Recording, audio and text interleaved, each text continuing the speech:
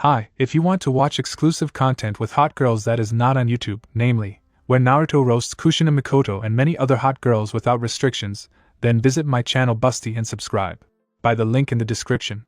In this story, Naruto has red hair. Konoha was in sorrow at the recent death of their hero, and probably their strongest Hokage. The most intense screams were heard in a room where a newborn baby's cries were forceful. Konoha's secret room. It's almost as though he's realized he's lost both of his parents, says a tall guy with spiky white hair. Only a couple of Konoha's shinobi were there in the room with the newborn infant boy to talk. Yes, we lost many fine shinobi today, citizens are still scared for their lives, and much of the country is on fire, but on top of it all, we lost Kushina Uzumaki, our fourth Hokage and the final successor of the Uzumaki clan. Worst of all, this youngster will have no notion what they look like. The second voice was that of an old guy in his late 40s. What do you think we should do, Jiraiya-san, as this boy's godfather? Asked the elder gentleman. Jiraiya started speaking in a low, regretful tone. I'm not certain, sensei. I'm sure Minato would want me to keep an eye on the kid, but I'm not sure what I'd be able to do since I have a lot of travel scheduled. What the village will do next is the real question. Minato died without a surviving heir. As they waited for the former Hokage to speak, both men in the room went quiet. I shall assume the title of Hokage once again until I find a competent substitute to manage the village, Sarutobi remarked as he closed his eyes. Jiraiya, I have an assignment for you, he said to Jiraiya, a former pupil and one of his most devoted ninjas. He remarked that. Sarutobi-sensei, what is this assignment you've given to me?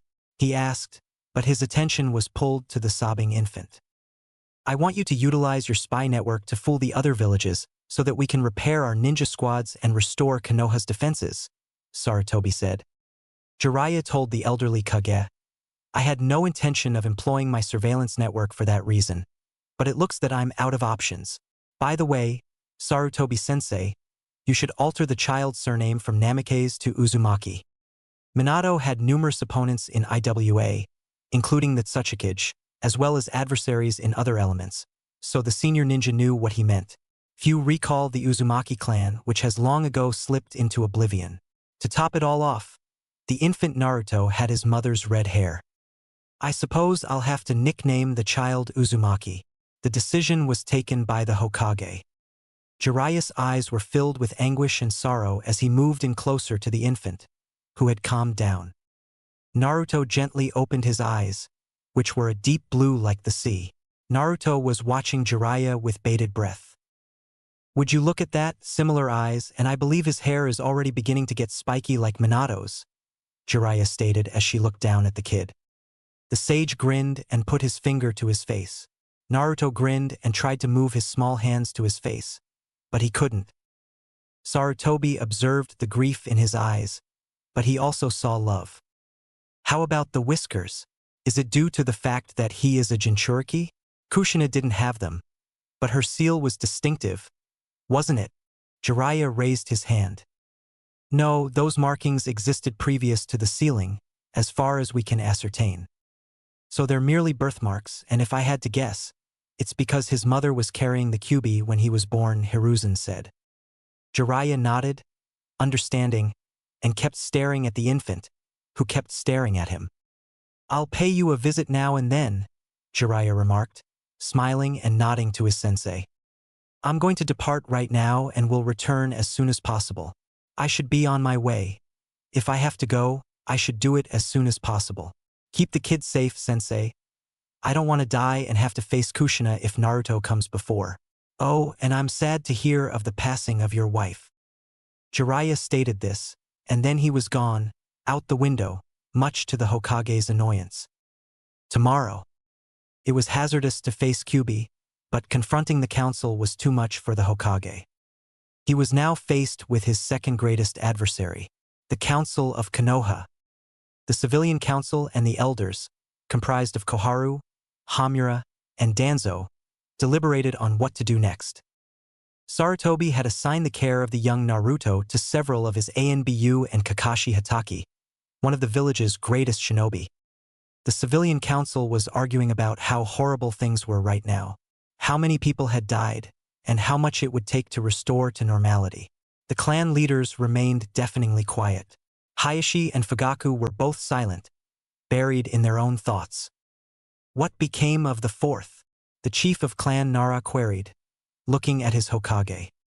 Not that I have anything against you, Lord Third, the clan leader said politely, but the fourth is in the hospital.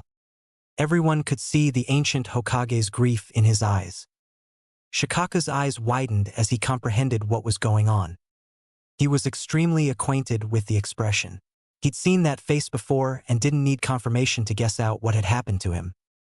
The fourth died sealing the kyubi. The elderly man broke the stillness with. There was nothing being spoken. Shikaku dropped his sight as he realized his comrade and Hokage had passed away. Many members of the clan shared the same idea. Minato was a well-known shinobi who died tragically. Where did he seal the kyubi? Danzo asked quickly, breaking the stillness. The Hokage's pupils constricted as he looked at him. Following that, the whole civilian council started to ask the same question. Sarutobi lifted his hand to hush them. He sealed Kyubi into a baby. Naruto Uzumaki, he responded cautiously, anxious about what others would think of the situation. The civilian council was in a frenzy, demanding Naruto's execution, just as he anticipated. Kill the demon, or he's weak now, throw him out of the community. When Sarutobi heard this reply, he unleashed his killing intent, making the whole civilian council to experience visions of their own doom. Even the bulk of the head clans were having difficulty breathing. A particular Nara was silent. He recalled his buddy Minato informing him that his kid will be named Naruto. He understood who Naruto was straight immediately. Silence, ordered Sarutobi Hiruzen, and the whole council became quiet. He gazed at every face on the council with a gloomy expression, offering nothing but anguish if they didn't keep quiet. Minato intended Naruto to be portrayed as a hero, not a monster. He's the one who prevents the Kyubi from escaping and killing us all, explains Hiruzen. The third stated it in a threatening tone.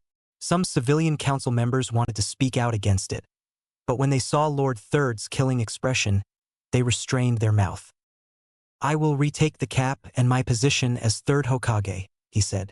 Everyone seems to be thinking the same thing. No one on the council objected to this, save Danzo, who seemed annoyed.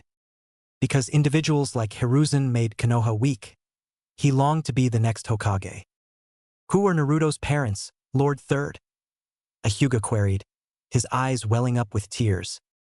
Sarutobi had opted not to tell them because he was scared the knowledge would spread and the other 4 great shinobi villages would soon discover Minato had a son. IWA would go to any extent to murder him in retaliation for what the fourth did to them during their effort to seize the Leaf Village. With a sad face, Sarutobi answered, I'm not sure, but I know his parents were killed in the fight against Kyubi. The leader of the Hyuga clan disagreed, but remained silent. Shikaku Nara had already worked out who his parents were, he noted. The fact that the youngster lacked parents aided the civilian of them had already began to think of injuring the demon, and the fact that they didn't have any parents to keep an eye on him made things simpler. The elders were suspicious about the boy's father. Danzo, on the other hand, understood precisely who it was and realized the youngster could be transformed into a legitimate weapon and useful to Konoha, just as Kumo had done with their Jinchuriki. After hearing a cough, Hiruzen turned to confront Danzo. I'd want you to give me the boy, Hokage-sama. I can teach him and turn him into a wonderful village ninja, Danzo proposed with a smile. Hiruzen's and several of the clan leaders' eyes narrowed. No, and the child has a name. He shall be reared at the orphanage just like any other boy, the Hokage declared unequivocally. Danzo was not pleased with this one. He reasoned that there had to be more methods to make him a weapon. Allow me to nurture him, Hokage-sama, with all due respect. He'd have a family and could be like a brother to my kid, Shikaku offered. And the majority of the council members were surprised since they didn't anticipate Shikaku to say such a thing. Please accept my apologies, but the request has been refused. Naruto cannot be given to any clan. He will grow up in an orphanage. He'll start at the academy when he's 6 years old. The announcement was made by the Hokage. Despite the fact that he wanted to deliver Naruto to Shikaku, he was fully aware that he wouldn't be able to pull it off. The other clans, particularly the Uchiha clan, would be enraged. Shikaku had no time to object. "You would let the demon to enter the academy and become stronger," shouted a civic council member. The Hokage clenched his teeth and dilated his pupils. He was furious because Naruto had been referred to as a demon. He motioned with his palm, and the shouting man's head rolled to the floor, blood pouring everywhere. The citizens were taken aback, but they stayed quiet. The Hokage paused for a few seconds to check whether anybody else was sick of their head. Because there was nothing but quiet, the Hokage shifted the topic. "Now that we've finished this, I'd want to talk about what we lost and how much it will cost to reconstruct." The Hokage chose to change the subject. Throughout it all, one clan chief stayed mute. Clan Uchiha was led by Fugaku Uchiha. Fugaku was well acquainted with the boy's parents. Mikoto, his wife, was close to Kushina Uzumaki. He wasn't sure how his wife would react if she discovered he was being raised at an orphanage. He, on the other hand, was not excited about it. The Hokage stated at the conclusion of the meeting that Naruto would never be mentioned as the Jinchuriki of the Kyuubi again. That knowledge was classified as S-class, and revealing it would result in the death penalty. Naruto. While all of this was going on, a baby with red hair was napping. The seal in his stomach was completely invisible. To remain warm, he was covered in sheets. Naruto was dead asleep, yet he was the only one who noticed when his seal started to burn red for a few seconds and then stopped. 1 year later, the village had been rebuilt, all the destroyed buildings and the flames weren't there anymore. Despite looking from the outside that nothing was wrong. Inside, you could still see that people hadn't forgotten about the Kyuubi, the demon who killed their loved ones and, most importantly, killed the fourth Hokage. As people were walking around the street and busy doing their jobs and living their lives, the same couldn't be said for a baby crying in the orphanage. The baby with red hair was crying. Despite being only a year old, Naruto could still say a few words and take a few steps, but that only worsened his situation. Naruto was still tiny, but even he understood that he wasn't having the attention of anyone around him. Or if he did, he would get glares of hatred that made Naruto scared and sad. Right now, Naruto was crying since he was alone in a room and there was no one else there. No other babies sleeping, just him. Suddenly the door opened, revealing a woman glaring at the demon brat, as everyone liked to call him. Seeing someone, Naruto stopped crying and smiled at the woman. He was happy that someone had come for him despite having the cold feeling from her. The woman got angry when he saw that the demon was smiling. That smile reminded her of her dead girl who died when the Kyuubi attacked. She glared at the monster, and his smile made her snap. She slapped him in the face. Naruto immediately started crying and touching the place where it hurt. The woman smiled that she could break the demon and left the room. She left him to cry until he got tired. Naruto kept crying for 4 hours until he slept but woke up again after a few hours because he was hungry. Naruto was given food only once or twice a day, but even then was given the bare minimum. If it were in the hands of people who worked there, they would let him starve, but the Hokage would visit once a month to check on him, and they knew it would be dangerous to anger the Hokage. In the beginning, Hokage noticed from how Naruto looked like that he wasn't being fed. He had warned the people who worked in the orphanage to treat Naruto like the other children. After 3 months, Naruto was crawling to the place where he knew they kept the food. His baby legs didn't make a sound, and he knew, if he was quiet, he could reach the room without anyone noticing. Naruto just hoped none of the other children would wake up in the middle of the night crying. As Naruto reached the door, and was happy that no one was guarding it. At first, he couldn't reach the handle, but then used a few books to reach it, and slowly opened the door not to make a sound. Naruto looked inside and was even darker than it was in other rooms. The other room had windows, so the light of the moon brightened up the room slightly. This room had no windows that Naruto could see. He was scared, but he was hungry, so he swallowed a huge breath and decided to be brave and crawled slowly inside the dark room. Naruto slowly crawled to a jar with food that he knew the other children were fed with. He put his hands around the pot but couldn't move it. It was heavy for him. Naruto then tried to use his hands to open it where it was but to no success. He was disappointed, but he was hungry. His stomach started growling as to answer him. Naruto tried again and again but had no success. Naruto felt tears in his eyes and decided to try one more time, and he started feeling something from his seal in the stomach. The seal started glowing red, and Naruto opened the jar. He smiled so much that even his eyes were smiling. Naruto felt the feel from his tummy but decided to ignore it. Naruto then put his hand inside the jar and started eating with his little hands. That went on for almost an hour. Naruto then slowly closed the pot again and left the room quietly. After 2 years, Naruto was looking outside the windows as it was raining. It has been raining for 5 days now. Now Naruto was only 3 years and 3 months old.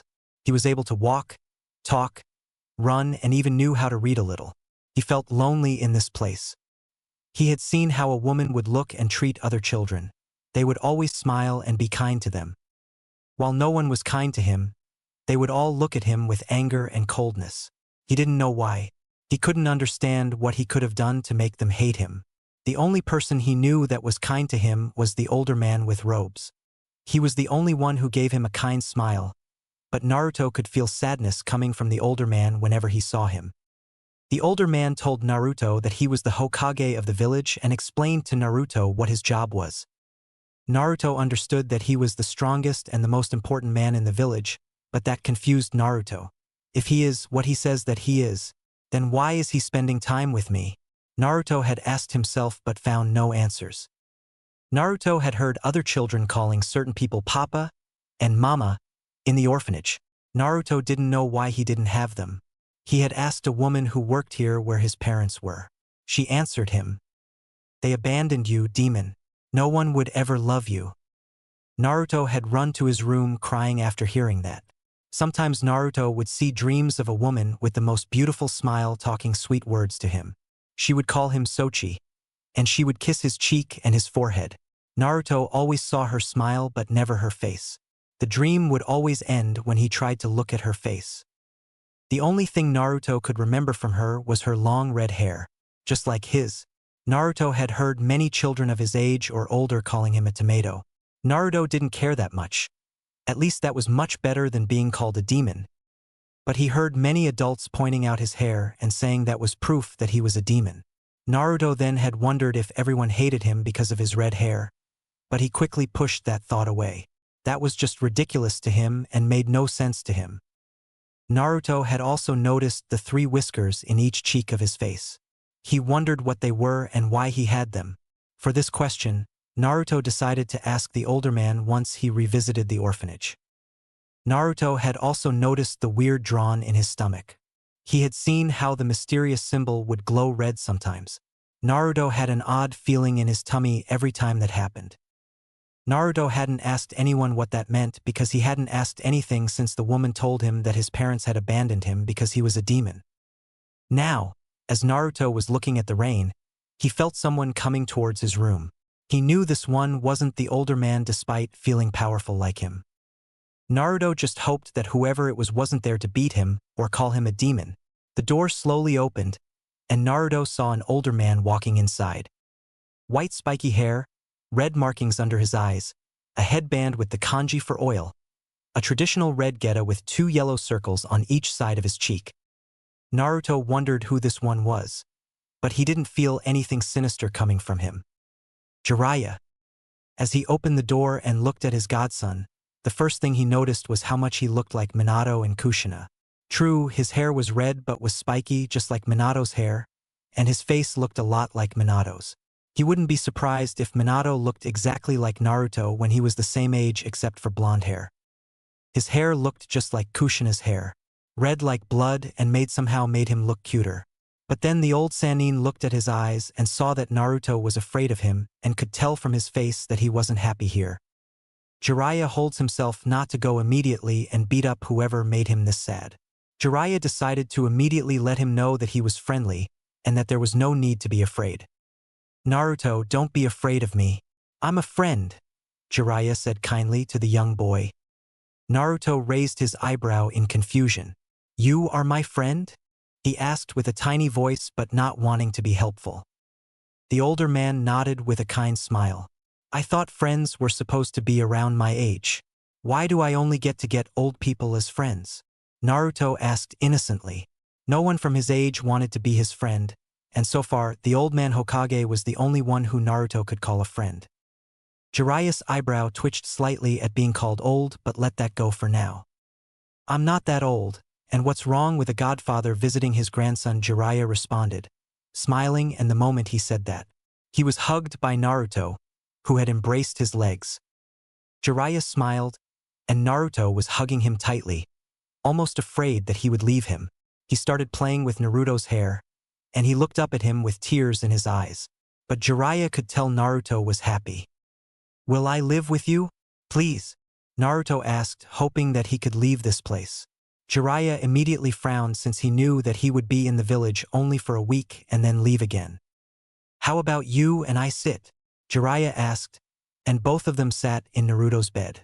Naruto had noticed the feeling of sadness coming from the older man but decided to not ask about it. Jiraiya sighed and took a deep breath. He turned to his grandson, who looked like his eyes were shining with happiness. Tell me, Naruto, how is your life here? Jiraiya asked, despite knowing how his grandson might be treated here. From his face alone, Jiraiya knew Naruto was treated harshly. Naruto frowned and lowered his gaze. Jiraiya felt stupid to ask that, so he decided to change the subject. Tell me, Naruto, do you know how to read and write? Jiraiya asked, rubbing his hair. Naruto turned his head to him. I only know a little. I taught myself, but it's hard to find any books here, Naruto responded.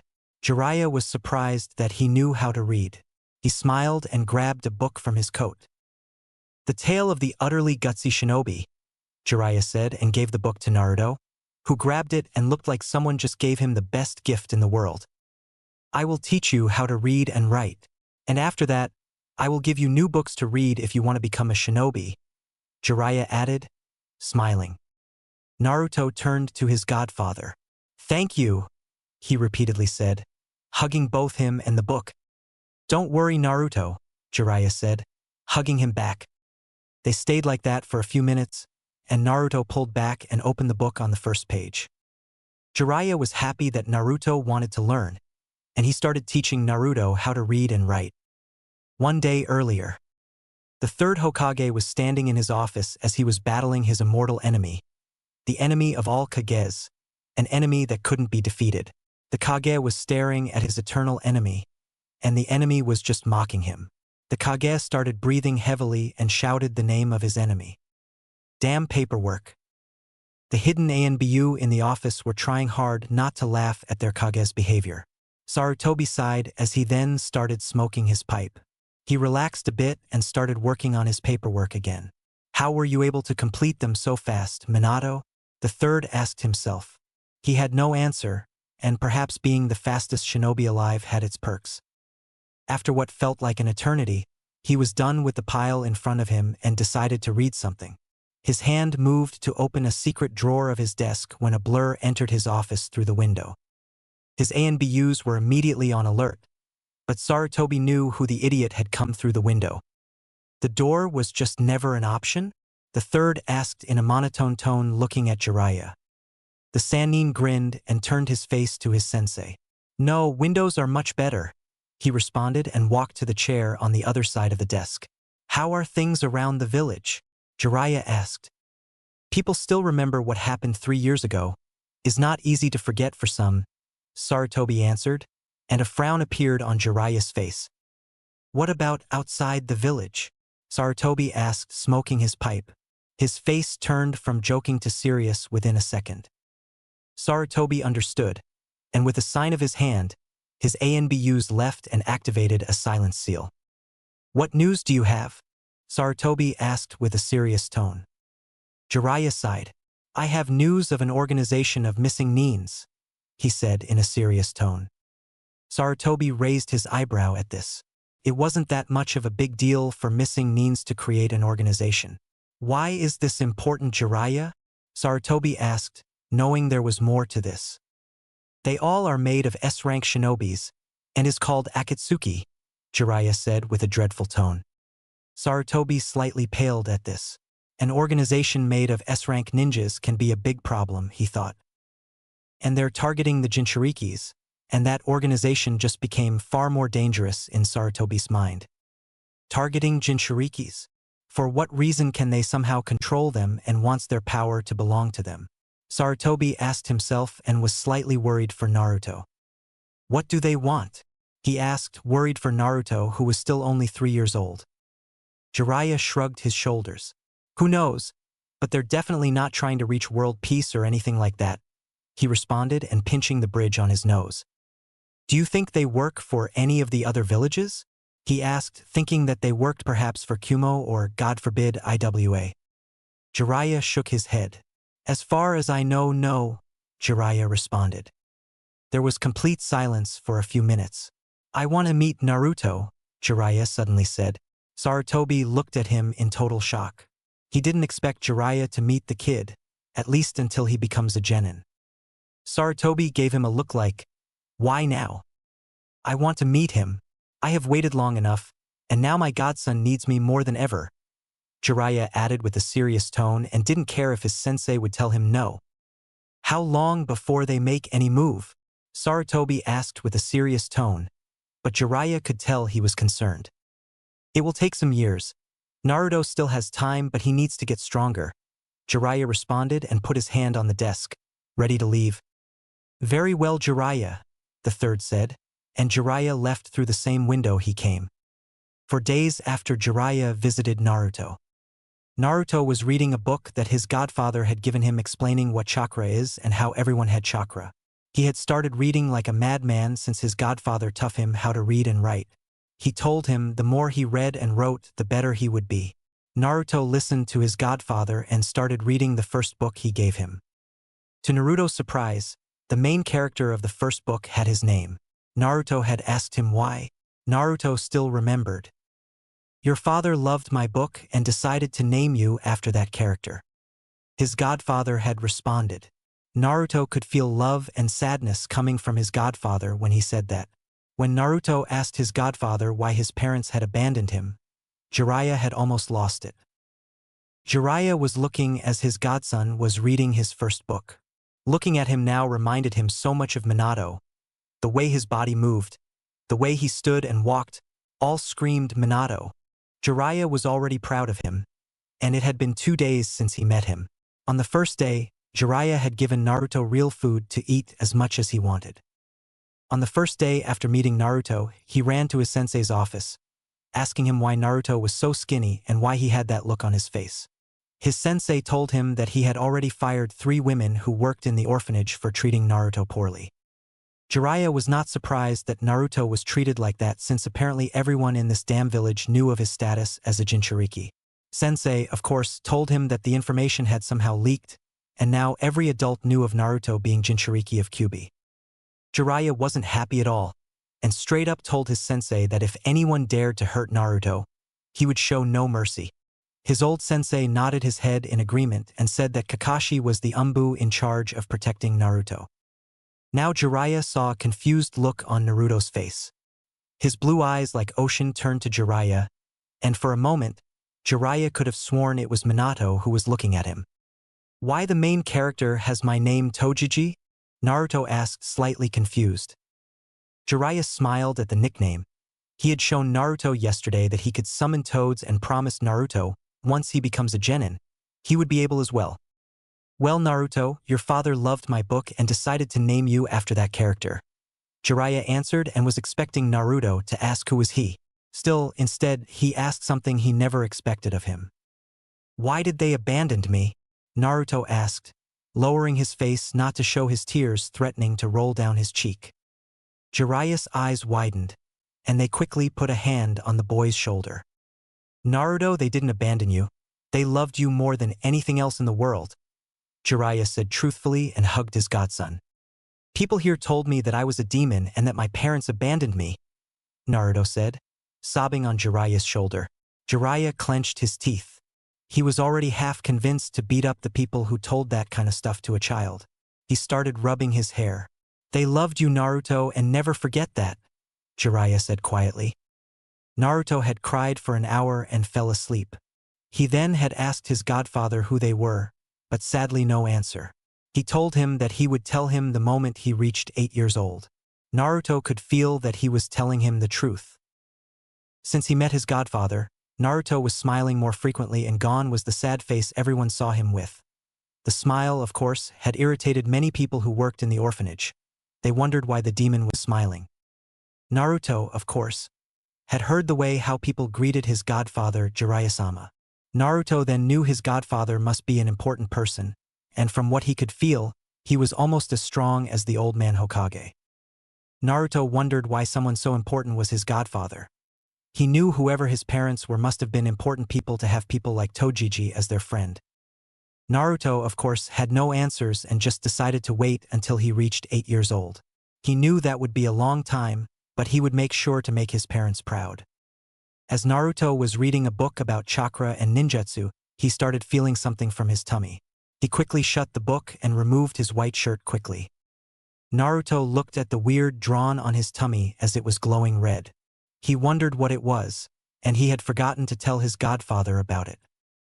The feeling went away as quickly as it came. Naruto just shrugged his shoulders and decided to ignore it, but he knew that other children didn't have this drawing in their tummy. Naruto returned to his book and started reading where he left it. He had asked him when he could start training. His godfather had told him that he was still very young to do physical exercise, and right now he would teach him how to unlock his chakra and many other things. Naruto then felt as someone was watching him. He quickly turned his head to look through the window of his room but couldn't see anyone there. He kept looking for a few seconds and then returned to his book. Behind a tree, there was a man with a mask hiding and using genjutsu to camouflage himself and not letting out that much chakra not to be detected.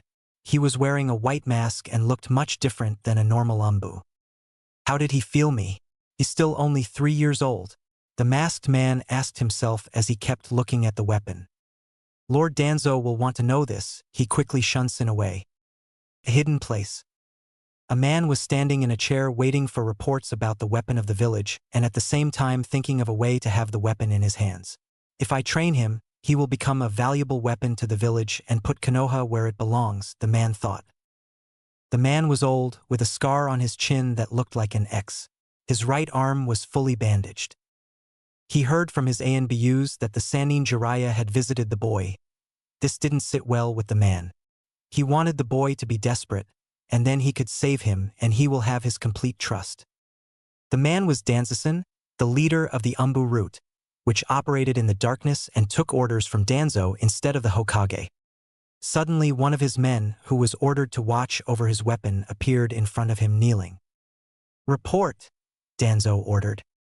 "I was watching the weapon as you ordered me, Danzo-sama, but the boy suddenly felt me and looked directly where I was for a few seconds and then returned to his reading," his Anbu said. Danzo put the finger on his chin. How can a 3-year-old boy feel an Anbu? Danzo asked himself. "Return to your post and inform me of anything else," he ordered. HAI, and the Anbu disappeared. Naruto. He was waiting for his godfather to come. He would usually be here by now, but this time he was late. Naruto then felt him, and a second didn't pass, and Tojiji came through the door smiling at him. Naruto immediately returned the smile and ran and jumped to his arms to hug him. "How are you, my boy?" Jiraiya asked and rubbing his hair, making Naruto laugh. "I'm good, Tojiji," Naruto responded and pulled back and went back to his book. "I wanted to ask you something?" Naruto asked and Jiraiya told him to go on. "Why do I have a weird drawn on my tummy?" Naruto asked innocently, but Jiraiya tensed slightly, which didn't go unnoticed by Naruto, and he wondered if he shouldn't have asked. Jiraiya wondered how could have Naruto seen it. The seal would appear only if Naruto was doing something with his chakra, and Jiraiya was sure that Naruto hadn't unlocked it yet. "How do you know about it?" Jiraiya asked carefully, and Naruto noticed his new tone. I had seen the drawn will glow red sometimes," Naruto answered nervously and slightly scared. Jiraiya walked closer to Naruto and told him to remove his shirt. Naruto did as he was told and removed it. Jiraiya put his hand on Naruto's stomach, and the seal appeared. Naruto was now tense and wondered if he had done something wrong. Jiraiya analyzed the seal and could see it was intact. Glowing red. Jiraiya asked himself but could see the seal was as perfect as when Minato sealed the kyuubi. Jiraiya then turned his eyes to Naruto and noticed the fear behind his eyes. "Don't worry, Naruto. I'm sorry, I didn't mean to scare you," Jiraiya quickly said and smiled at him. Naruto felt relieved and wore his white shirt. "Don't worry about that, Naruto. Is nothing?" his godfather told him, but Naruto wasn't convinced. He knew that weird drawn wasn't normal, but decided to keep it silent since his godfather didn't like to talk about it. Jiraiya kept Naruto company for the whole day and gave him new books, each one of them for different things. One of them was also for Fuinjutsu. Jiraiya hoped that since Naruto was an Uzumaki and both his parents were good with seals, it would be easy for Naruto to learn it. He knew there was a danger that Naruto might figure out about the kyuubi, but he hoped that wouldn't happen. Jiraiya would say that it was a seal to protect him if Naruto asked. Tomorrow. Going towards the orphanage was a woman around her 30s. She had bought some new clothes for her best friend's son. She knew he was treated unfairly and still was angry that Hokage had refused her to adopt Naruto. She had requested at least 7 times to adopt him, but each time was rejected. She was going to ask for the 8th time, but her husband told her that the Hokage wouldn't change his mind. She, of course, was angry and had cried that she couldn't help him. She was followed by her older son, Itachi Uchiha, which was known through the village as a prodigy. Usually, she wanted to bring Sasuke since he was around the same age as Naruto, but he was still young, and perhaps it would be better to meet Naruto somewhere else and not in an orphanage.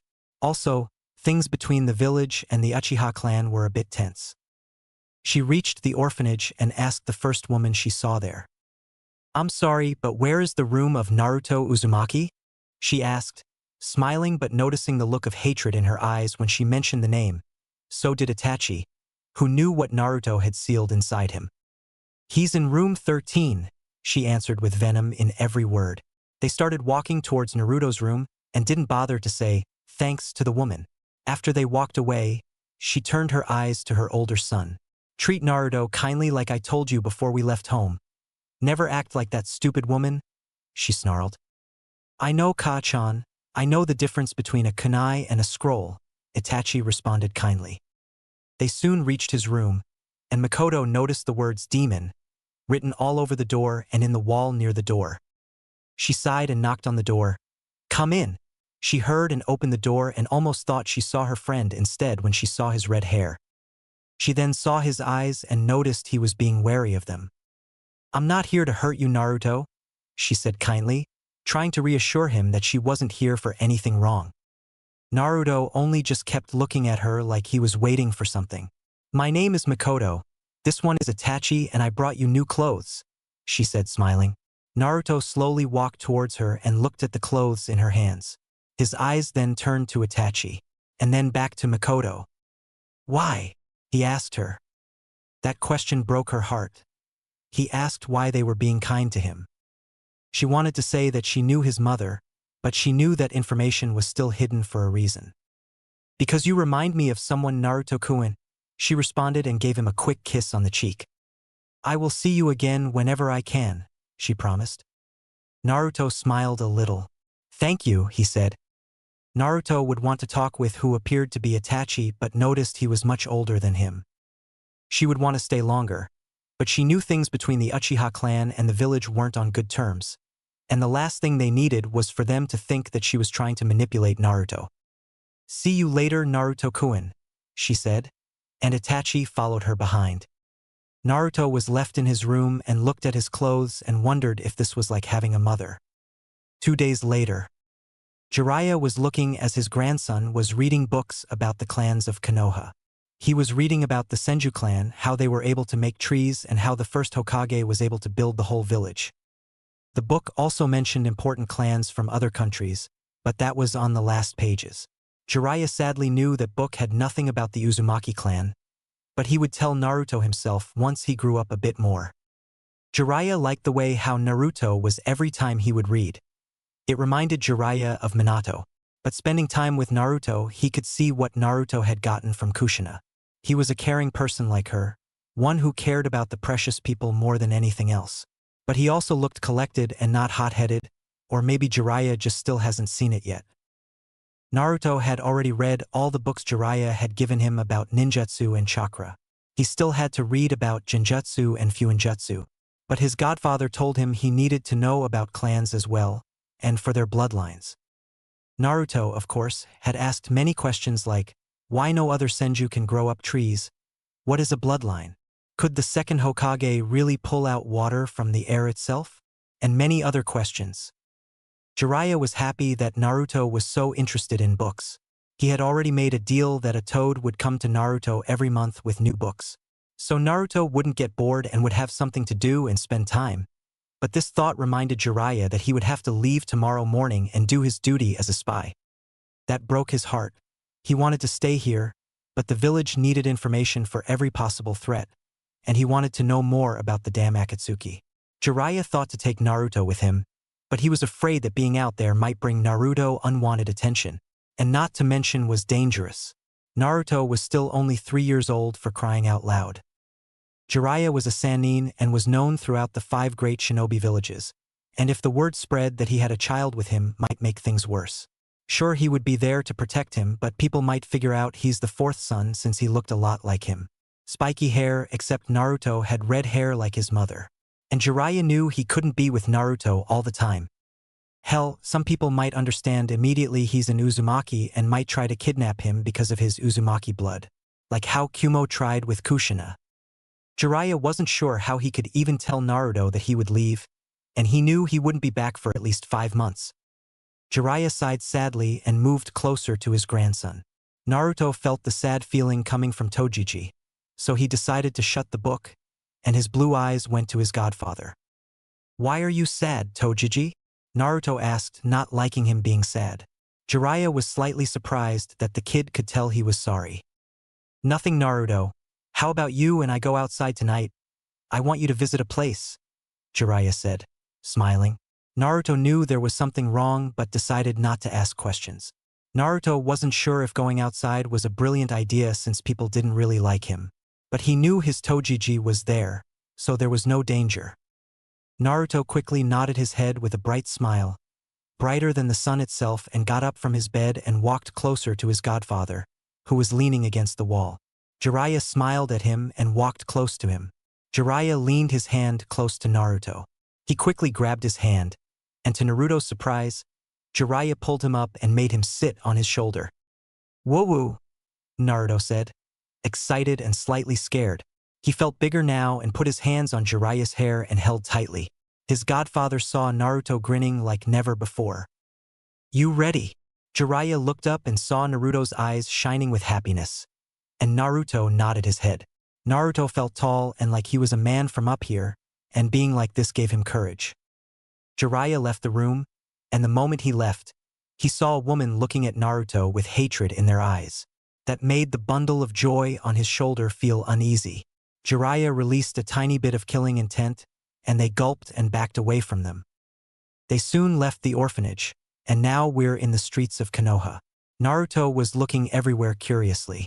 He had never been away from the orphanage before. This was his first time, and he wanted to see how it was. Jiraiya was happy that his godson looked delighted, but he kept an eye on people walking around them. He felt 2 Umbu following them but paid no mind since they were Umbu sent by his sensei. Naruto felt the 2 people following them through the roofs. He knew they weren't civilians, but Shinobi was like his godfather since he could feel they were much powerful than an ordinary person. He couldn't feel bad feelings coming from any of them, but he felt sadness from one of them. People walking around didn't really recognize Naruto at first. Most of them just kept walking and minding their business, but some of them had stopped walking and were looking at Naruto specifically. His red hair, blue eyes, and his whiskers. Our redhead started feeling sad and uncomfortable when he began feeling anger and hatred coming from some of the people around them. "Tojiji, you should put me down," Naruto said, afraid that people would start hating his godfather as well. Jiraiya looked up at him, surprised but understood immediately why he said that. "Don't worry, Naruto, just don't mind them," Jiraiya responded but frowned when he saw that more people were looking at Naruto angrily now. As they kept on walking, more people had stopped and been looking at Naruto with hatred. Naruto swallowed a huge breath and felt sweat coming from his forehead. But then his godfather released a massive amount of killing intent that made everyone take a few steps back. Some of them even started screaming and running away in fear. After a few minutes, there was no one looking at Naruto anymore. Jiraiya began to walk again, and Naruto was feeling better. Naruto focused his eyes on the stone faces in the mountain. He knew each of them. The first one on the left was the first Hokage Hashirama Senju, which built the whole village with his wood abilities, and was known as God of Shinobi. He had also battled the legendary Madara Uchiha in Valley of the End. He was known to be able to control tailed beasts with his wood abilities. Naruto had heard about the Kyuubi like everyone else, and wondered if there's more than just Kyuubi out there. Then was Tobirama Senju, which Naruto had read that was known for his high water affinity. No one was in the same level as him. Even ninjas from Kiri, known for their water affinity, weren't at his level. He had created many jutsus. One of them was Hiraishin that the fourth Hokage was known for. Then was Old Man Hokage, who looked younger in the stone face and in the picture in Naruto's book. Naruto couldn't really see him as young no matter how hard he tried. Naruto had read that titles of the Professor and God of Shinobi were given to him. Naruto wondered if Jiji Hokage in his younger days was as strong as the first Hokage in his prime. He had decided to ask Jiji once he saw him again. Then there was the fourth Hokage, Minato Namikaze. Naruto thought he was the coolest Hokage of them all. He was known as the Yellow Flash of Konoha because he was a master of Hiraishin. But when Naruto had seen the picture of the fourth, he could have sworn that he had visited the person before. His blue eyes were the same as Naruto's, and he knew it. Naruto, of course, asked Jiraiya why he felt like he had seen the fourth before. At that moment, he noticed his godfather was very nervous and heard him mutter just like him. Of course, Jiraiya just changed the subject, much to Naruto's annoyance. Naruto had asked his godfather to learn Hiraishin, but he told him that he still needed to know the basics before moving into complicated things like learning jutsus and Hiraishin. Jiraiya knew Minato had left Hiraishin and Rasengan for Naruto in case anything happened to him. Jiraiya had decided to give them to Naruto when he reached 8 years old. But Jiraiya wasn't looking forward to telling Naruto about Kyuubi. He knew Naruto still hadn't asked why people hated him, but he knew he would ask that question sooner or later. Naruto had told him about the kind lady named Mikoto who had given him clothes. Jiraiya, of course, knew her since Kushina had mentioned her, but he wondered if she had a purpose of meeting Naruto. He knew there was a chance that she just wanted to be kind to him out of her friendship with Kushina. But Jiraiya knew that things between Konoha and Uchiha clan weren't good and had heard some shinobis claiming that Kyuubi had a Sharingan the night he attacked. Of course, maybe they had just thought they saw it, but Jiraiya knew Minato was a master at Fuinjutsu and would never let Kyuubi be released unless someone attacked them. Now he made his way towards the favorite place of his mother. Naruto was busy looking at the face of the fourth Hokage in the mountain when he heard. "Oh, look who we have here," he heard his godfather say towards 3 men who were walking towards them. In their shoulders were 3 kids. The first man was giving Naruto and Jiraiya a warm smile. His hair was almost brown and tied like a cactus. He had a scar on his face and was wearing the usual Jonin outfit, with black sandals. On his shoulder was a boy who looked bored and ready to fall asleep. His hair was the same as his father. The second man had long blonde hair and was wearing a white outfit, and beneath it Naruto could see the Jonin outfit. On his shoulder was a girl around his age with blonde hair as her father. She was smiling at them. The third one was a fat man with weird marks on his cheek. He wasn't smiling at them, and Naruto could feel the stare of the third one. And on his shoulder was a boy who also looked to have problems with his weight. "Jiraiya-sama, is good to meet you again. Who is the cute boy on your shoulder?" the first man asked, taking a step forward and giving Naruto a warm smile. Jiraiya looked up at Naruto. "Oh, my name is Naruto Uzumaki, Shinobi-sama," he answered respectfully. Jiraiya held a burst of laughter, and so did the girl. "My name is Shikaku, and this lazy boy is my son is Shikamaru." Shikaku introduced himself, and the boy on his shoulder, who already looked half asleep. Naruto waved his hand. Shikaku put Shikamaru on the ground. "Say hi? Or do you want to walk back to your home?" Shikaku said. Shikamaru paled at the contest of walking. "This is troublesome. My name is Shikamaru Nara. Naruto smiled and jumped to the ground to get closer. Hi, Naruto-kun. My name is Inochi Yamanaka. This princess is Ino, the blonde said, and the girl waved at Naruto. Hello, Tomato, she said smiling. Jiraiya expected Naruto to act the same way as his mother when she was called like that, but he just laughed. Naruto didn't really mind the nickname since it was much better than being called a demon. The third one took a step closer. My name is Choza Akimichi. This one is Choji, the fat one said, a bit wary of Naruto, which Naruto and the adults noticed. Naruto waved his hand, and so did Choji. Naruto turned his eyes to Shikamaru and Ino, who were standing close to him. Do you want to come with us? Naruto asked hopefully. Jiraiya was about to respond when he was interrupted. Of course we can stay outside a bit longer, Shikaku answered immediately. Shikamaru looked ready to protest, but his father glared at him. Very well, we're going to Ichiraka Ramen. Jiraiya said happily that Naruto could finally meet kids of his own age without glares. Choji looked happy and was clapping his hands. Yeah, Naruto shouted, raising his fist in the air. Soon they started walking towards Ichiraka Ramen. Naruto, Shikamaru, Ino, and Choji were walking forward and talking, and the adults were a bit behind talking about different things. So Naruto, what is Jiraiya-sama to you? Shikamaru asked curiously. He's my godfather. Shikamaru's eyes widened slightly, and he murmured something under his breath. Wow, really? He's one of 3 Sanins. The girl Ino shouted, surprised. Naruto raised his eyebrows in confusion. What's a Sannin? He asked. They all started looking at him like he had gone mad. Didn't your parents tell you about the Sanins? Ino asked, confused. That question made Naruto sad, and his smile slowly disappeared and turned into a frown. I don't have parents, Naruto said quietly, almost like a whisper. He was feeling tears in his eyes but swallowed a huge breath. He didn't want to cry in front of them. Ino lowered her head. I'm sorry, she apologized with a sad tone. Choji looked saddened as well, and so did Shikamaru. Naruto quickly shook his head.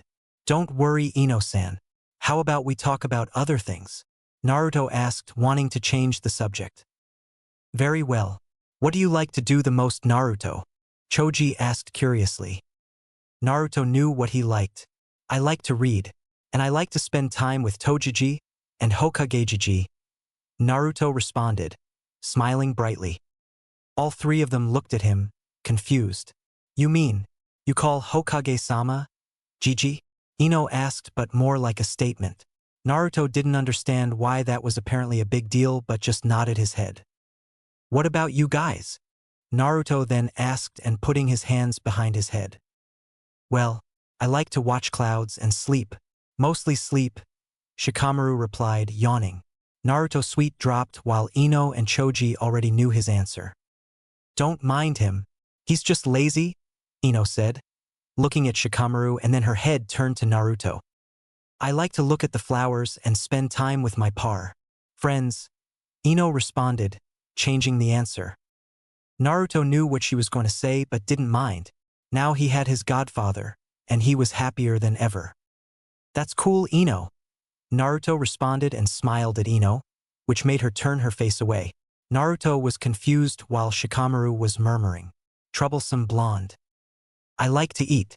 Spend time with Shikamaru in a barbecue and any restaurant, Choji answered, smiling. Tell me, Naruto, will you become a shinobi? Ino asked, smiling at him. Of course. I will become a shinobi and become a Hokage Databeo. Naruto shouted the last part with his eyes screaming determination.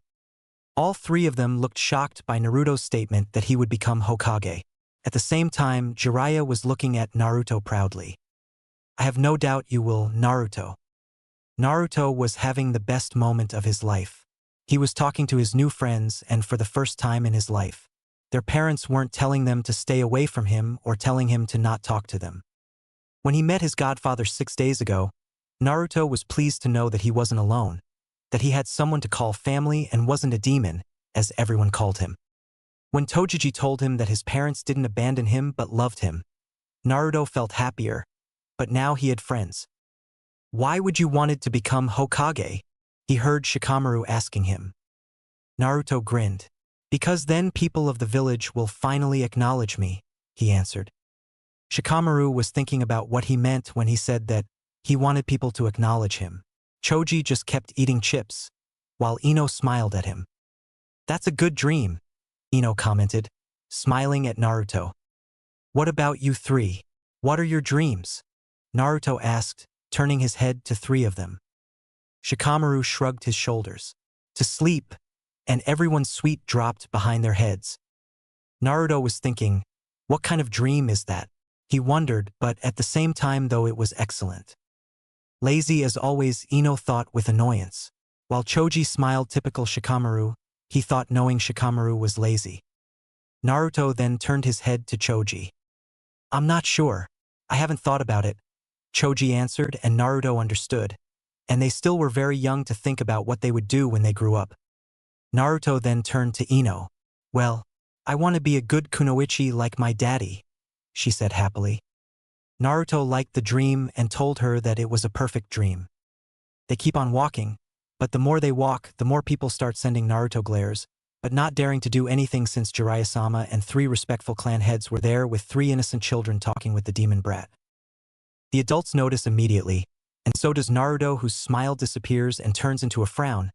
Shikamaru, on the other hand, could see something is not right with the way they were looking at them. Ino started feeling uncomfortable and walked closer to her dad, and so did Choji. Naruto looked around and felt bad that maybe his presence here was making things worse, and he felt tears in his eyes. Jiraiya had enough and unleashed his Ki at the maximum that made many people drop unconscious on the ground, and some were having a hard time breathing. After 2 minutes, no one was looking at Naruto anymore, and they soon reached their destination. Ino asked her father why people started staring at them like that, and he just told her that they were stupid people. Shikamaru didn't seem bothered by their glares. While Naruto was keeping his head down and thinking that it was all his fault and his new friends would soon abandon him like all the other kids of his age, he then felt a hand on his shoulder. He looked up and saw Shikaka-sama looking at him with a warm smile. Don't worry about them, Naruto, they're just foolish people, he said, and Naruto managed to smile. Here we are, he heard Tojiji said, and pointing at a restaurant. Naruto looked at the name Ichiraka Ramen and wondered what that was. Come on, all are on me, his godfather stated and put a hand on Naruto's head and rubbed his red hair. Choji looked to like the idea. They were about to walk inside when the adults turned their heads to their left. Naruto turned as well when he saw Hokage Jiji walking towards them. Hokage-sama, what a pleasant surprise, Shikaka said and took a step forward, and so did Jiraiya. I saw you with my crystal ball walking to this place, so I decided that I needed a break from my war with paperwork, the old man said with a chuckle at the end. Hokage then looked at the little kids. Ino was hiding behind her father. She knew who the Hokage was and was nervous. Choji had stopped eating and for once looked serious, while Shikamaru just looked bored. The older man was about to say something when, Hokage-sama, is good to see you again, Naruto yelled and jumped to hug him. The Kage returned the hug, and Jiraiya smiled at the scene while the kids wondered how Naruto knew the Hokage-sama so well. Naruto usually would call him either Hokage Jiji or Jiji. Still, Jiraiya had told him always to show respect in front of others, so Naruto decided to call him with respect. Naruto, my boy, how are you doing? The Hokage asked and looked at Naruto, who looked much brighter and happier than when he saw him in the orphanage. I'm good, Hokage-sama. Tojiji is giving me many books to read is amazing, Naruto replied excitedly. Hokage laughed at the nickname while Shikaka chuckled, and so did Inoichi and Choza. At the same time, Ino and Choji were wondering how reading books could be amazing, and Shikamaru silently agreed with Naruto. Oh, Tojiji. The Hokage looked at Jiraiya grinning. Well, that's good, Naruto, he said and pulled him to the ground, and they together walked inside the restaurant. Walking inside, Naruto saw a man with a girl older than him behind the desk. Oh, Hokage-sama, is good to have you here, the man said respectfully, looking at the Hokage.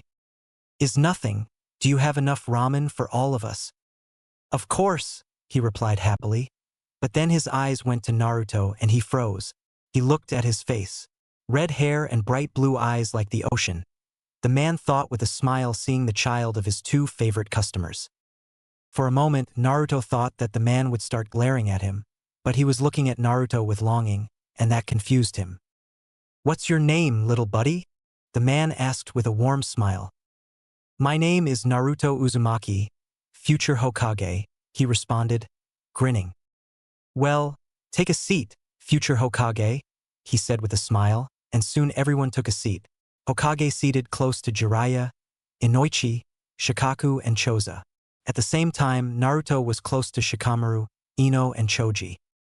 "Have you been here before?" Naruto asked, looking at his new friends. Shikamaru shook his head, and so did Ino. "I have been maybe 3 times, Choji replied and couldn't wait to eat.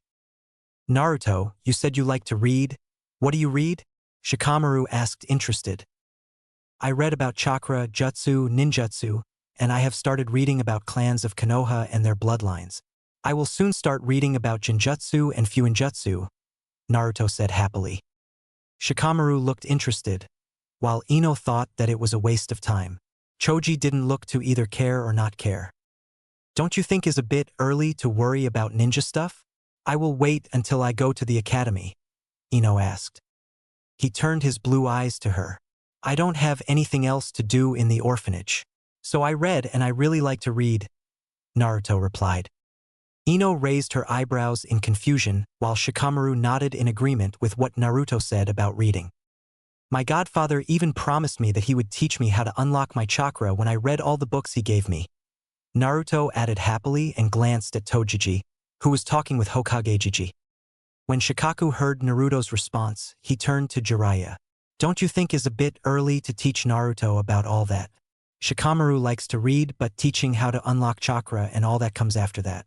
I will wait until Shikamaru reaches 5 years old to teach him that," Shikaku asked, thinking that Naruto was way too young to be taught that. He needed to enjoy his childhood and not spend time training. He will have a lot of time to do that once he enters the academy. Jiraiya thought about it for a moment but quickly shook his head.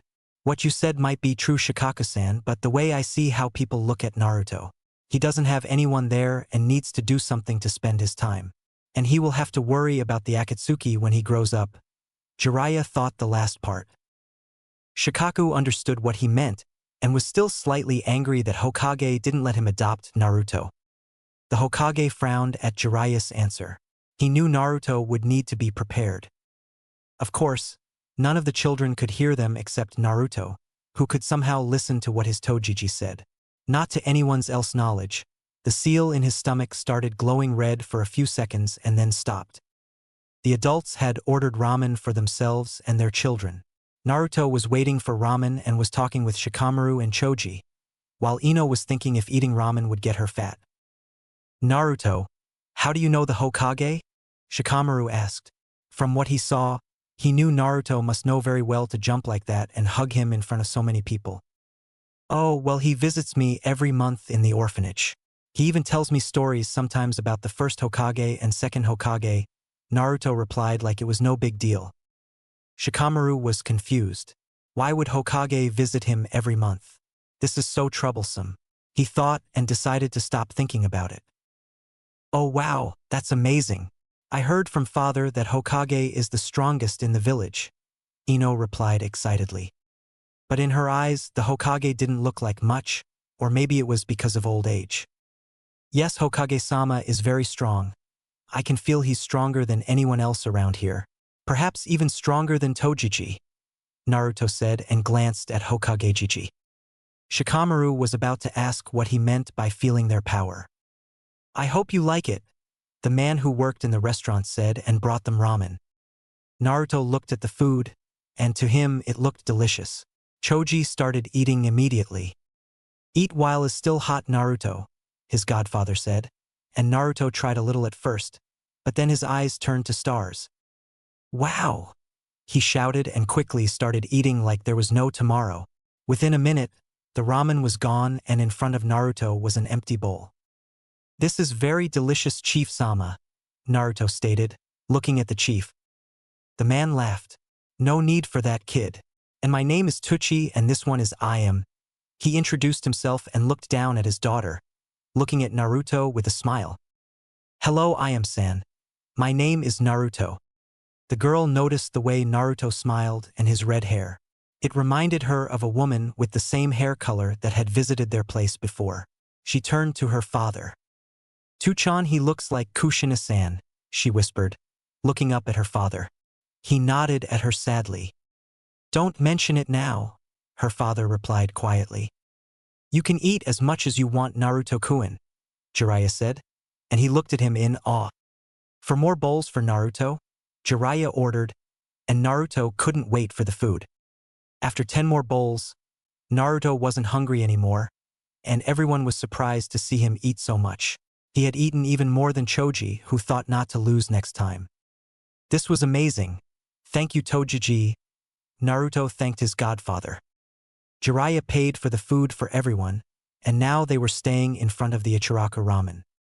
"I think it's time for us to leave," Shikaku said, and Shikamaru looked to agree, and so did Inoichi and Choza. Naruto frowned and slightly lowered his head. Shikaku noticed that.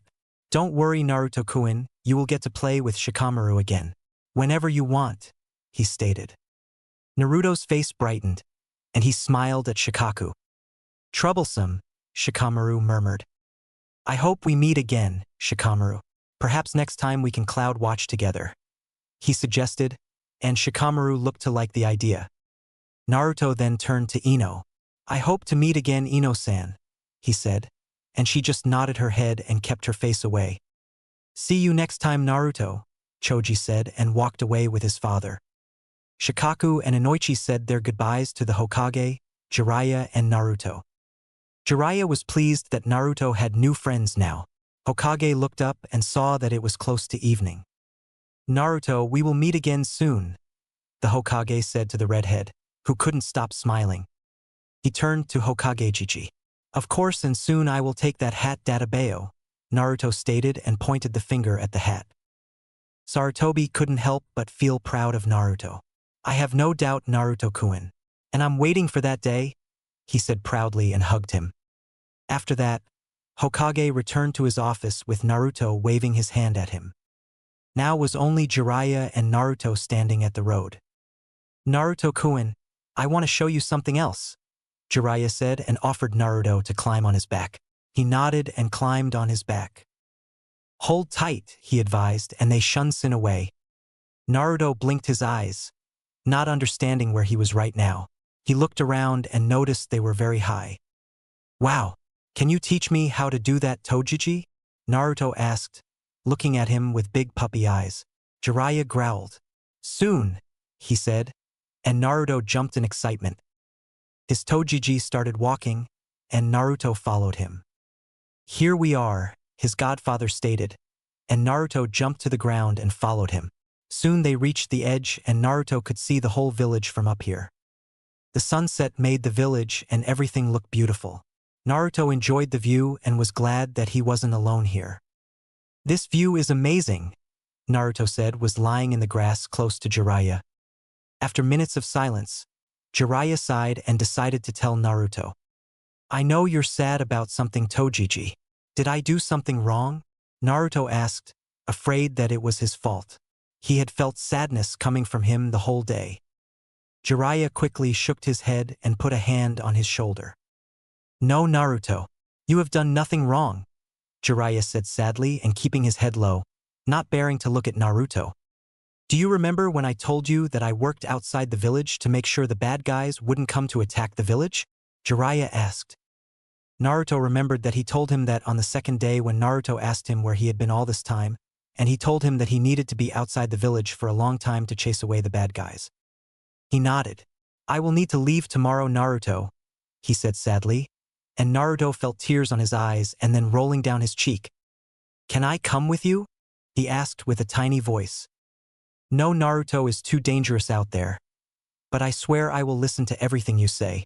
Please?" Naruto begged and hugged his Gigi arm, not wanting him to go away and leave him alone. Jiraiya felt his heart was breaking. Naruto was sobbing in his arm and holding it tightly. "Naruto, you won't be alone. I will return as soon as I can. Don't forget about your new friends," Jiraiya said quietly and put a hand on his shoulder.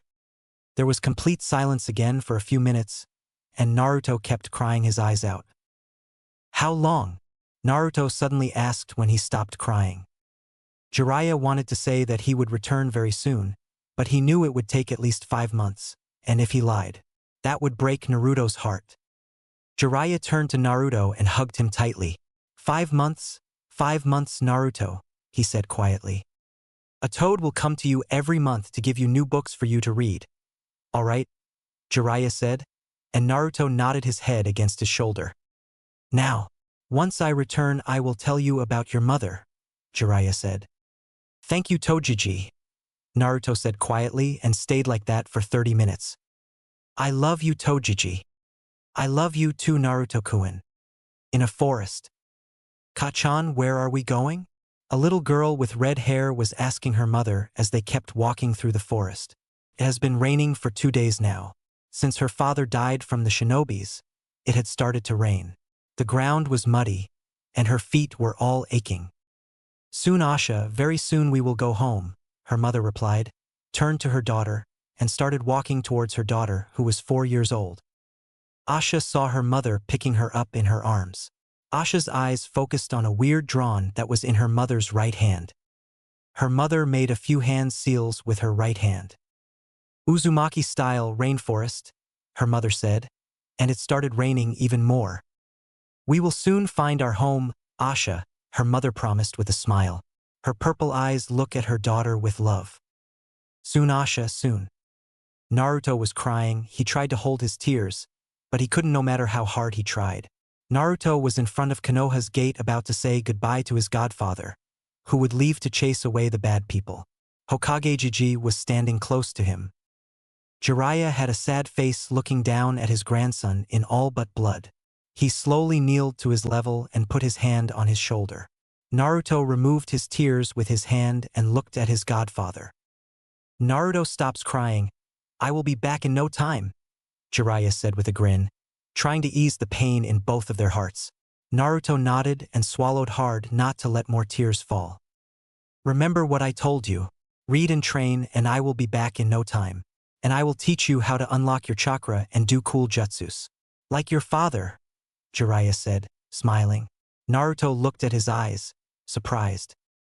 He leaned closer. Next time we see each other, we're gonna talk about your mother, he promised, and his hand fist on his heart. Naruto's frown slowly disappeared, and he smiled at his godfather. Jiraiya trusted Naruto would be able to keep the secret. I will read and train as hard as I can, Tojiji. And when I become a shinobi I will bring peace, so you won't ever have to leave again, Naruto promised with the fist on his heart. Jiraiya felt like he saw Minato and Kushina smiling behind Naruto, their hands on his shoulders. I have no doubt Naruto, Jiraiya thought, and hugged him, and Naruto hugged him back. They slowly pulled away, and Jiraiya got up and looked at his sensei.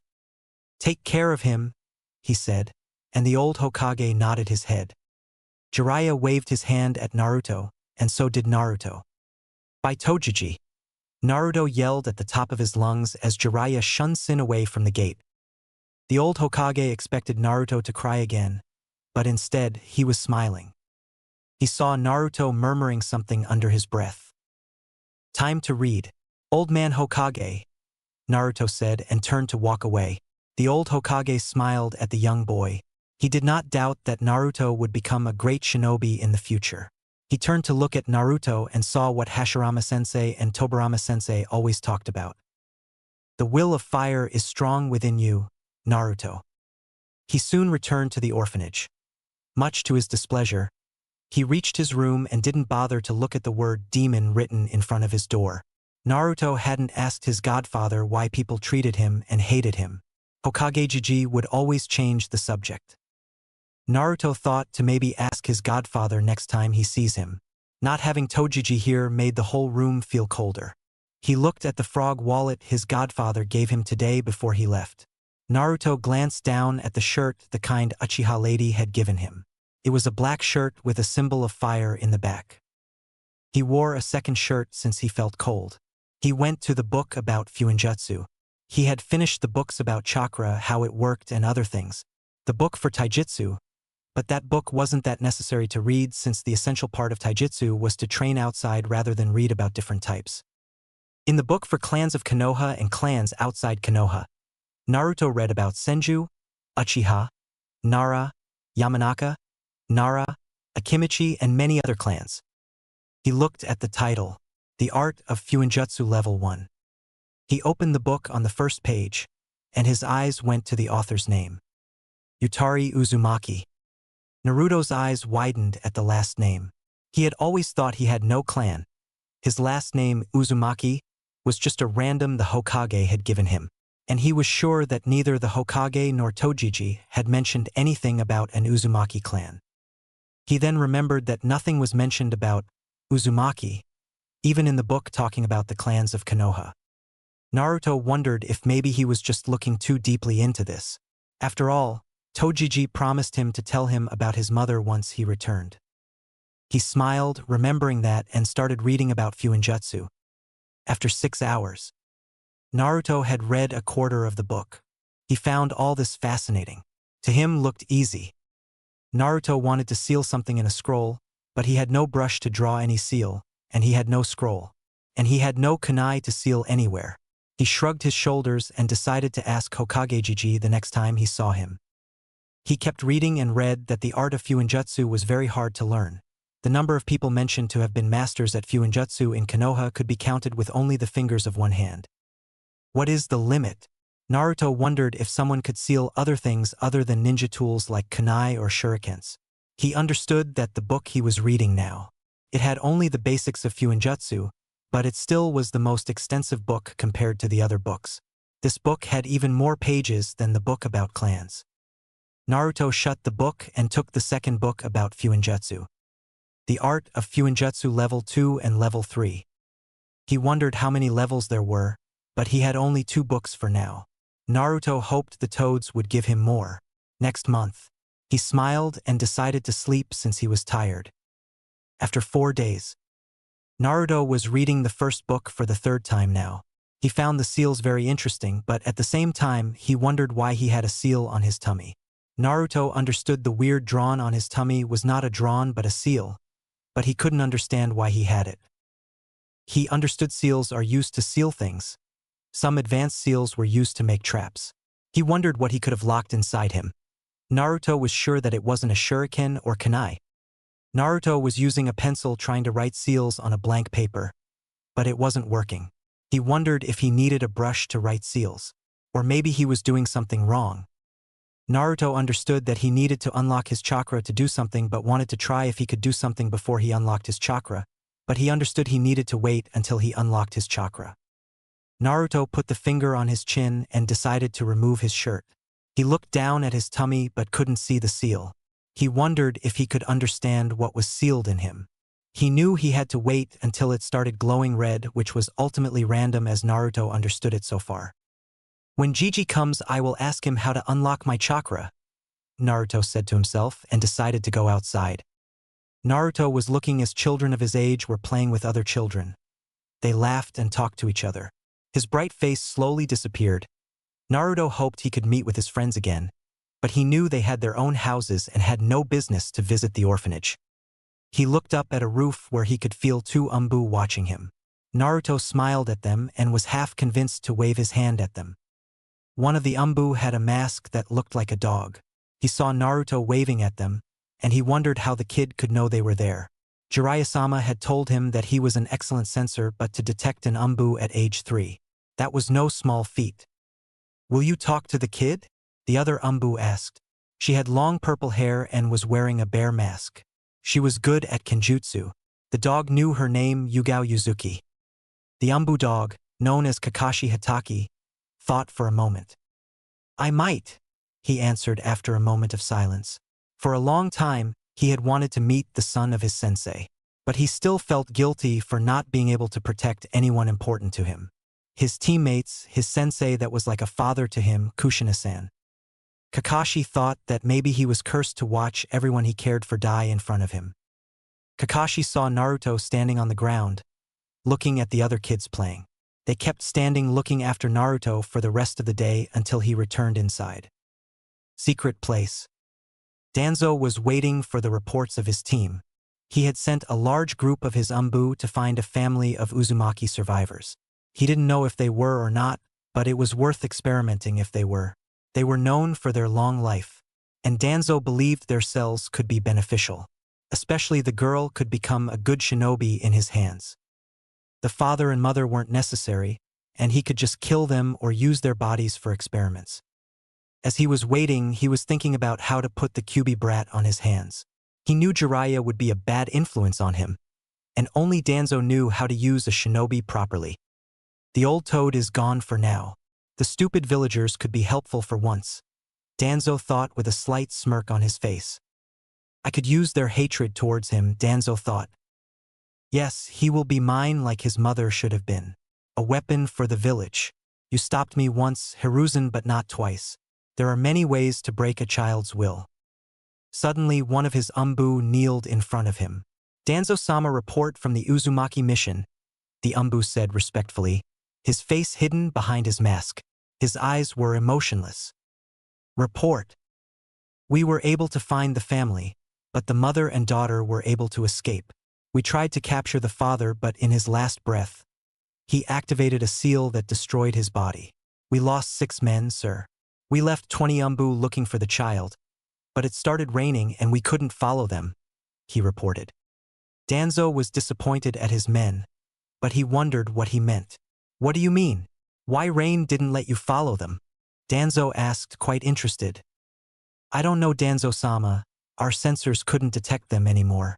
And 3 umbu fell dead in the ground after a minute of walking around the rain, he replied. Now Danzo was quite shocked. Interesting jutsu. Someone must be pretty capable of using water jutsus to be able to make rain. I want my new weapons found. I want both the girl and the woman alive. Ashera Uzumaki 3 days later. We have been in the run for a week now. The ground was all muddy. Her legs were itching everywhere. Her clothes were full of mud around. Her mother would once a day wash her clothes with her water jutsus. Asha couldn't understand why this was happening, why the weird shinobis attacked them. They were peaceful people and did nothing except fishing. Her mother was getting more tired each day. She would leave her with a clone at least 3 times a day and return when she found something to eat. Ka-chan, when will Tu-chan return? Asha asked, not understanding where her father was. Her mother's eyes were saddened for a moment, and Asha was sure she would cry. She was about to apologize. He will return soon, Asha. He just has something to do with the ninjas that came to our house, she replied and fought back her tears. Asha knew her mother wasn't telling her the truth but decided not to ask more questions. They were using a tree to cover themselves from the rain. Looking at the rain now, Asha wondered why it hadn't stopped raining since they left their home. Why is raining so much? It helps Asha-chan. This way the bad people won't find us, her mother replied, tired and breathing heavily. Ka-chan, where are we going?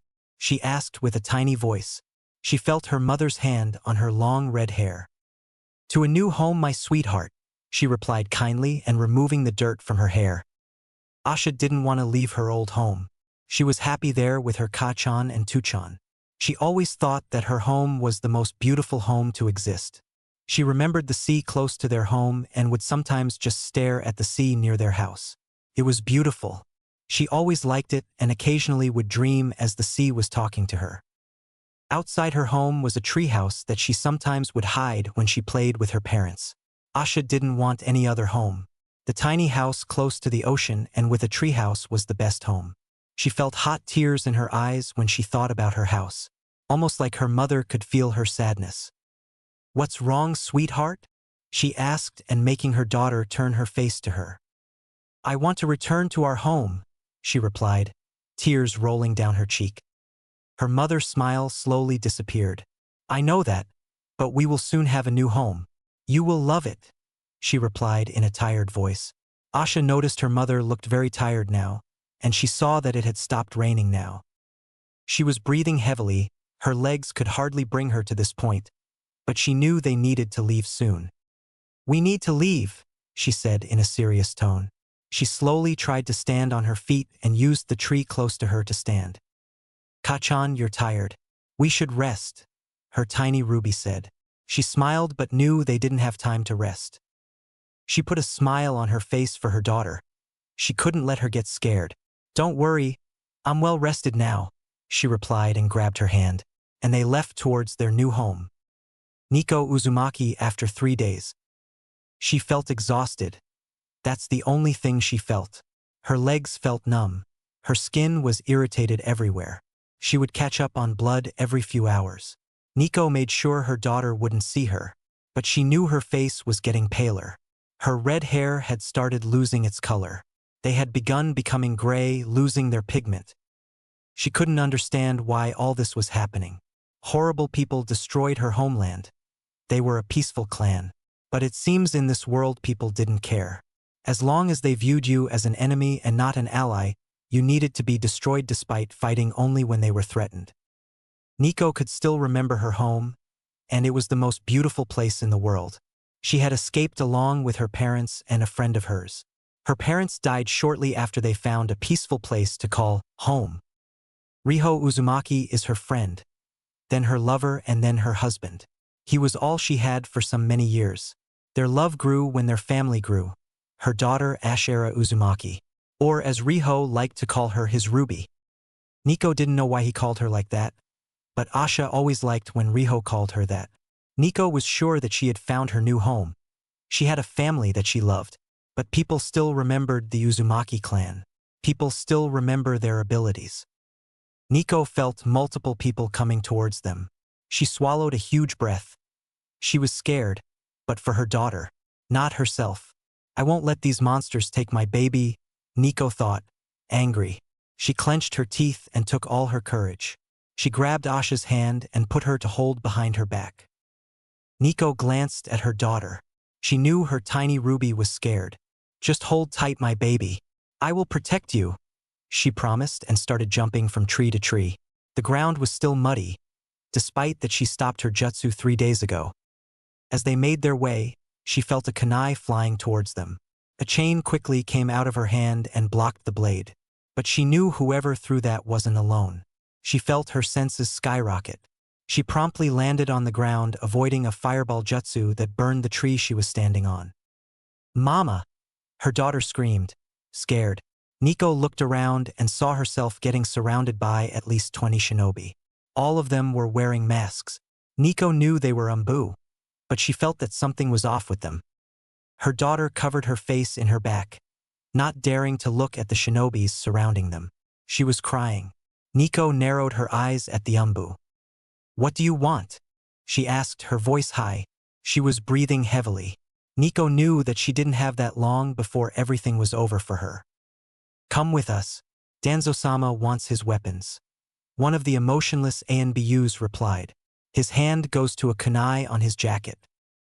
Nico didn't know who the man was, but she knew from the way the Umbu talked. This man was dangerous and looked at them as weapons. She knew her chances of winning were thin. She looked behind at her daughter, who was still standing on her back. She covered her face. Nico gave her a sad smile before turning to the Umbu. I'm sorry, my Ruby. I'm sorry, Riho. I have failed our family, she thought and started raising all her chakra left. She slammed her hands together. I won't let your monsters to hurt my daughter, she screamed, and the ground started shaking. One ANBU jumped from the ground to a tree and jumped in her direction with a sword in his hand, ready to slice her legs. Nico felt a tear rolling down on her cheek. She screamed. Uzumaki style. Chains of hell, she shouted, and hundreds of chains came out from the ground moving at high Kage speed. The Umbu with the sword tried to swing at the chain, but he was quickly surrendered by chains. The others tried to run away but were quickly captured. And so was every shinobi around Nico. They tried to break free, but the chains were strong. They all were black chains, and some of them slightly shining. All of them couldn't get out, but they felt their chakra running lower and lower. One of them tried to hand signs but couldn't move his arms, not even a centimeter. They all had no emotions, but now they were looking at Nico with fear in their eyes. She took a deep breath and prepared to kill them all. Please no, one of them shouted, but the chains quickly ripped them apart. Their arms, Legs and heads were ripped apart from their body. The sound of their bodies ripped apart was heard. It was a terrible sound. The blood fell in the muddy ground like rain. Nico slightly smiled, seeing that all of them had died. She looked behind her and saw that her red crystal was safe. She smiled for the first time since they were attacked. "Is all right now, Asha? They're gone," she said gently. Her daughter slowly moved her head away, but Nico didn't let her look at the bodies. Asha looked at her mother, but then her hair slowly turning completely white. "Kachan, your hair," she said, afraid. Her mother suddenly felt a massive pain in her stomach. She felt like something was ripping her apart. She fell to her knees and caught a tremendous amount of blood that completely covered her hand that she tried to stop the blood. No, so soon, Nico thought, knowing her time was gone now. She quickly put her hands on her daughter's shoulder and made her look at her. She kept breathing heavily, her throat dry. Her eyes felt dry too. "Listen to me, Asha. I need you to go away now," she said as her breathing was getting worse. Her daughter quickly shook her head, and tears streamed down her cheek. No, I won't leave you. Not like Tuchan. He told us to leave and now he's gone. I won't leave you," she shouted, crying and hugged her mother tightly. Nico wanted to speak again, but she could hardly breathe. She tried to but couldn't talk. Her words were stuck in her throat. Her sight was getting fuzzy. She soon felt herself hitting the ground. Her eyes looked at her daughter as she was looking down at her with tears in her eyes. Her tears fell on her face, but her whole body was numb. She could hardly feel anything. "Syra, please take care of my daughter," Nico thought as her sight was getting fuzzier. Nico felt herself wanting herself to sleep. She felt more tired than ever before.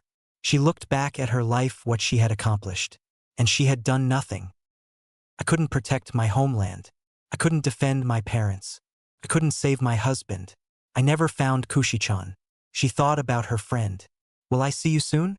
she asked herself. She then remembered that her life wasn't a complete failure.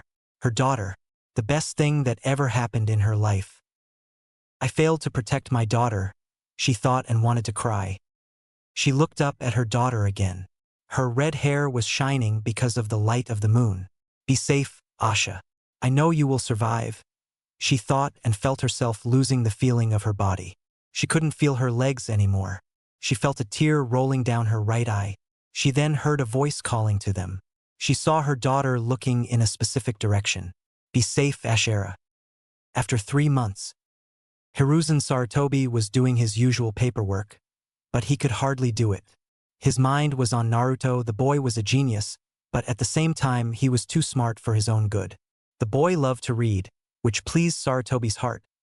It made him happy, but the last time he visited Naruto in the orphanage, he could see him not being happy about something, and his bright face was gone. The old Hokage opened the door written "Demon" in the front and around the wall near the door. It broke his heart to see it. People were stupid and couldn't understand that Naruto kept the Kyuubi from breaking out and killing everyone. He sighed and walked inside. Naruto was reading the same book as last time. The Art of Fuinjutsu Part 2 and 3. The third was happy that Naruto liked to read, and he seemed to have a knack for Fuinjutsu. "Naruto, my boy, how are you doing?"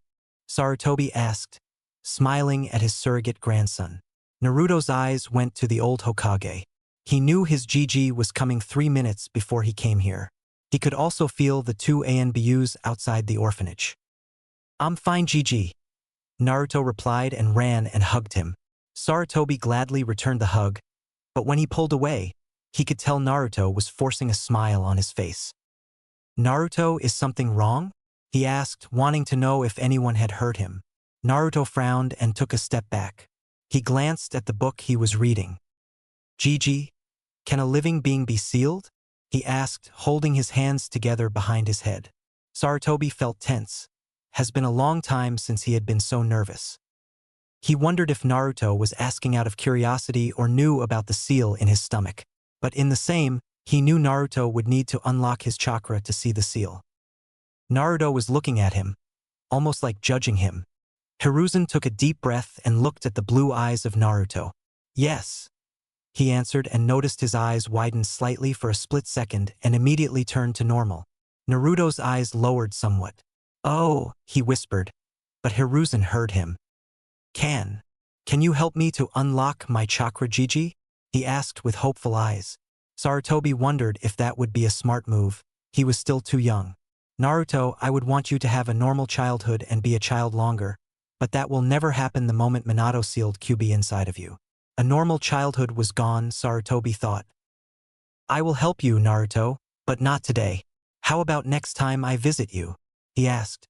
Naruto looked confused but nodded his head in agreement. It had been 1 month since that day. He was sure that Kakashi would appreciate teaching little Naruto. After all, he had asked a few times by now to help him unlock his chakra when Hiruzen informed him of Naruto studying and wanting to unlock his chakra. Sarutobi sighed and decided to write a letter to Jiraiya. Naruto. He was rereading a book about Fuinjutsu, and he liked how it worked. But at the same time, he was getting frustrated. He wanted to try himself to do some of the seals, but he couldn't do anything without unlocking his chakra. His Gigi had given him a few scrolls and a brush to try Fuinjutsu. He was sure he was doing seals of level I, right?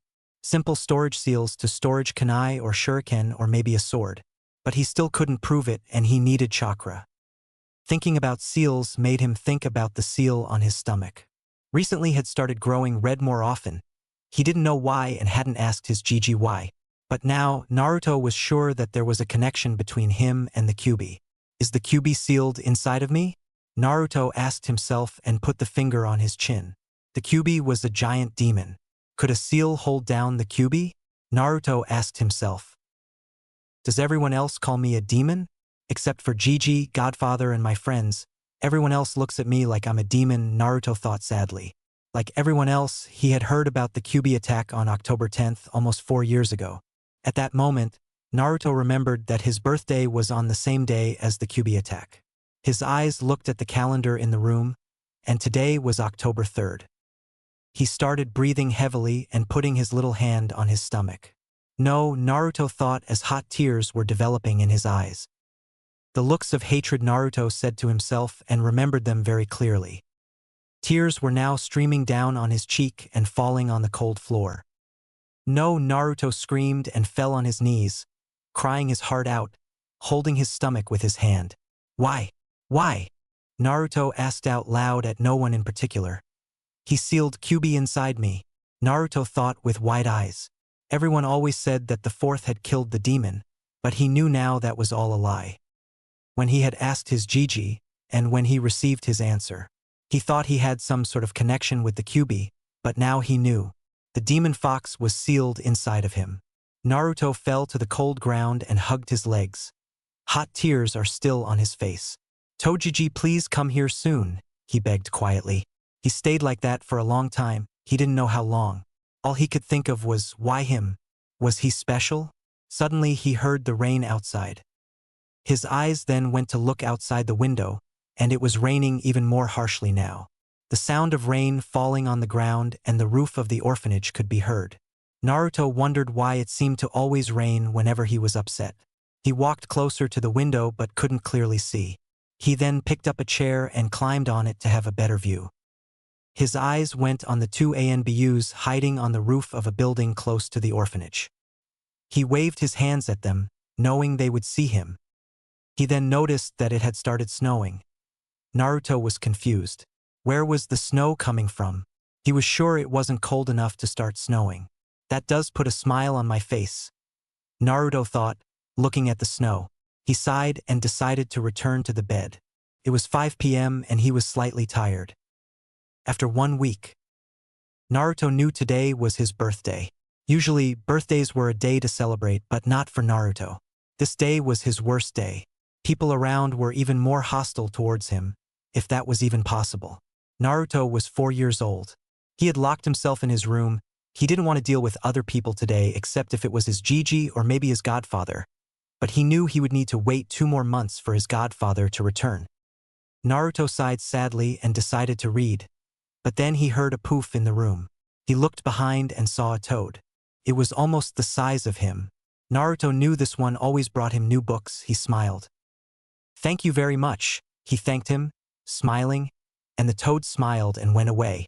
He noticed that it was 3 books this time, and to his surprise, all 3 of them were dark covered with a weird red spiral symbol in the middle. Knock.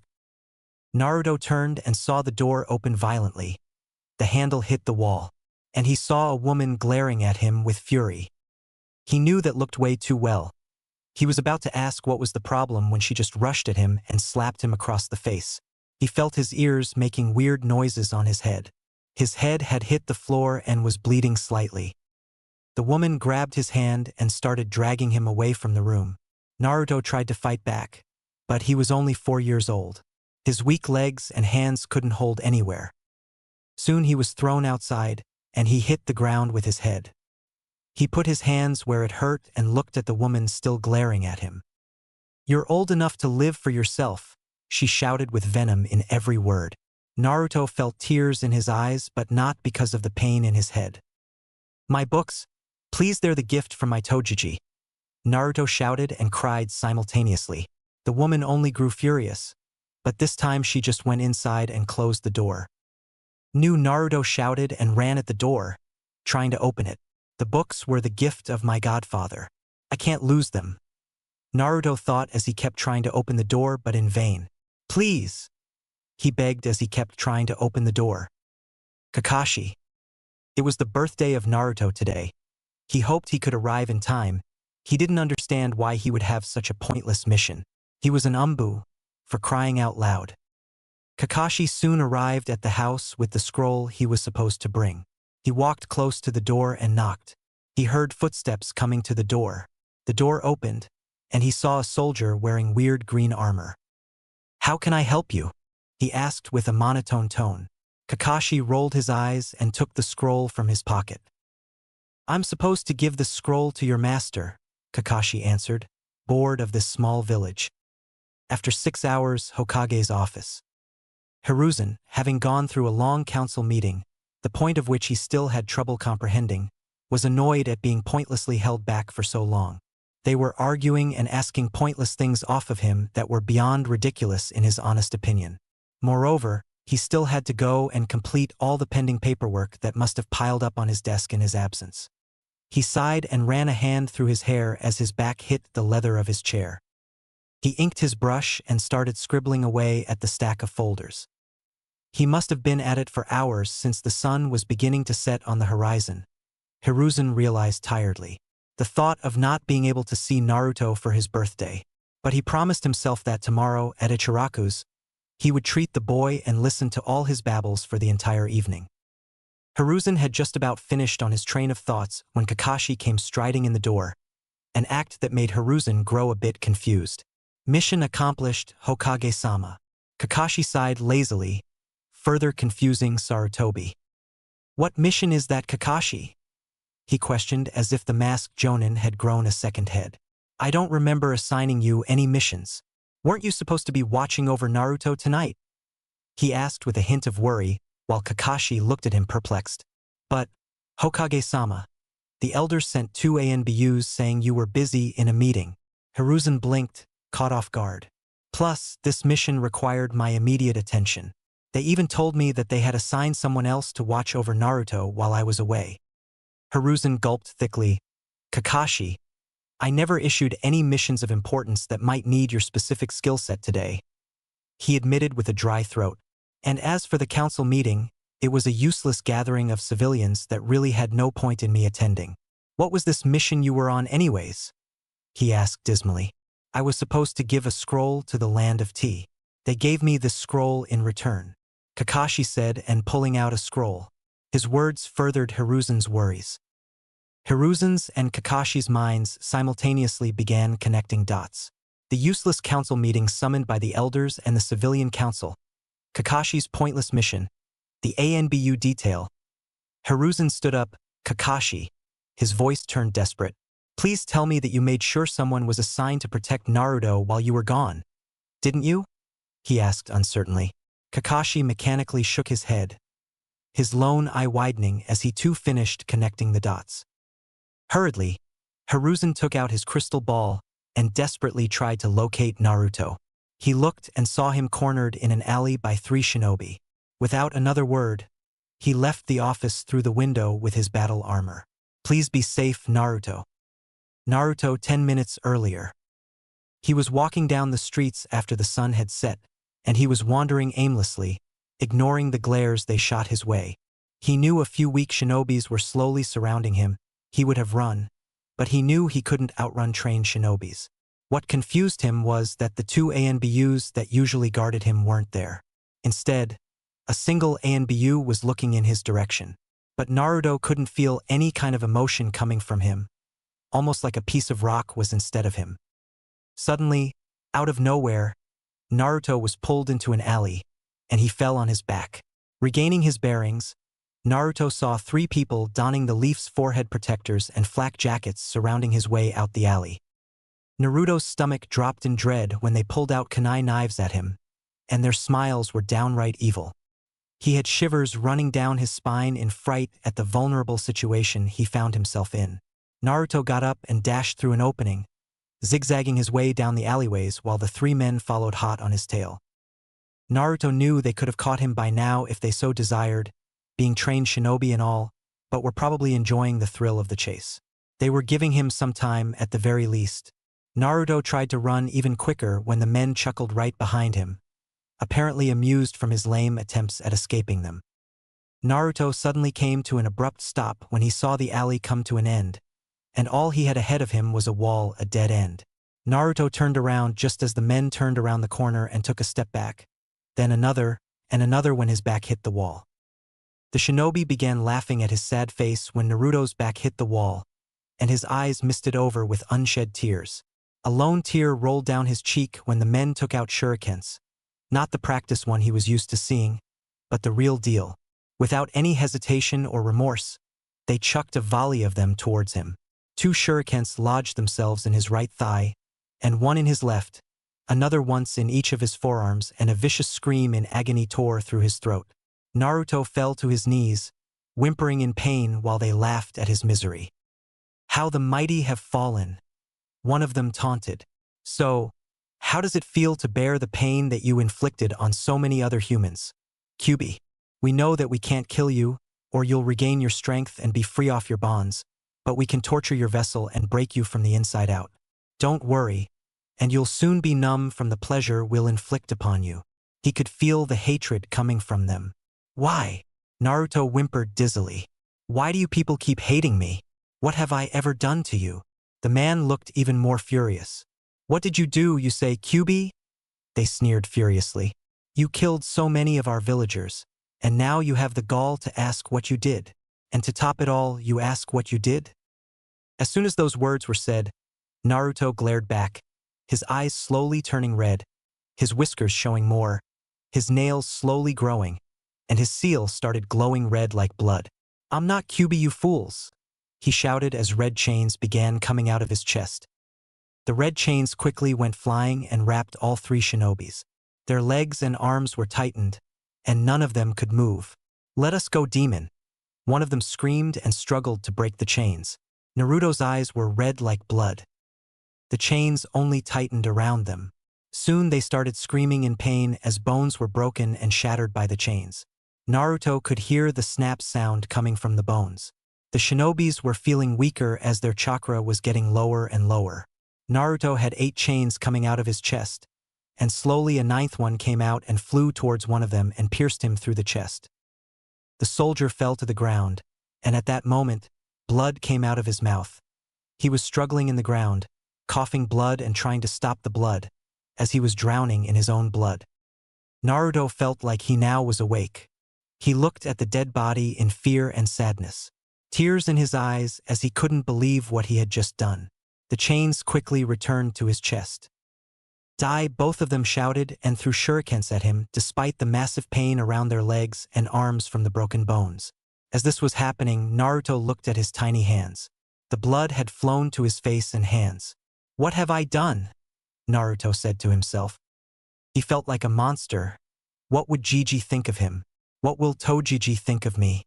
Will they abandon me? Naruto asked himself, crying. The shurikens were blocked by an ANBU standing in front of Naruto. He could feel his Jiji was here now. The 2 shinobis were in the ground now. He looked up to see the older man looking at him sadly along with two umbu near him. Naruto knew the old Hokage was talking to him, but now all he could do was look at his hands full of blood. Slowly everything started getting fuzzier, and the welcome darkness took him. Naruto opened his eyes to find himself in a dark corridor. He narrowed his eyes. Is this hell? He thought in disgust as he walked forward. He kept walking for a few minutes and stopped seeing some light at the end of the corridor. It seemed to pull him towards it. Time to find out what is at the end. With that thought, he walked again, stopping only until the end. It was a huge room, so vast it was that the ceiling was impossible to find. The floor was wet. He looked around, his eyes seeing black stone and nothing more. But the elephant in the room was a large iron-barred door with a paper that said seal. He gazed at the piece of paper, resignation written in his eyes. His azure eyes looked past the cage, looking for what he knew was in the cell. He was just waiting for the Kyuubi to open his eyes. Based on what he had read, Kyuubi was a being of pure hatred and evil. A mindless beast can destroy a scale he never dreamed of, but Naruto was skeptical when he read that. He might get to see it for himself now. A growl sounded from the cage, sending a breath of hot air into Naruto's face. Naruto steeled himself, despite the cage separating him from the beast within. An enormous red eye opened, causing Naruto to tense up. The eye looked at him as if evaluating him. The eye then started to rise, causing Naruto to look up at the massive form. The Kyuubi had orange, silky-looking fur, with black markings around his eyes connected to his, funnily enough, rabbit-like ears. The upper body was humanoid, including the hands. The lower body was like a fox, barring the 9 long swaying tails in the back. The fire was the closest thing they looked like. The red, slitted eyes looked him closely with a hint of malice. Naruto spoke first. "You're Kyuubi-sama," Naruto said, afraid but at the same time wanting to show respect. He knew the Kyuubi was the reason he was hated and why his parents were dead. But at the same time, even he wouldn't want to be inside a prison. The Kyuubi looked slightly shocked by the way the tiny human greeted him. "So my jailer has finally honored me with his presence," Kyuubi replied with a humorless chuckle at the end. Naruto nodded his head. "Why are you sealed inside me?" he asked, knowing from before that Kyuubi was sealed inside. The giant fox narrowed his eyes slightly and showed his teeth. "You don't sound surprised to see me here, but when you remember the number of books you read. I'm surprised you haven't died from a headache," Kyuubi said as he was slowly walking in front of the cage. All his tails could be seen. "As for your question, you should blame your father, the 4th Hokage who sealed me inside of you," he answered with anger in his tone and focused on seeing the brat's reaction. Naruto's eyes widened, and he quickly shook his head in denial. "My father is the 4th Hokage." He asked himself and started making sense to him. Why Gigi would care for him and why he visited him every month. Why Tojiji care for him. Why a Sannin was his godfather, it makes sense, Naruto thought. He always felt like he had seen the 4th before, but he could never really remember where. Why would he seal the Kyuubi inside his own son then?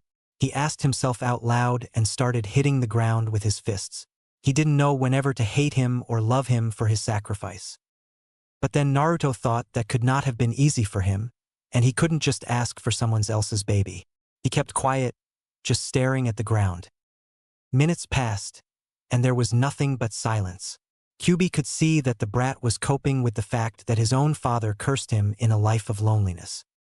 Naruto remembered his godfather telling him that his parents loved him more than anything, but he wondered if his father knew if he would be treated like this. He didn't know yet.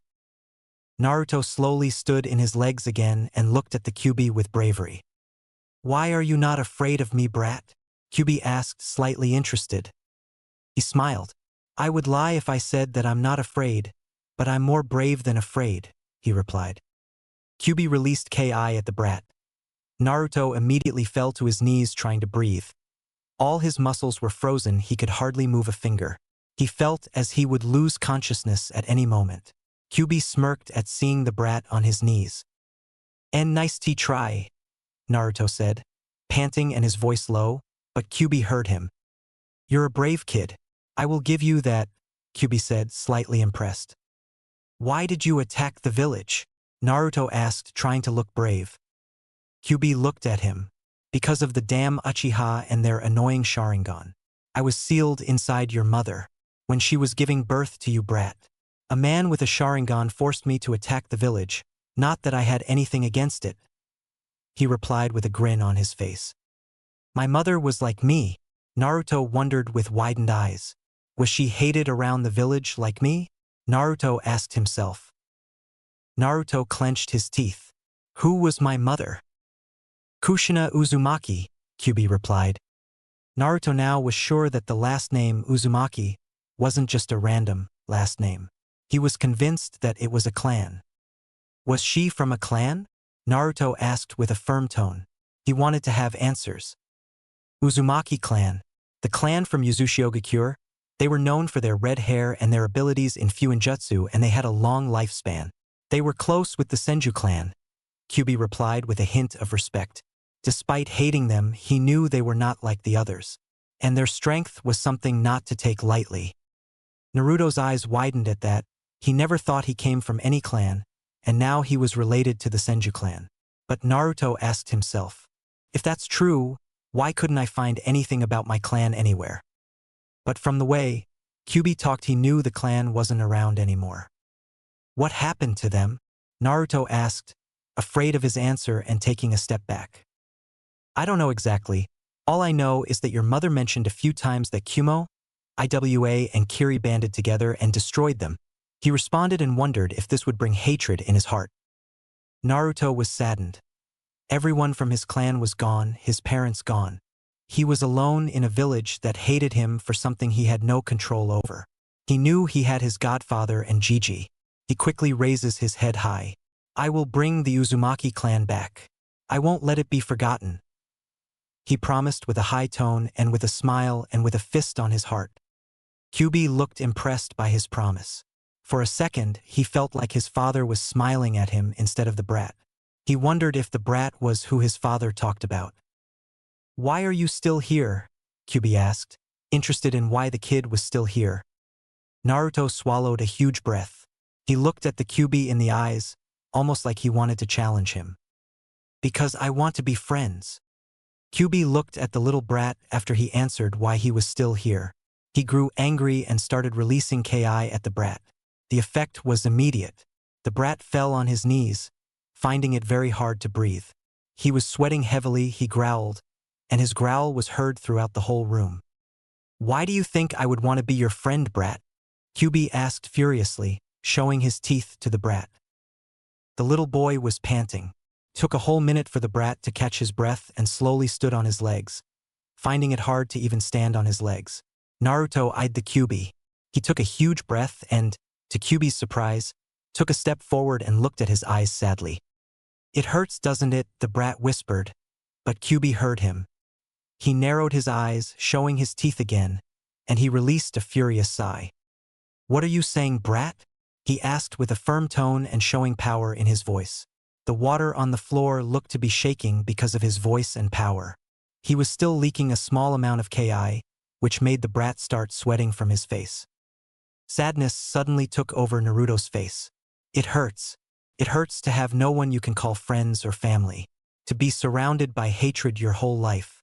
I have told Gigi and Hokage, Gigi, but still, I know how it feels to be hated and alone. The brat yelled with a sad tone as a tear was rolling down his cheek and fallen on the wet floor. His chest was high and looking directly at Kyubi's eyes. Kyubi wanted to say something to the brat, but the words had stuck on his throat. His throat felt dry. He knew the brat had a point. His father had told them to help the humans, but they all wanted nothing else but power. Just power to destroy everything else. Their greed was endless and wanting nothing else but more and more power. That's why their wars never ended. They kept killing each other and would continue to do so for the rest of the days. Or until they all die. Kyubi remembered his father very well and always felt longing and sadness when he recognized him. The only one to see them as creatures with souls and feelings. And not as tools to be used for nothing else but power. Kyubi looked at the kid again, his blue eyes like ocean looking at his very soul. Almost like he was judging him. I know none of us wants this. I didn't want you to be sealed inside me, and I'm sure you would want the same. But I know that you're not just a creature of hatred. You have feelings like everyone else. So yes, I want to be your friend. Naruto finished with a grin, and that reminded Kyuubi of both Kushina and Mito Uzumaki. He was sealed in both of them, but they didn't want his power. They never tried to control him. That was something Kyuubi respected in the Uzumaki clan. They were peaceful people. Kyuubi couldn't remember the last time he felt anger and little happiness at the same time. He felt angry because he hated humans and happy because the kid in front of him looked at him for a living creature. He could feel Naruto meant what he was saying and not just saying empty words like almost everyone else. Kyuubi stood up on his fours and strolled to the end of his cell. His whole figure was visible, and Naruto looked surprised to see how large he was. Now he understood why people said a single tail of the Kyuubi was strong enough to destroy a mountain. Kyuubi looked down at the brat. He knew himself that the brat had suffered. Hell, he even remembered bad things that not even Naruto could remember that ever happened. Before, it just reassured him that humans were the real monsters and not them. To hurt a child and smile like you just did something incredible. Kurama looked at Naruto's figure, evaluating him. So far, he thought of Naruto as a smart kid with a cool head on his shoulder. Father, you said we should help the humans. I will give this brat a chance. Kyuubi thought with a sad smile on his face, remembering him much to Naruto's surprise. Naruto was still looking up at Kyuubi. He could feel and see different emotions flashing through his red eyes. To him, it reminded him of Tojiji when he said goodbye to him. The Kyuubi suddenly sighed loudly. Very well, Kit. From now on we are friends, Kyuubi said with a bit of a smile on his face, resting his head on his paws. Naruto smiled, and his face brightened like a candle. He put his fist up. Yes! He yelled at the top of his lungs with closed eyes. Naruto opened them to look at Kyuubi again. What's your name, Kyuubi-sama? Naruto asked, still showing respect in his voice. Kyuubi smirked at the way he called him and gave him a confused look. Naruto noticed his confused look. You have a name, right? I mean, Kyuubi just means nine tails. He added as his smile looked up to brighten up the large room. The water on the floor looked calm. Kurama was surprised that Naruto knew he must have a name and that Kyuubi is not his name. He could also feel the positive energy coming from the brat, which confused him. It felt different but familiar at the same time. The energy, the calmness coming from Naruto reminded Kurama of Hashirama Senju and Mito Uzumaki. He wondered if the brat had any connection with them, but the only connection he might have with them was through his mother and father. As far as he knew, he was an orphan that no one knew who his parents were. Kurama only knew what Kushina knew. He shrugged his shoulders slightly and decided to think about it later. He focused on the kid again. My name is Kurama. Kit, Kurama replied, looking down at Naruto. Naruto smiled that he knew his name, but at the same time, he knew Kyuubi wouldn't just tell his name to anyone. He raised his head. Well, Kurama-san, I'm Naruto Uzumaki. Is nice meeting you. He introduced himself with an open hand on his chest. Kurama chuckles at his childlike behavior. He thought that it would be less horrible to have someone to talk to. And perhaps with time. Well, since we're friends, I want you to walk close to the bars and remove a bit from the seal. A fingernail would be enough, he requested. Naruto looked confused and raised an eyebrow at his request but just decided to do it. He slowly walked to the bars, and water raised him to the seal. He glanced at Kyuubi before putting his finger at the top of the seal. He was about to remove a bit when he suddenly felt a presence inside the big room. Suddenly his hand was grabbed, and he was thrown down on the floor. Naruto didn't know who this was but could feel this one was strong. He looked up to see blue eyes like his staring at him. At first, he didn't understand who this person was and how was he here, but then he went to his hair and face. Naruto felt himself freeze when he understood who he was looking at. The long yellow spiky hair reached his shoulders, blue eyes like his, and the white coat with fire painting at the bottom and the word Yondaime, 4th Hokage written. His mouth opened and closed, not knowing what to say or even think. He looked at his hand reaching down at him. His small hand slowly grabbed his big one, and the Yondaime helped him up. He was still speechless. He wanted to say something, but all the words had stuck on his throat. Naruto smiled at seeing his father, but he wondered why was he here and how. Yondaime, I'm surprised to see you here. Kurama said with a hint of anger in his tone, as he showed his teeth at the Hokage and released a small amount of his ki. The fourth turned to look at the Kyuubi, surprised. He expected him to be much harsher towards him, but he was still confused and concerned at the same time. He made this to help Naruto if he ever lost control but looked down at him. He could see that Naruto hadn't lost control, so why was he trying to remove the seal? Minato hoped to God that Kyuubi wasn't manipulating Naruto to free him. Finally finding his voice. "Dad?" Naruto asked tentatively. His eyes showed confusion but longing at the same time. His voice was as low as a small whisper. Looking at him now, Naruto felt that this wasn't the first time he had seen him in person. He just couldn't put a finger where he had seen him before. The fourth Hokage smiled at Naruto, the same smile he had seen from his Tojiji and Hokagejiji. A smile of love, but Naruto could feel concerned coming from the fourth.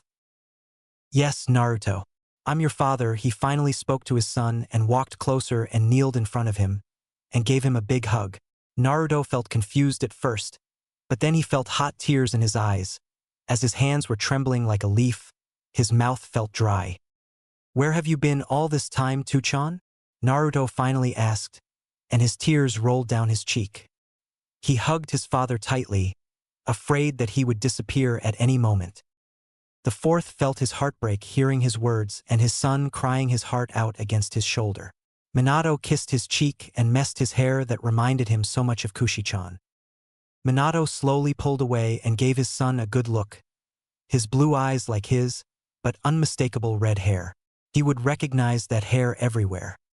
"You have grown, Naruto-chan. You have become a man," Minato said, touching his nose with his making Naruto laugh. To Naruto, it felt good to have someone to call Tuchan finally. He was sure this was a dream. He would soon wake up in the orphanage in the cold bed alone like always, having no one around to talk to. "Where have you been all this time, Tuchan? Why did you and Kachan have to leave me alone? Do you know how much I missed you both? How much I wanted to have someone call Tuchan and Kachan and he stopped talking and couldn't stop crying. Naruto wasn't sure if he was happy or angry to see him. Minato gave his son a sad smile and put a hand on his head. "I know we left you alone, and there's no excuse for that. A parent's job is to always be there for his children," he said with sadness, knowing from Naruto's voice that he was hurt. His son said nothing to that and just kept clearing away tears from his face with his hand. "Tell me, Naruto, do you not live with anyone?" Minato asked, and not wanting to receive the answer. He knew he would. He hoped that Shikaku or Jiraiya-sensei was raising him. After a few moments of silence, Naruto shook his head, not knowing what to say. His head down and looking at the floor, Minato felt like another stab in the heart. He was about to ask again. "Hokagejiji visits me once a month in the orphanage. Tojiji was with me for a week but left 3 months ago because of work," his son said with a sad tone. His voice was small and fragile. Minato felt a hint of happiness that his sensei had at least visited Naruto and not forgotten about him and left him alone. He would want him to raise Naruto, but Minato wondered where Tsunade was. "Naruto, what about Tsunade? Is she not with you?" he asked, confused and leaning his head closer. Naruto looked up at his father in confusion. Why was his father mentioning Tojiji's teammate? "She's not with me," he replied curiously, and thinking if he could have someone else to call fall family. Minato sighed sadly. "She's your godmother. I don't know why she isn't with you," he replied sadly, thinking of a reason why Tsunade would not stay to take care of Naruto. Perhaps she was too heartbroken. She was a good friend with Kushi, and Minato found it suspicious that she would not stay to raise Naruto. He decided to put that thought away. For now, there was something else he needed to ask, and he knew he didn't have that long. "Naruto, tell me, why were you trying to remove the seal?" he asked kindly, but Naruto could hear the seriousness in his tone. He was about to reply when Kurama spoke. "Yondaime," he spoke with a firm tone and with a slight hint of anger still in his voice, grabbing everyone's attention. Minato turned back to look at Kyuubi, and Naruto's eyes went to Kurama. "I wanted to be able to talk to Naruto, that's why I told him to remove a small part of the seal," Kurama answered, glaring daggers at the fourth. Naruto could tell that Kurama wasn't a big fan of his father. He saw his father glaring at Kurama, not trusting a word. But he quickly walked between him and Kurama, grabbing his attention. Minato looked surprised to see Naruto do that, and Kurama was even more so. Kurama is my friend Tuchan. Naruto spoke with a high tone and firm, leaving no place for arguments. Minato's eyes widened slightly. Kurama smiled at the brat and nodded his head at the Hokage, confirming what Naruto said was true. Minato was about to say something when he saw his body slowly disappearing. Naruto immediately alerted and ran at his father. Tuchan, he screamed and hugged him. Naruto, I will be leaving now, but remember that I love you with all my heart and I'm proud of you. Hiruzen has a few techniques that belong to you. Time will come when you meet your mother too and be happy, he said with care and love in his tone. His hand slipped through Naruto's shoulder. Still hugging him, Naruto nodded his head. Yes, Tuchan, and don't worry, I'm studying. I will become better than you. I have friends and will have a family one day, he promised as Minato disappeared with a smile on his face, leaving Naruto looking at the place where Minato was. Silence took over the large room, and Kurama was growing concerned. He noticed the water on the floor was having small waves, and the temperature seemed to lower and felt cold. Naruto, he asked, concerned. Naruto slowly turned to Kurama. He raised his head and looked at the furball with a smile that he had never had before. The sadness was gone, and his face was as bright as the sun. I'm fine, Kurama, he said as the warm feeling and the positive energy could be felt again by Kurama, confusing him again. What is this? Why am I having this feeling? Kurama asked himself. After a few moments, Naruto remembered he still needed to remove a bit from the seal. Naruto walked back to the bars and removed a small part of the seal. He could feel Kurama's chakra around, and it was dense and more than before. Suddenly, Naruto disappeared from the mindscape. Kurama knew the time for him to wake up had come. He couldn't help but smile. Perhaps this one isn't worthless, Kurama thought, and decided to rest. Well, father, I'm doing what you told us to, Kurama thought with a smile on his face. Secret place. In a large room, Danzo was sitting on a chair and waiting for reporters. Soon an Umbu kneeled before him. Report! Danzo ordered his weapon with an emotionless tone. The Umbu kept his head down and started talking. I'm sorry to inform you, Danzo-sama, but both plans have failed, he informed, and Danzo gritted his teeth in frustration. His grip tightened around the chair.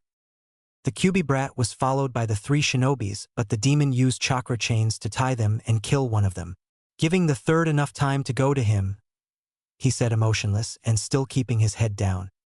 Hearing the answer, Danzo was intrigued.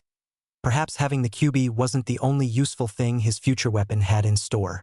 He put his finger on his chin. What about the girl and her mother? He asked, since it had been some time since his squad reported back. Nothing, Danzo-sama, no news. Should we send Umbu to check? He asked, his voice still emotionless. Danzo thought but decided against it. If his squad of 20 weapons had fallen, then maybe he had underestimated the Uzumaki. He shook his head in denial and made a sign with his hand for him to go away. The Umbu left, leaving Danzo alone in his thoughts. I should try again, and once that is done, winning his loyalty will be easy, Danzo thought with a slight smirk on his face, and decided to visit his old friend. Naruto. His eyes slowly opened. Naruto could only see white. First, his eyes then went to the window close to his bed. The sun was shining high in the sky, and the trees and grass shone with life. Relaxed Naruto. His muscles around his hands were hurting. He moved his hands slowly, trying to get up. Only then did Naruto notice Hokage sleeping in a chair close to his bed. His body was resting on the chair, and his head was on the edge of the bed. Naruto slowly smiled that his Gigi had stayed for him. He now understood where he was. I'm in hospital. Was all that a dream? Naruto asked himself, and hoping that it wasn't. It was no dream, brat. Kurama's voice was suddenly heard. Kurama, is that you? Wow. It's good to know that wasn't a dream, Naruto replied, smiling, but his voice was heard throughout the room. Don't talk out loud, idiot. Just think of what you want to say, and I will hear you. Kurama immediately replied and shaking his head in Naruto's stupidity. Naruto understood and mentally nodded his head at the giant fox. His mind then remembered his father being the fourth Hokage and his mother being of the Uzumaki clan. He wondered why wouldn't his Jiji and Tojiji tell him. Maybe I'm still too young. I shouldn't know, Naruto thought, scratching his cheek. His movements around the bed made the old Hokage slowly open his eyes. When he saw Naruto was awake, his face smiled, and he went to hug him. Naruto felt happy and hugged him back but still had questions on his mind. He slowly pulled away. Naruto, my boy, how are you? The third Hokage asked, still concerned. Naruto nodded his head that he was all right, but the third could see something was bothering him. He sighed and looked at Naruto's eyes. Tell me what's wrong? He asked, his voice low. Naruto looked at his tiny hands almost in shame. He slowly lowered his head. He could remember that he killed the shinobi. Naruto still could remember his blood coming out of his chest and mouth. Him in the ground, trying to breathe and moving his body around. His life slowly left his body. Naruto felt his hands slowly shaking at the memory. I killed him. He stuttered slowly, his voice low as a whisper, his voice fragile almost like broken glass. The third understood and put his hand on Naruto's chin. He slowly raised his head to look at his Jiji. He expected his Jiji to be angry at him, maybe calling him like everyone else a demon, but he did none of that. Naruto could feel and see the sadness in Jiji's face and sorrow. I'm sorry you had to do that, Naruto, but you shouldn't think of yourself as a monster or anything because you protected yourself. I'm not angry at you and never would be. Listen, in the shinobi world, killing is part of the job. But we do that to help people. To help the people we love. The old Hokage said, his voice speaking of experience. He would have waited to explain this to Naruto when he was much older. Naruto's face brightened up. His blue eyes looked to be shining again. He said nothing as his eyes looked at the trees outside the window. Silence took over the room. Naruto thought about what his Jiji said. Naruto slowly stood up from the bed and walked to the window. He opened it and let the fresh air come inside. He closed his eyes and took a deep breath. He felt at peace, the birds singing outside, the leaves sound as the wind moved to pass them. The wind hit his face. He opened his eyes again and turned back to see his Jiji in the chair smiling at him. Naruto decided to talk to his Jiji about his parents and Kurama. Jiji, I would like to talk something important to you, he said, his voice suddenly serious. The third nodded his head to continue, but Naruto could feel the two Umbu in the room. Both of them were familiar, but he still didn't know if he could trust them with the knowledge of his parents and Kurama. Can you tell your Umbu to leave? Naruto asked, his voice low. If the old Hokage was surprised that Naruto knew about the ANBU, he didn't show it. The old Kage made a sign with his hand, and the Umbu left immediately. Naruto couldn't feel anyone else and walked back to the bed. He sat, and his eyes went to the old Kage. I know about the Kyuubi and my parents, he said. His Jiji just looked at him for a few moments without saying anything, almost like he didn't understand what he said. The old Hokage sighed sadly. How do you know? He asked but had a few thoughts of how he knew. The old Kage could see Naruto was bright, and keeping the secret of Kyuubi would be hard to keep. The idiots of the Hidden Leaf made sure to let Naruto know that he wasn't like everyone else. I met Kyuubi. He told me about my father being the fourth Hokage and my mother is Kushina Uzumaki. Naruto replied, his eyes sharp as steel and looking at the old Kage. He didn't mention the name of Kyuubi. He would say the name if he had his permission. The old Kage's face changed immediately. His eyes widened. He felt his heart pounded. Fear filled his whole body. He quickly put his hands on Naruto's shoulders. Naruto, don't trust the Kyuubi. He will try to manipulate you, he quickly said. His eyes were looking at him, almost begging him. Naruto quickly shook his shoulders. No, Kyuubi is not like that, Jiji. He was forced to attack the village. Naruto shouted, his eyes narrowed and his chest high. The old Hokage could tell from Naruto's tone, he truly believed what he was saying, but at the same time, Kyuubi was not someone to be trusted. He took a deep breath and could feel the temperature lowering. A shiver of coldness went through his body, making him shiver. He sighed and pinched the bridge on his nose. His mind then thought about Kyuubi being forced to attack the village. Naruto, what do you mean Kyuubi was forced to attack? He asked, hoping not to receive the answer he knew he would. He said he was forced because of a man with Sharingan. Naruto replied and saw as his Jiji's face lost all color. His face looked as white as a ghost. His hand closed in a fist, and the other held the chair's arm tightly. Small cracks started appearing in the arm. Jiji, who could he be? Naruto asked, his voice not that of a child, but of someone furious wanting to know who killed both of his parents and destroyed his life. The old Kage was silent at his question, and he didn't look like he could even hear him. Finally finding his voice. I don't know Naruto. Did Kyuubi mention who could be? His Jiji asked, his hands on his chin slightly scratching his chin. I don't know who he was. I have never felt his chakra before. At first I thought that he was Madara, but this one's chakra was different. Kurama replied to Naruto, releasing a growl remembering the masked man. Naruto heard him and felt disappointed. He looked at his Jiji and shook his head in denial. The old Kage sighed sadly and decided to think later about it. Naruto, about your parents, I wanted to wait until you grow up. Your father had many enemies. If you spit it out accidentally, IWA would stop at nothing to kill you? The third said, feeling bad that he kept the truth from Naruto. He knew he had more rights to know that more than anyone else. Of course, Naruto felt angry, and he had the right to know more than anyone else. He listened to his answer and thought about it, and he remembered to have read that his father alone was able to defeat 2,000 men from the hidden village of stone with his jutsu, the flying Raijin god. He knew what he said was true. He was only a 4-year-old, and he knew his Jiji would tell him when he thought he was ready for the truth. He sighed and smiled at Jiji, which he shared, filling his heart with happiness. I understand Jiji, he replied, smiling. A sudden thought struck Hiruzen, and he had to resist the urge to smack his forehead for what he was about to do. Why didn't I ask this earlier?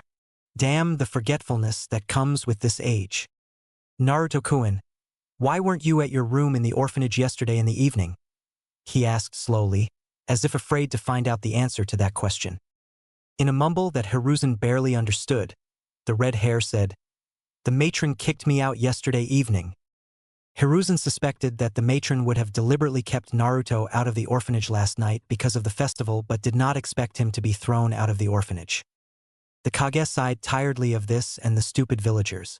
Naruto, how about ramen? He asked, knowing how much the little redhead liked ramen, just like a certain redhead he knew before. Naruto's face brightened up at the mention of ramen. He quickly jumped from the bed and ran to the door. Sarutobi laughed at his behavior and stood up and followed him behind.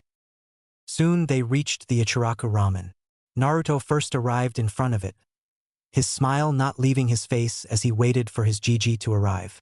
The old Kage couldn't help but smile at the energy Naruto had. Wait for me, Naruto-kun. I'm not as young as you, and these old bones aren't getting any younger, he replied, and soon reached the restaurant. Walking inside, Naruto jumped at the chair, and his eyes looked at Tsuchi. The man smiled seeing his favorite customers but quickly bowed his head in respect of seeing the Hokage. Hokage-sama, is good to see you again, and the same for you, Naruto-kun, he said. Thank you for the warm welcome. I want a bowl with ramen, and for NAR, I want 10 bowls with ramen and extra meat, please. The redhead interrupted. Tsuchi laughed at the little kid and started making their ramen. Naruto clenched his hands together behind his head, his legs moving around, not being able to wait for his favorite food. Finally, the food came. He picked up his chopsticks and started eating. Naruto ate the meat and the egg and drank the whole ramen in one go. After 10 more bowls, Naruto slowed down and was eating at a slower pace. While he was eating, Naruto stopped and turned his head to his Jiji. What does it mean to be a shinobi? Sarutobi looked surprised by his question. His eyes widened slightly. He looked at Naruto's eyes almost like he was searching for something. To be a shinobi means to endure.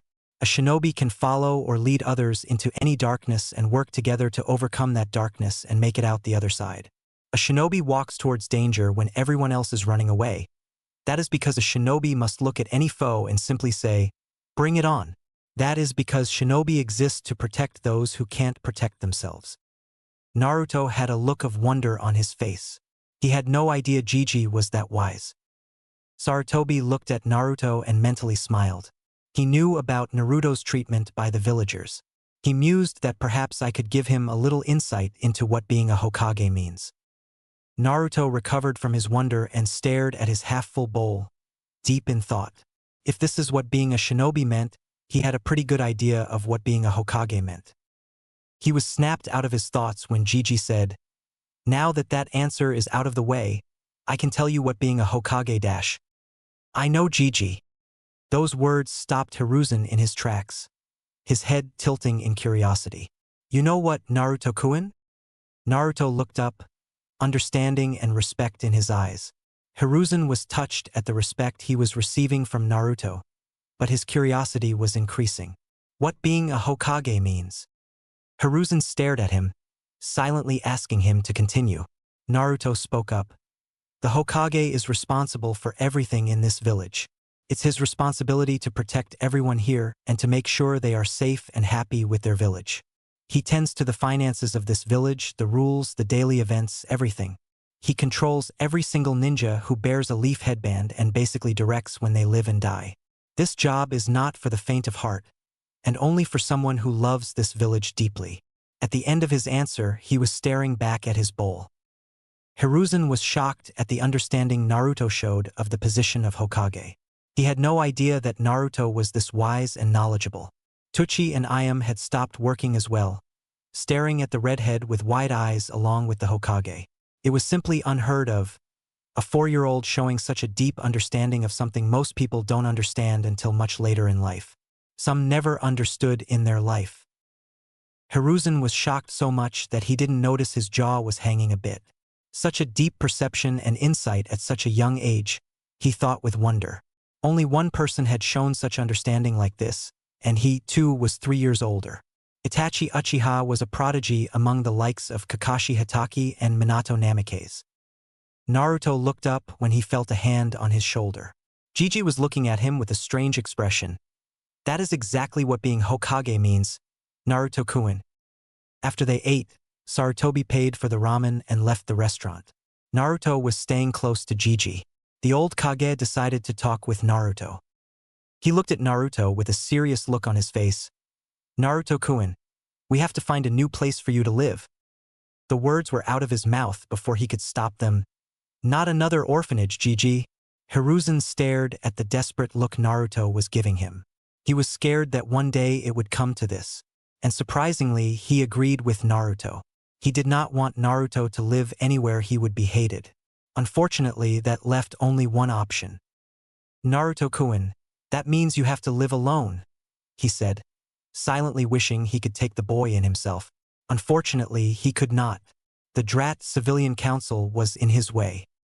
Naruto crossed his hands over his chest defensively, not hesitating for a moment to answer.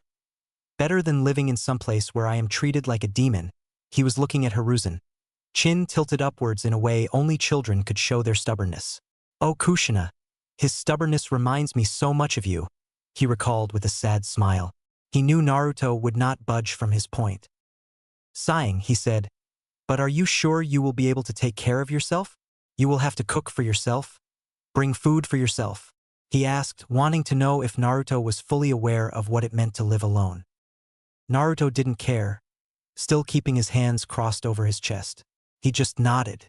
Sarutobi accepted it and decided to give him an apartment. "Very well, Naruto. I will go now to find a place for you to live," he replied and made a sign with his hand. An umbu appeared in front of him, waiting for orders. "Spend time with Naruto until I return," he ordered, and a slight smile on his face seeing Kakashi's head perk up at his request. Hiruzen turned to Naruto, whose focus was on the umbu. "See you later, Naruto-kun," he said, and Shunsen away to find an apartment for Naruto and punishment to the orphanage for kicking Naruto out. Naruto was standing in front of the umbu, not knowing what to say. He knew this one looked after him. "What do you want to do, Naruto-kun?" the umbu asked, smiling behind his mask. Naruto could feel the happiness coming from the umbu and wondered why it was that. After a few moments, he answered. "Well, can you help me to unlock my chakra, old man?" he asked, seeing his white hair. An annoyed look spread through his whole face at being called old. He was only 19 years old, for crying out loud. I'm not that old, kid. Why do you have white hair then? Naruto asked, pointing the finger at his hair, knowing the Umbu wasn't that old but decided to make a joke. Follow me. I will help you to unlock your chakra, Kakashi replied, completely ignoring the question. Naruto smiled from ear to ear and followed him. Naruto was holding behind Anbuyu's back, his hands holding tightly around his neck. They soon reached an expansive training yard. Close to the yard was a lake and a forest. The ground was full of grass. He could see some trees had scratched marks on them. He jumped down from the Anbuyu's back and looked around. It seemed the perfect place to train. His eyes then went back to the Anbuyu. What should I do? And what should I train first? Naruto asked excitedly, talking fast to the Anbu. The white hair raised his hands. Hey, calm down. First, you're only 4 years old, which means too young for physical training. Your bones are still weak and not well built for physical training. That means after you unlock your chakra, you can train your chakra control, he stated, looking down at Naruto. The redhead nodded his head, slightly disappointed, but as long as he could train his Fuinjutsu, he was happy. Good. Now to unlock your chakra, you need to meditate, he said and saw Naruto raise an eyebrow wanting to elaborate. Kakashi couldn't help but be reminded of Minato-sensei when he looked at him like that. For a moment, he thought his sensei would be the one to talk to him, not Naruto. What then? He asked, putting his hands behind his head. Well, when you meditate you will feel this feeling, and you need to pull it towards you, he added, smiling behind his Anbu mask. Naruto nodded his head fast and quickly sat where he thought was all right in a mediating position, holding the fingers of his hands together. Naruto could feel the grass softly touching his legs whenever the wind came around. He closed his eyes and started focusing on finding the feeling the Anbu was telling him. Don't worry if you can't do it immediately, some can take time to unlock it. Hell, even the likes of Yondaime and Sandaime, third Hokage, it took at least 2 days to unlock, Kakashi said, wanting Naruto not to feel bad if he couldn't do it first try. Naruto kept quiet and just focused on the task at hand. While this was happening, the Anbu pulled out an orange book and started reading. He knew Naruto had his eyes closed, so he wasn't looking and would keep his eyes closed for some time. But he kept an eye on Naruto from time to see if he opened his eyes. Naruto felt nothing, and he couldn't feel anything. Felt like he was in a dark room with no one around. The silence was overwhelming. He stretched out his sensor abilities but couldn't feel anything around him. The seal in his stomach slowly started glowing red. If it wasn't for the white jacket that he was wearing, one could see it shining through the thin red shirt underneath the jacket. Naruto kept on meditating and trying to find what the Anbu was talking about. Outside, Kakashi had read many pages of the orange book. He suddenly stopped reading and looked up to see the sun. It has been almost 2 hours since he started, Kakashi thought, and changed the book's page. He glanced above the book to see Naruto with his eyes still closed. Naruto was slowly getting irritated, and he couldn't find anywhere. He tried and spread his sensor abilities as far as possible. When he suddenly felt a presence in the dark room, he felt it warm and almost like it was calling to him. He tried to grab it, but it felt like it was slipping away. Naruto tried again, but it slipped further away. He started getting frustrated and tried again, but it got further away. Outside, Kakashi saw Naruto slightly opening his eyes and looking sad, his head down and not wanting to look up at him. He slowly approached him and put the book back in his pocket. Naruto still kept his head down in shame. Now, Naruto, don't give me that look. It's normal to not achieve it on the first try, Kakashi said quietly and touched his shoulder in a reassuring manner. Naruto finally looked up at him. I could feel that feeling, but it got away from me. I tried, but the more I tried it got further away, said Naruto with a sad look on his face. The Anbu then did something Naruto didn't expect. He removed his Anbu mask that looked like a dog. Naruto raised an eyebrow when he saw a second mask, wondered why would someone ever wear 2 masks. His eyes then went to the covered left eye by his ninja emblem and noticed a scar above his left eye that went down to his eye. Naruto wondered if he hid his left eye because he was blind and didn't need to show it to the others. Listen, Naruto, is quite impressive that you could feel it, he said and pointed the finger at his forehead. Try to calm your mind. Don't try to get nervous. You need to be as calm as the water over there, Kakashi advised and pointed the finger at the lake. Naruto looked at the lake and stood up on his legs. He slowly walked to the lake, the fresh air around and the wind hitting his face. It was a few hours after midday. The sun was still shining and made everything look brighter. Naruto felt like the grass and trees were brighter when he was close, and he felt relaxed. Kakashi saw Naruto walking to the edge of the lake, but his focus was on the trees and grass near Naruto. It looked like they were more green than before. Naruto took a deep breath and filled his lungs with fresh air, and relaxed. He was trying to feel at peace with everything. Naruto sat down on the grass and started meditating again, and he remembered that he needed to remain calm. He closed his eyes and just relaxed at the sound of trees moving from the wind, grass moving around him. The water in the lake had small waves and a few drops of water wetting his back. Naruto found himself in the darkroom again. His seal started glowing red again, but this time the glowing was much brighter. He felt the feeling inside the darkroom instead of trying to grab it. Naruto did nothing and just kept calm. He waited and waited. At first, nothing happened, but Naruto could feel it getting warmer and closer. It felt warm and almost the same as the water and trees around him. Naruto thought it was getting closer and getting warmer, filling his whole body with warmth. He slowly moved his right hand up and pushed it towards the warm feeling. Naruto slowly approached it, almost afraid that he would scare it away. As he got closer, the feeling didn't disappear and just stood there. He finally felt it and grabbed it with his hand. It didn't slip away. Kakashi was again reading the book, and it had been an hour since Naruto tried for the second time to unlock his chakra. But he was wondering why nature itself looked to be reacting towards Naruto. He decided to ask the third if he knew anything about it. His mind then focused again on his book, wondering when Jiraiya-sama would publish the new Ikaika book. He hoped to be soon. His hand slowly moved beneath the next page and changed the page. Kakashi was about to start reading the next page when he felt it. He immediately focused his eyes on Naruto and saw as the wind was getting harsher. The tree branches were hitting one another from the strong wind. The water from the lake started having small waves moving towards Naruto. His eyes widened at his chakra. It felt warm, almost like he was in front of a fire but not burning and just having a feeling of calmness and warmness. Naruto, how can you have so much chakra? Kakashi thought, knowing that he had Chunin level of chakra easily. Unknown to them, the feeling from Naruto was spreading around the village. Everyone could feel the calmness and warm feeling from the chakra. Some even fell asleep. Hokage Tower. He was looking at the pages that wrote about suitable apartments for Naruto. He had decided to give Naruto an apartment close to the Nara compound. Shikaku had told him that his son Shikamaru wanted to meet Naruto again, and he saw that as the perfect opportunity for Naruto to have friends and be closer to them. His eyes went to an apartment that looked decent, and he would give the money needed to pay and, of course, extra cash for different things for Naruto. He was reading about the apartment when he felt the chakra.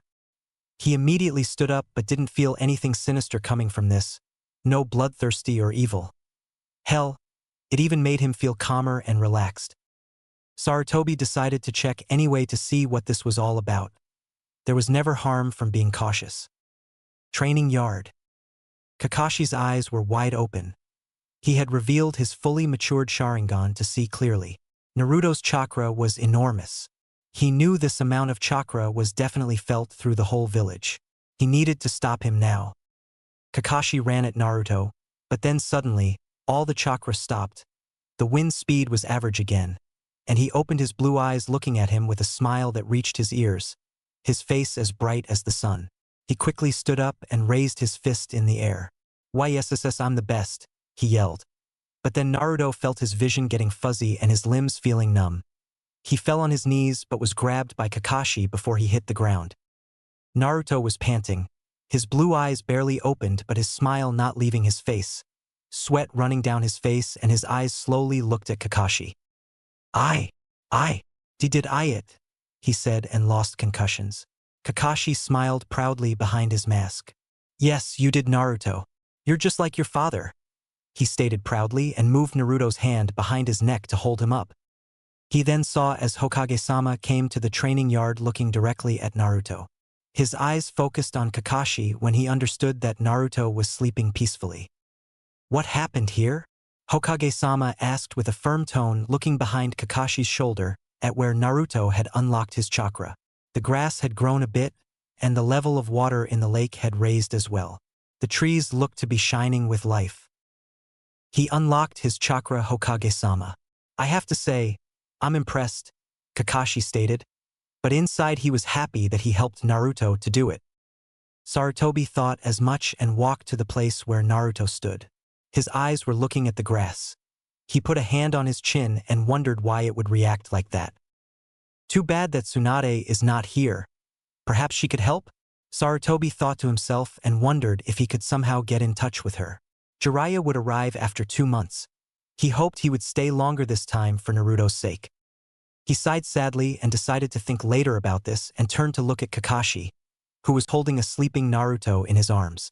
He noticed that he didn't have his ANBU mask anymore but ignored it. Bring him to my office. When he wakes up, I will bring him to his new house, he ordered with a voice as strong as steel. Kakashi nodded and shunsin away from the training yard. Mindscape. Naruto slowly opened his eyes, and he immediately felt the familiar chakra of Kurama close to him. He slowly stood up on his little legs to see Kurama sleeping behind the cage like a lazy fox, but what caught Naruto was the ambient around the seal had changed. It didn't look like a sewer anymore, but like a forest, and to his surprise it looked similar to the woods in the training yard. He had so many questions on his head and turned to the only one who he thought had the answers. Wake up, lazy fox, he screamed, making Kurama open his eyes immediately. When he saw who shouted, he glared and growled at the brat. Why did you wake me up? I was sleeping? Kurama asked, growling and showing his teeth to Naruto. Naruto didn't look intimidated in the slightest. He just shrugged his growls off. You sleep all the time, furball. Hell, I bet most of your life was spent sleeping. I want to know why my mindscape has changed, he asked and pointed his hand to the forest that his mindscape had become. Kurama knew about the forest, and his mind this was better than before. Why would I know that, brat? This is your mind, idiot, and second, this forest is much better than that sewer, he replied, liking the trees and the river close to him. The forest had grown even inside the cage, and near his paws was a small river. Kurama couldn't feel the fresh air and forest smell but still was better than the damn sewer. Naruto nodded since he liked this more than a sewer. Thinking about the seal reminded him of his seal glowing red, and he had noticed in both times when he tried to unlock his chakra, he felt his seal glowing like many other times. Kurama, why does my seal in the stomach glows red sometimes? He asked, hoping the giant lazy fox had answers. Kurama raised an eyebrow at his question. What do you mean? He asked for Naruto to elaborate further on what he was saying. Naruto was surprised to hear his question. I mean, since I remember myself, I could feel sometimes something in my stomach, and many times I saw the seal glowing red like fire, he replied and put a hand on his stomach. I don't know why would that happen. I don't feel any different from your seal to your mother's seal, but maybe you should have asked your father when he was here, Kurama replied and thought what might cause the seal to do that. Naruto smacked his face with his hand for forgetting. He had been so excited to see his father that he completely forgot about the seal. He sighed and decided to forget about it. So far, nothing terrible had happened because of the seal. His mind then went that he was able to unlock his chakra. He felt so powerful when he did it, and he felt chakra all around him when he did. Naruto knew he could always feel things that he wasn't supposed to, but now he thought he felt even more than before. Almost as he could know what he was thinking. Naruto, now that you have unlocked your chakra, I should tell you about the abilities you have because you are my Jinchuriki, Kurama said as he walked closer to the end of the cage and looked directly at Naruto. Naruto nodded his head for him to go on. Kurama raised a claw.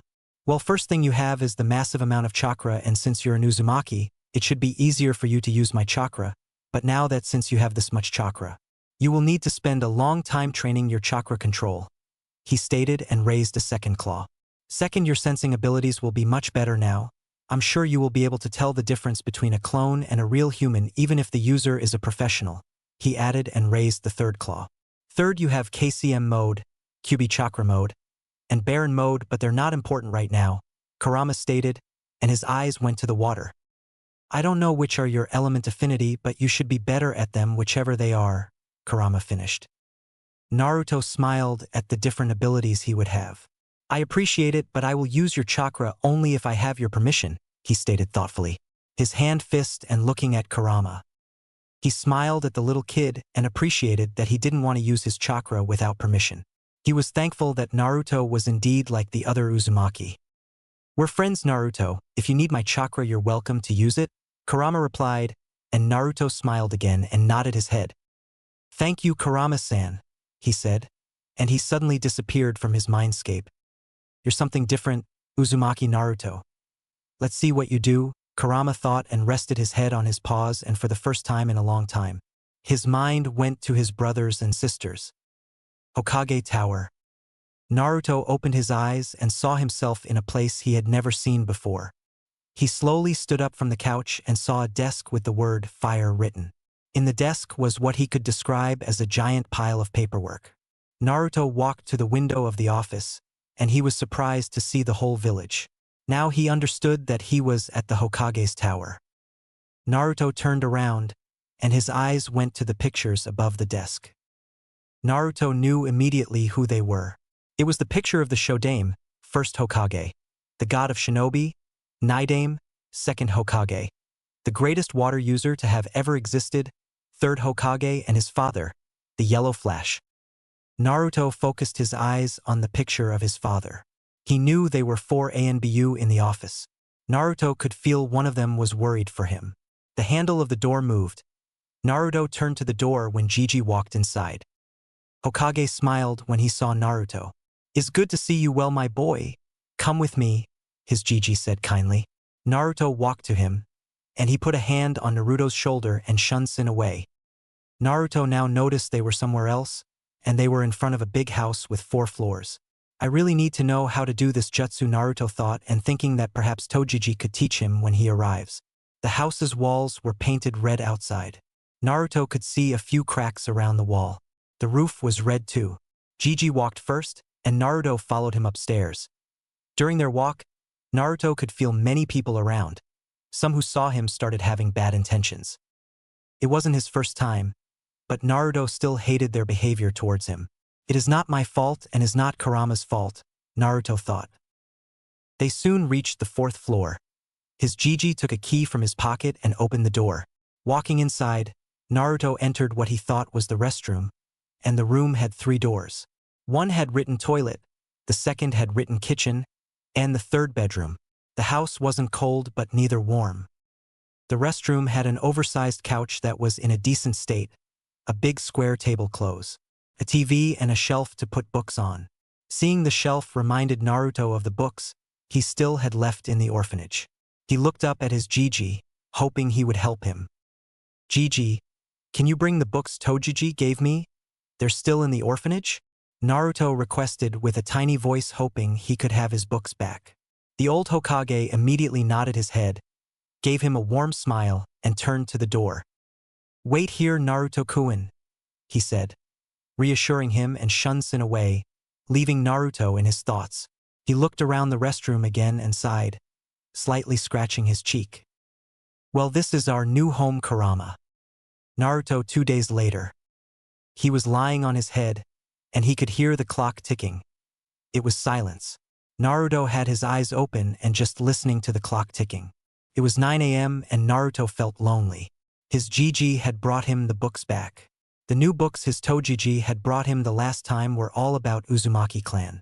Much to his surprise and Gigi's surprise, he had started reading the first book. There were 3 books overall, and Naruto had done nothing but read the books about his clan. He had learned that his clan came from Yuzushogakure, the land of whirlpools. Naruto was sure that if his homeland still existed, he would have been welcomed there as an Uzumaki. People wouldn't look at him and call him a demon because they couldn't see the difference between the water and the glass holding the water. Naruto thought if there were other Uzumaki out there, he was sure he wasn't the last one left in the world. He didn't know. But one thing he noticed from the books his Tojiji gave him is that none of them mentioned why his clan was destroyed. Were they bad people? Naruto asked himself as the clock was still ticking. Kurama, Do you know anything about what kind of people my clan was? Naruto asked, staring at the roof, his little hands behind his head. I don't know exactly what kind of people they were. Your mother and Mito Uzumaki were the only Uzumaki I knew, but from my knowledge, they weren't bad people, the opposite. They were known as good people who wanted peace, but that is a foolish thing to want in a world that only wants more power, Kurama replied with a growl at the end. Naruto listened to his reply and wondered if Tojiji knew anything. He wished to know how his clan was and how their homeland looked like. It had been 2 days since he unlocked his chakra, and since he couldn't do physical training yet. He had tried to do level 1 Fuinjutsu. His Jiji gave him wooden kunai or shurikens to seal in scrolls instead of sharp ones. A smile spread on Naruto's face when he remembered it yesterday. Naruto had a blank scroll in front of him. He was sitting in a chair close to a desk. He had a brush and glass filled with black color. The book about Fuinjutsu of level 1 was on the edge of the desk closed. Naruto took a deep breath and picked up the brush, and he slowly started drawing the seal needed to seal a kunai, as he kept drawing slowly. He wanted to make sure he was doing it right.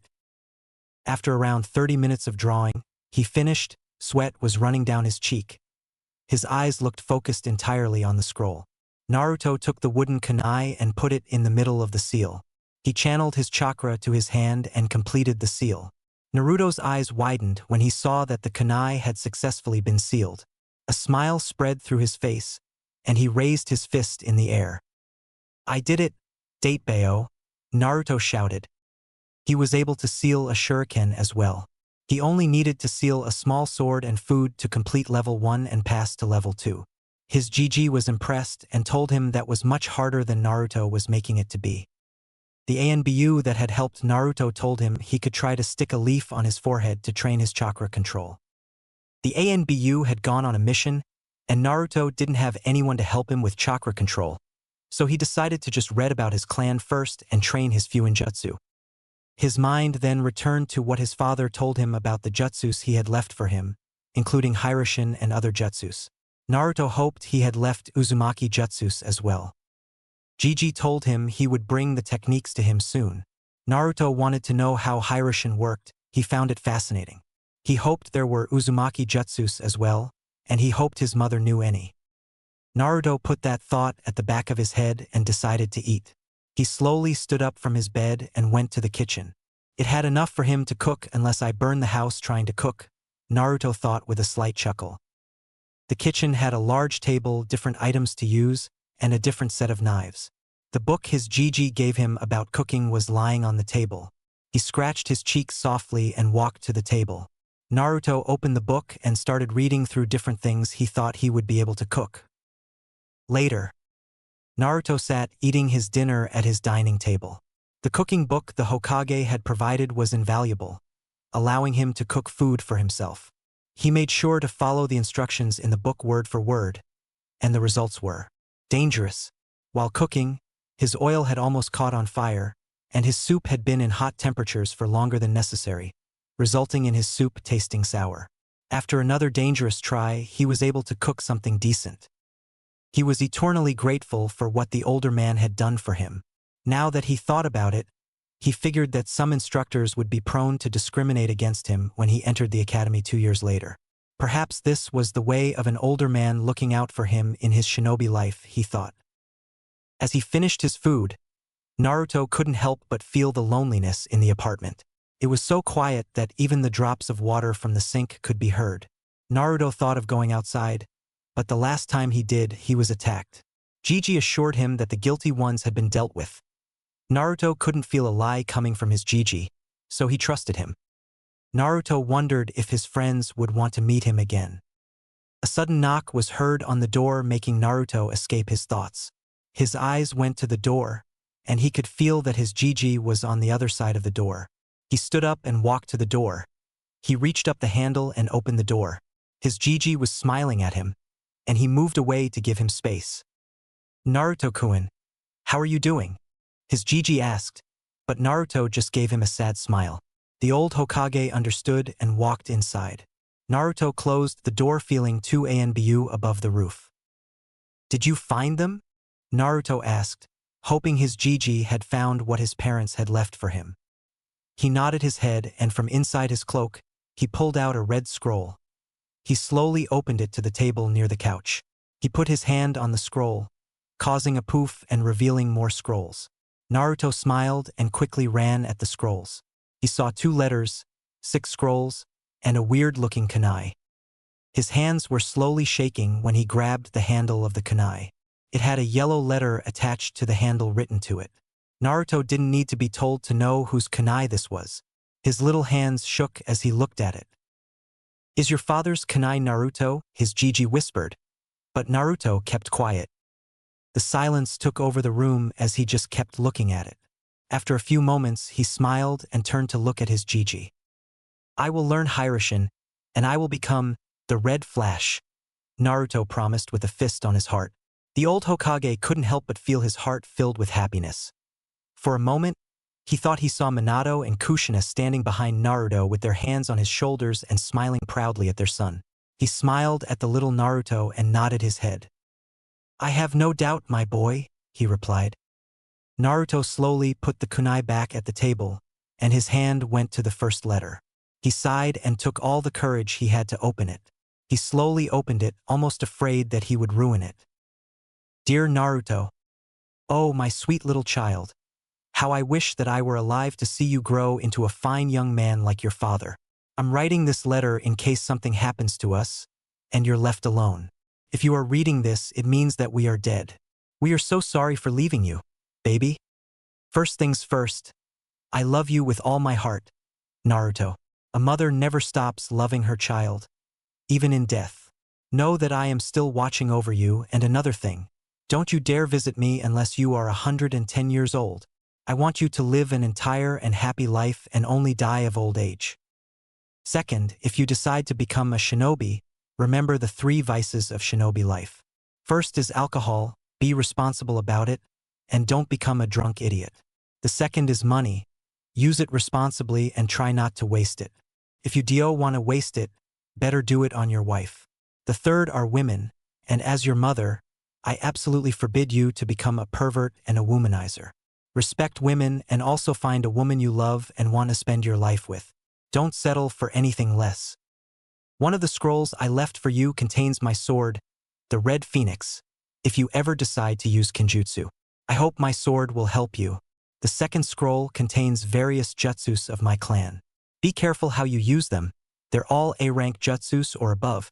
Use them only with the permission of Jiraiya, your godfather, Tsunade, your godmother, or the old Hokage Sarutobi. The second contains the ring with which your father proposed to me. Give it to the girl you believe will love you for the rest of your life. Once again, your father and I love you no matter what. Remember that, Naruto. With love, Kushina Uzumaki. Naruto hugged the letter dearly, almost like his life depended on it. Hot tears running down his cheek and falling on the floor. These were the only words he had from his mother, the person who loved him. How much Naruto would give to have her hear and call him Sochi. He felt a hand on his shoulder, and his Jiji gave him a sad smile. Naruto stopped and put the letter on the table. He then picked up the second letter, which he knew was his father's letter. Dear Naruto, if you are reading this letter, then it means that I'm no longer among the living. I desperately hope that your mother is with you, but if that is not the case, let me explain a few things to you. My name is Minato Namikaze, the Yondaime Hokage. If you already know this, then you are probably in the academy. If not, it is good to read. Keep it up. If you did not know about my identity as your father before this letter, please don't be upset at Sandaime-sama. I left him specific instructions about my identity only if you were a Chunin or married. I made many enemies during the Third Great Shinobi War, especially from IWA. If people were to know about it, you would be a prime target for all my enemies. I want you to know that even if you are yet to be born, I love you with all my heart. It was the happiest day of my life when your mother announced that she was pregnant with you. Since I was an orphan, I don't have any special jutsu to give you. But what I have left, I hope you master them. The improved notes I made from scratch in my quest to learn and master Naruto-sama's Hiraishin no Jutsu are in one of the scrolls I left for you. Also, I leave the Rasengan to you in hopes that you can complete it, something that I never could. It is in the second scroll. Your mother was Kushina Uzumaki of the Uzumaki clan, and she was the loveliest and one of the most compassionate women I've ever met in my life. She is perhaps the only one who loves you more than I do. When you find love, make sure she's a clever, funny, beautiful smile, gives advice when you need it, doesn't leave you alone, and is a little hot-headed. With all the love in the world. Dad. Naruto felt a loss of words. His parents truly loved him with everything they had. He thought as his parents were talking to him. He hugged both of his letters. The silence took over the room as Naruto was quiet. He slowly gathered both letters together and went to his bedroom. Naruto hid them away and returned to his room. His Gigi had stood up and had walked to the door. I will leave you alone, Naruto. I understand you will need some time with yourself, he said with a sad tone and opened the door and left. Naruto said nothing and just returned to the table where the scrolls were. There were 6 scrolls, 2 yellow ones and 4 red scrolls. He grabbed the first yellow scroll. He opened it to find text and the name at the top of the scroll. Arank Rasengan. He read through the scroll but understood this was still very complicated for him. Naruto smiled, knowing his father had left his jutsu to him. He closed it and grabbed the second yellow scroll. S-rank Hiroshin. Naruto read through the scroll, and for this one, he would need to know at least level 8 of Fuinjutsu. He was happy that he wanted to learn Fuinjutsu anyway, and this gave him one more reason to learn it. Naruto closed the second scroll and opened the first red scroll. Inside it was a seal, and Naruto was sure it was his mother's sword. He opened the seal and a sword showed up. The blade was long, the size of Naruto. The pommel of the blade was red, decorated with what looked like the wings of a bird. The scabbard was dark in color, decorated with thin red lines making it look like wings. At the top of the scabbard was the symbol of the phoenix. Naruto slowly grabbed the pommel. The material used made it feel soft on his touch. Much to Naruto's surprise, the sword wasn't heavy. He opened it a bit to see the metal, and it looked as sharp as the day it was forged. His reflection was on the blade, but Naruto could see tiny marks on the sword. He closed it and put the sword back to the scroll. I will become a master of Kenjutsu just like you, Kachan, Naruto thought and opened the second scroll. Naruto, after 1 week. Hokage told him yesterday that his sensei with 2 masks had returned yesterday and told him he could start training again tomorrow. Now Naruto jumped from his bed, and he quickly made some food for himself. Eggs with bread. After eating breakfast, Naruto ran to the door. He went up and out of the door, making sure to lock it up properly. He hid the key inside the potted plant near the staircase. He exited the building and ran towards the grounds. The sun was beginning to rise, so the air was still cool as it hit his face. He smiled as he increased the pace and reached the ground with 1 minute to spare. Reaching the training yard, his eyes noticed his sensei standing against a tree, reading an orange book. Naruto walked up to him, and he closed his book when he caught sight of him. He gave him an eye smile and stepped closer. Well, kid, I believe I told you one step to control your chakra is to stick a leaf on your forehead, his sensei said. Naruto nodded his head. I haven't practiced it yet. I have been busy doing level 1 seals, he replied with his hands behind his head. His sensei's widened that Naruto could do level 1 seals. Well, I will teach you how to do it, give you a few hints here and there. And my name is Kakashi Hatake. Kakashi-sensei introduced himself. Naruto was sure he had heard that name before but couldn't point a finger where. Alright, kid. The first step is to take a leaf and use your chakra to stick it to your forehead like this, his sensei said, demonstrating the exercise. Naruto saw with awe as the leaf stuck on his forehead. Naruto nodded before picking up a leaf from the ground and keeping it on his forehead, and imagining his chakra creating suction at the point where the leaf touched his forehead. After a few minutes, the leaf fell to the ground. Naruto just smiled and picked up again. Kakashi was resting in the grass against a tree, reading his book and looking at Naruto. Naruto closed his eyes and tried to concentrate and focus his chakra on a single point. Surprisingly, after 8 more tries, the leaf stuck on his forehead like glue. Only 9 tries to get the amount of chakra right. The leaf quickly stuck to his forehead on the 10th try, and he stood there smiling proudly. Using chakra for the first time felt really good. He had to imagine how his chakra flowed and sort of command it to do so, and voila, task accomplished. Kakashi smiled behind his mask to see Naruto with a leaf on his forehead.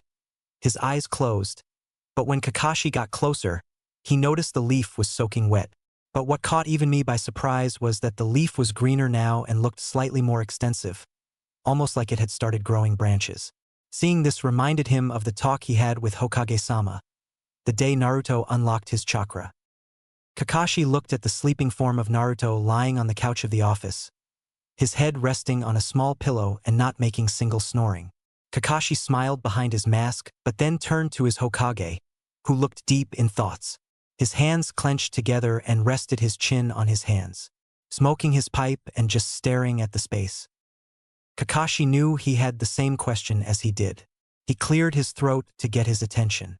Hokage-sama looked up at him, almost waiting for him to ask questions. Hokage-sama, do you know what that chakra was from Naruto? And why did the wind, grass, and trees act like that around him? Kakashi asked, but looking at the Kage's face, and he knew there was a high chance. He didn't precisely know the complete answer for himself. I'm not sure, his chakra reminds me of Hashirama-sama, but in the same different, the old Hokage answered quietly. Kakashi's eyes widened at his response. First Hokage? Is Naruto a senju? But he has red hair and has chakra chains. Kakashi touched his cheek slightly. Hokage-sama, does Naruto have senju blood? Kakashi asked respectfully and glanced at Naruto, who was still sleeping. The old Hokage moved away from his pipe and released the smoke from his mouth. His eyes looked up at Minato's picture on the wall. He took a deep breath and looked at Kakashi again. I don't know, but I just know that his chakra is similar to Hashirama-sama. Hokage replied and took a blank paper from his drawer and started writing a letter to Tsunade. Kakashi wasn't sure what to think of it but decided to ignore it for now. He had no answers for now. Naruto, you did well, Kakashi complimented him with an eye smile, but still very impressed with how fast Naruto completed his chakra control exercise. Most kids took 4 to 5 days to get this exercise right, and this kid had done it in 1 hour. Absolutely unbelievable and outright ridiculous, Kakashi thought. He thought that Naruto had gotten a lot from his sensei. Naruto noticed the way he was looking at him, and he could feel pride but a hint of sadness coming from his sensei. Sensei, why are you sad? Naruto suddenly asked, caught him unguarding. Kakashi knew from the Hokage and how Naruto always knew where they were that he was a censor, but being able to feel emotions was something he had heard that only Mito Uzumaki could do. Don't worry, Naruto, you just remind me of someone, Kakashi replied proudly at his tone. Naruto grinned. You mean I remind you of my father, he stated, and Kakashi took a step back, and his mouth and eyes widened. How? How do you know that? Kakashi asked curiously that Naruto knew about his father. The Hokage had mentioned nothing that he had told Naruto anything about his heritage. Naruto's grin grew. Furball told me, and then Jiji Hokage confirmed it, he replied. Kakashi felt a cold sweat on his forehead at the mention of the Kyuubi, but at the same time was thinking, why would the demon fox tell Naruto that? He opened his mouth to speak when Naruto raised his hand, almost knowing what he would say. I know what you want to say, and no. Kyuubi is my friend and is not trying to corrupt or manipulate me, he stated with his arms crossed in front of his chest. Kakashi was surprised to hear that answer, and he didn't expect the fox to be friends with Naruto but decided to ignore it for now. He was sure Hokage-sama knew it and was alright with it. He then remembered that Naruto knew about his parents. Naruto, since you know about your parents, you should know that the 4th Hokage was my sensei, Kakashi said and saw Naruto open his mouth wide open and form a fist. I knew. I heard your name somewhere, Naruto said, surprising him even more. What kind of man was my father? What about my mother? Naruto asked fast and walked closer. Kakashi raised his hands in front of him. Hey, slow down. And yes, I knew your father and mother, he replied and saw Naruto smile from ear to ear. His face brightened like the sun. Do I take a lot after my parents? Naruto asked enthusiastically. I suppose you take a lot after your father, Kakashi stated. In what regards? You're a lot like him, and your personality is similar to your father. Your hair is like your mother, and your face is similar to your father? Kakashi responded, smiling behind his mask. Naruto sits in the grass. He sat close to him and talked to him about his parents. After 2 hours of talking, they stood up. Naruto was smiling proudly, and Kakashi was just smiling at the little kid. Naruto decided to return to training now. Hey, Kakashi-sensei, now that I've got it, what's next? Naruto asked with a grin. At this point, he was keeping the leaf stick with only minimal concentration. Kakashi grinned, a grin that Naruto didn't like. It might mean his doom. Now, he said, taking out kunai. Keep that leaf stuck and dodge these. With that, he threw the kunai at him. Naruto didn't know that Kakashi was only throwing kunai with no blade, which could hardly damage anyone. It was only his danger sense that saved him from being skewered. This continued for almost 15 minutes, and at the end of those, Naruto was heavily panting. He looked like he almost wanted to kill me, he thought, drawing deep breaths. Kakashi looked proud. Well done, Naruto. You successfully dodged the kunai and kept the leaf stuck to your forehead. Take a 5-minute break. Not many, no scratch that, no one managed that on their first try. It was starting to look like that this kid was born to be a shinobi. Kakashi contemplated if he should teach Naruto the tree-walking exercise next. A relatively complex practice, a genin level. But Naruto wasn't even in the academy. Still, it doesn't hurt to try. He decided to see if Naruto was really a prodigy, and Jiraiya-sama had asked if he could take care of Naruto and train him when he was out there. After the 5-minute break was over, he called Naruto, and they both walked towards a tree. Your next exercise would be to climb this tree with only your feet, he said. Naruto gave him a quizzical look. Isn't that kind of impossible, sensei? Kakashi's eye smiled and lightly bonked him at the back of his head. With the aid of chakra, honestly, where does your intelligence sometimes go? Out of your head. Naruto rubbed the back of his head and laughed sheepishly. Kakashi then demonstrated the exercise. This is kind of similar to the leaf sticking exercise, except you are sticking yourself to a tree instead of sticking a leaf to you. If you use too little chakra, your foot won't stick. You use too much chakra, you get blasted off the tree. Begin. You can use a running start if you want. He showed him climbing the tree and throwing an actual kunai in front of him. Now I understand why trees around the training yard have scratches around. Naruto thought Naruto as he walked to the tree and put his right foot on the bark, regulating the amount of chakra required to stick. After he got it right, he kept in mind the amount of chakra and carefully pushed the same amount in his left leg. Taking a deep breath, he lifted his left leg and put it on the bark, not losing concentration in his right leg. A huge smile appeared on his face as he successfully stuck to the bark. Tentatively, he took the next step and managed not to fall off. He continued this until he reached the top of the tree. Kakashi watched all of this with his jaw on the ground. Ika book long forgotten. There was no possible explanation for how Naruto managed to walk up the entire tree in 5 minutes of learning the exercise. Then Kakashi released a resigned sigh. I don't even want to know anymore, he thought proudly. This became the norm for everything. Naruto mastered tree walking in 4 hours, water walking in 6 hours, and spinning a kunai above his hand with his chakra in 3 days, all the while dodging Kakashi's shuriken and kunai. It was now time to give the monthly report to the Hokage. Hokage Tower. What? He asked loudly. It's true, Hokage-sama.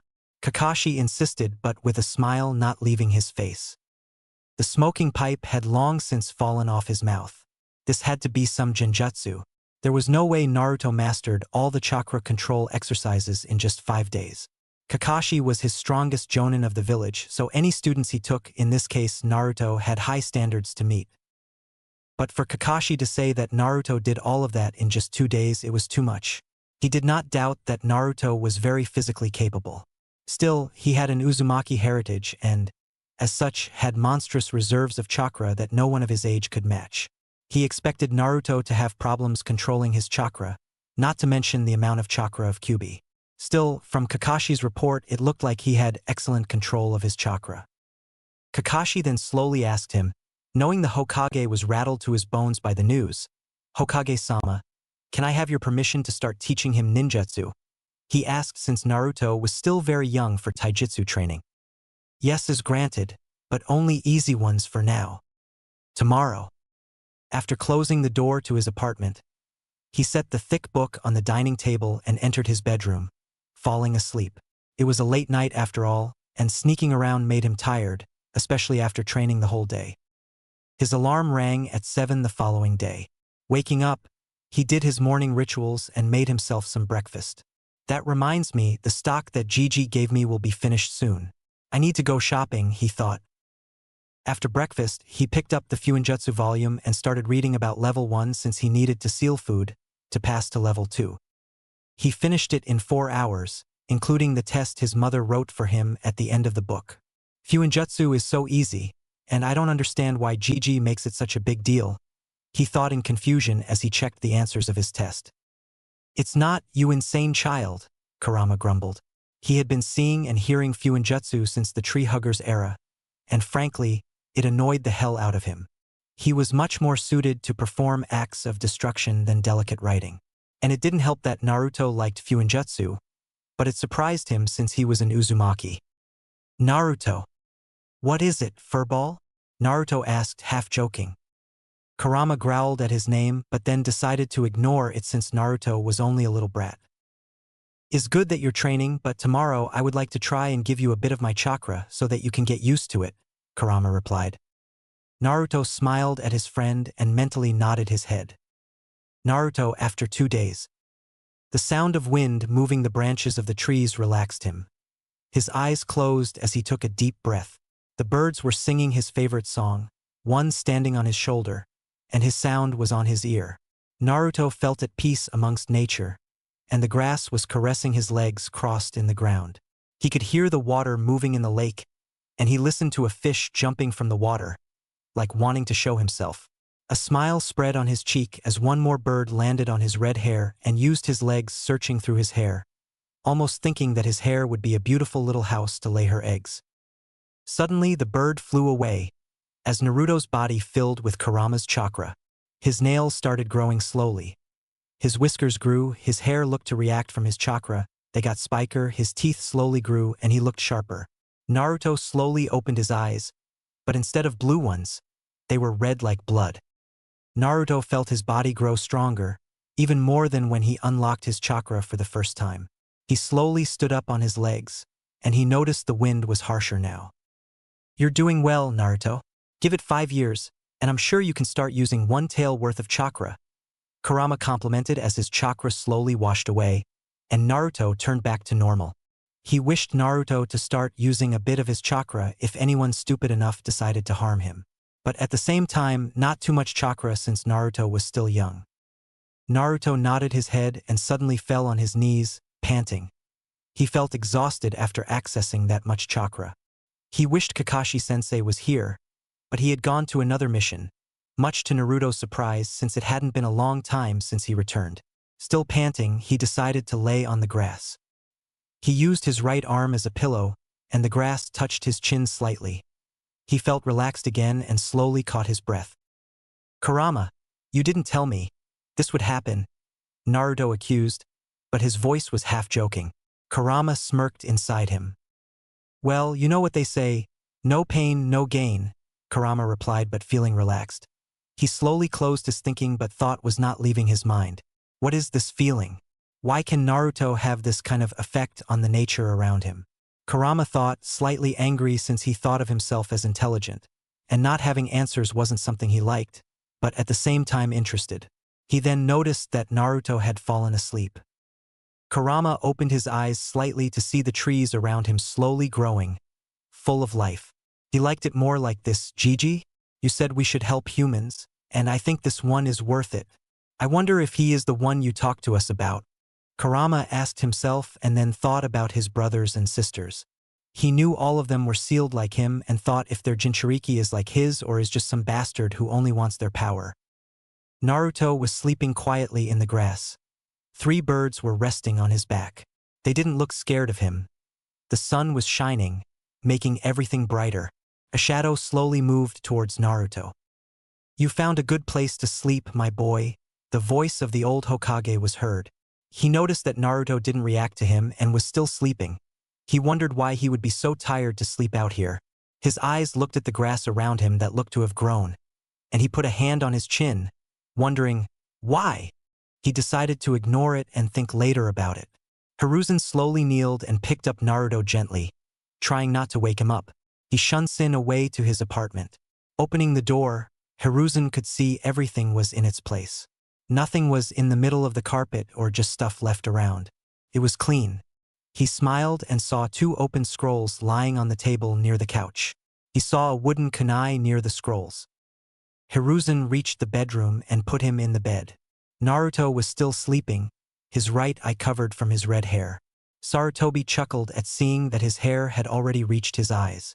He wondered if Naruto would want to cut his hair but decided to ignore it. He covered him with a sheet and left the apartment. 2 months later. The clock was ticking, and Naruto slowly opened his eyes to see that it was morning. He was feeling the sun shining through the window. He rubbed his eyes with his forearm and stood up from the bed. It had gotten colder for a week now. It was December, and the streets, houses, and everything was covered in snow. It was still only half a foot deep, but Naruto liked it nonetheless. He has trained like crazy in Fuinjutsu, chakra control, and ninjutsu in the last 2 months. 3 weeks ago, he started training in level 2. To pass level 2, he needed to make an explosive tag for a kunai, seal 2 weapons or more, and seal 3 completely different items. Naruto loved Fuinjutsu, and he would spend a lot of time reading and rereading his books about Fuinjutsu. His Gigi had given him a few points here and there. He still hasn't started training on taijutsu. Kakashi told him he could begin when he reached 5 years old. Naruto was looking forward to that, even though he knew it would be hard. When it came to ninjutsu, he could only do one so far, changing his position with a log. Naruto wondered where the log even came from. Kakashi told him he would teach him clone jutsu soon. Naruto smiled, looking at the snow, but he was most happy that Tojiji would come soon. It had been 5 months, and he couldn't wait, not mentioning that apparently, his Tojiji was a Fuinjutsu master according to his Jiji. Naruto was surprised and couldn't wait to ask him questions about the art of Fuinjutsu. As he opened the door that led to the restroom, he suddenly felt a presence above the roof near a building close to his apartment. This usually wasn't a problem, but he couldn't feel any emotions coming from this one. Naruto felt a cold sweat running down his cheek, his heart beating on his throat. He hoped the same thing wouldn't happen again like last time when he felt the emotionless Anbu. Naruto was about to say something to Kurama when the presence disappeared. He breathed a sigh of relief and decided to train his chakra control.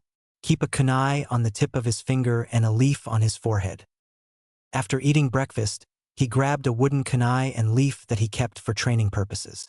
He put 2 kunai in the tip of his fingers and a leaf on his forehead. As he relaxed, trying to keep the balance, he remembered his shogi matched a month ago. Shikaka-sama had invited him to dinner. Naruto walked alongside Shikamaru and his parents. His freshly cleaned hair blew in the wind as it dried. He had been scared when Shikamaru's mother had become so downright murderous, but she had simply had him wash and reclothed him before setting out for this Chuza's place.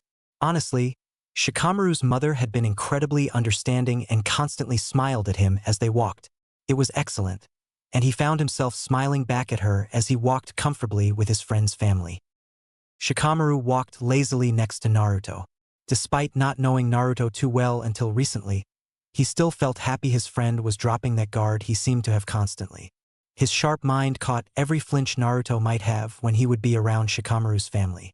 He had noticed how Naruto seemed uncomfortable with someone being so intimate as to wash him as Shikamaru's mother did. But he allowed it to happen. Now Naruto was starting to relax in her presence, as well as his father's. When they were close to Chuza's place, Naruto finally broke the comfortable silence that had been surrounding their walk. "Nah, where are we going?" he almost shouted. His exuberance shone through to his bright blue eyes. Shikamaru's mother turned and smiled gently to him. "To a friend's place, their food is the best," she said quietly. Naruto's eyes widened. "No way! Ichiraka's ramen is the best," he said as he pointed at Shikamaru's mother accusingly. Shikamaru and his father chuckled as Yoshino's eyebrow twitched. Suddenly a shout could be heard from the compound they were now standing in front of. Oi! A heavy-set woman came bursting out the doors. The entire Nara family stepped back as the woman rounded on Naruto. Who dares say my cooking is not the best in this village? She shouted to Naruto. Naruto glared back up at the woman. No food is better than Ichiraku's. Ramen is the food of the gods. He shouted to the now red-faced woman. The woman's eyes narrowed. We'll see if you can keep that tune after you eat my cooking, the woman said as she brought herself up to her full height, and Naruto saw that she was wearing a purple blouse with golden trimmings, a pair of black pants and heeled shoes. Her eyes had some coloring to the at the corners as she looked up at the Nara family and broke into a smile before reaching down and grabbing Naruto by the scruff of his clothes. Let the lesson begin, she shouted as she turned around and headed back into the compound. Close the door behind you, Shikamaru-kun. She yelled as Naruto got glimpses of a few doors before he was set into a seat. Naruto's mouth watered as he looked at the veritable feast in front of him. Shikamaru chuckled as he walked up behind Naruto. This is the Akimichi clan. They have some of the best restaurants in the city, Naruto, he said as he sat down next to him. Naruto was still focusing on the food as the same woman from before, and two males entered the room. Shikamaru munch, so you're the munch guest tonight, Choji said as he looked at his friend. He sat down next to him and finally noticed Naruto staring hungrily at the table. Naruto? He asked between munches. Naruto turned to look at him with drool coming out of his mouth. Choji? He asked as his eyes returned from their glazed look. His stomach gave a large growl as he hadn't eaten in a few days.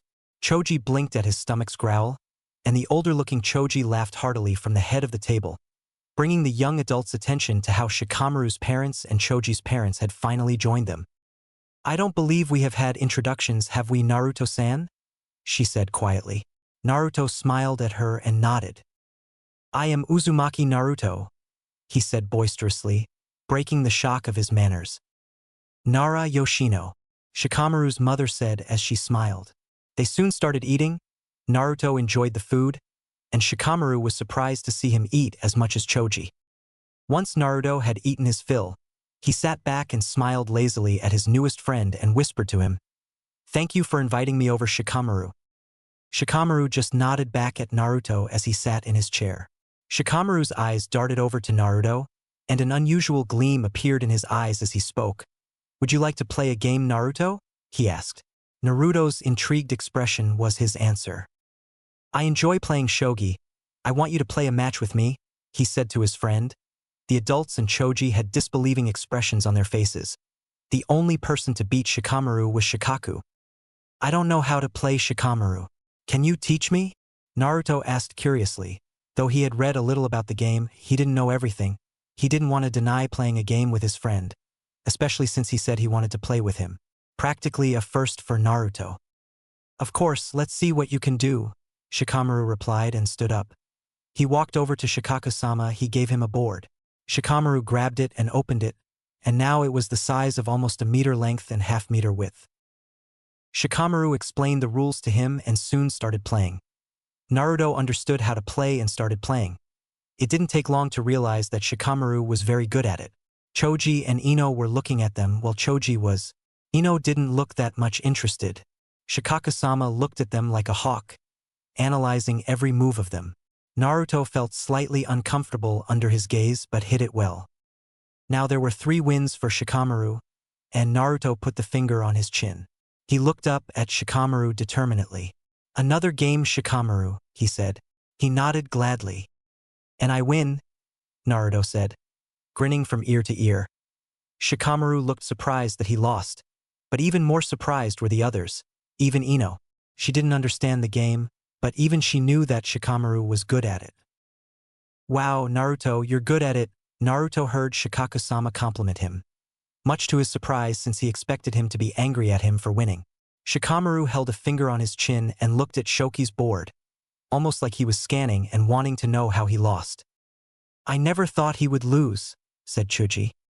Yeah, you finally showed his lazy ass, Ino shouted and gave Naruto a warm smile. Naruto smiled back but then noticed her father glaring down at Ino. You shouldn't be so loud, Ino, her father said with a stern tone. Ino shivered and nodded her head without saying anything. Naruto chuckled under his breath and turned his eyes to Shikamaru, who was still looking at the board, almost expecting to receive an answer. He looked up at Naruto. "One more game," he stated, and Naruto grinned and played one more game? They were finally done after 5 more games. It was 4 wins for Naruto and 6 wins for Shikamaru. "Very good, Naruto-kun," Shikaka-sama complimented him. Ino and Choji had fallen asleep since it was very late now. "Thank you, Shikaka-sama." Naruto thanked him and looked back at Shikamaru, who looked tired but still was all ears. "I can't wait to play another game," Shikamaru said, and they shook their hands. Naruto escaped his thoughts when one of the kunai fell from his finger. The other was still standing, and the leaf was on his forehead. Naruto's hand moved to the leaf on his forehead when he grabbed it. Naruto was surprised to see that it looked slightly more significant, and the petiole was a dark color, almost like it was burned while the tip and margin were soaking wet, and the middle had started growing small midbrain. Naruto scratched his cheek slightly in confusion, and he didn't understand what was happening and why the leaf would react like that. "I'm sure this has something to do with your affinities," Kurama suddenly talked. Naruto raised an eyebrow. "What do you mean? Do I have more than one affinity?" Naruto asked him, and he knew what the affinities that a ninja can have. The first Hokage had strong water and earth affinity, and he could use with style by combining them.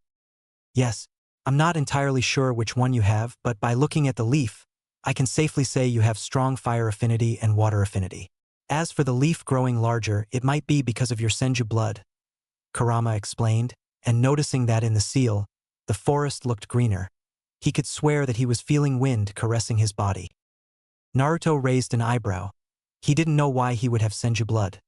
The only Senju left was Tsunade Senju, and as far as anyone knew, she never had children, and no Senju ever went missing. "How is that possible, Kurama?" Naruto asked, interested and wondering if Jiji or Tojiji had any information about it. "I don't know, but the feeling of your chakra is very similar to both Hashirama Senju and Mito Uzumaki," Kurama said, "Hashirama, with venom." Naruto noticed it and got even more confused. He knew Mito Uzumaki was the wife of the first Hokage, and that was the only connection he could have with Hashirama-sama. "Kurama, do you hate the first Hokage?" Naruto asked, but already knowing the answer since he could feel the negative emotions coming from Kurama. He growled and fully opened his eyes. "Madara Uchiha might have controlled me with his damn Sharingan, but the first Hokage hunted down all my brothers and sisters and gave them to different villages like we are just mindless beasts. He might have thought that he was doing good, but the only thing he did was raise the stakes of wars, causing more death, and doom the life of both the Bijou and whoever became a Jinchuriki," Kurama shouted at the end. Mostly that Naruto had a hard life. Naruto was silent during the whole conversation, and he couldn't help but agree with what Kurama said. Sealing the Bijou stopped no wars. There was the First Shinobi War, Second and Third Wars. Naruto wondered if humanity was doomed like this, to always wage more war and more for eternity until there's nothing left. Kurama noticed the feelings of Naruto. "Naruto, you don't need to think about that. You're still too young to think about the problems of this world. Perhaps you can start training your chakra control again since you will need it."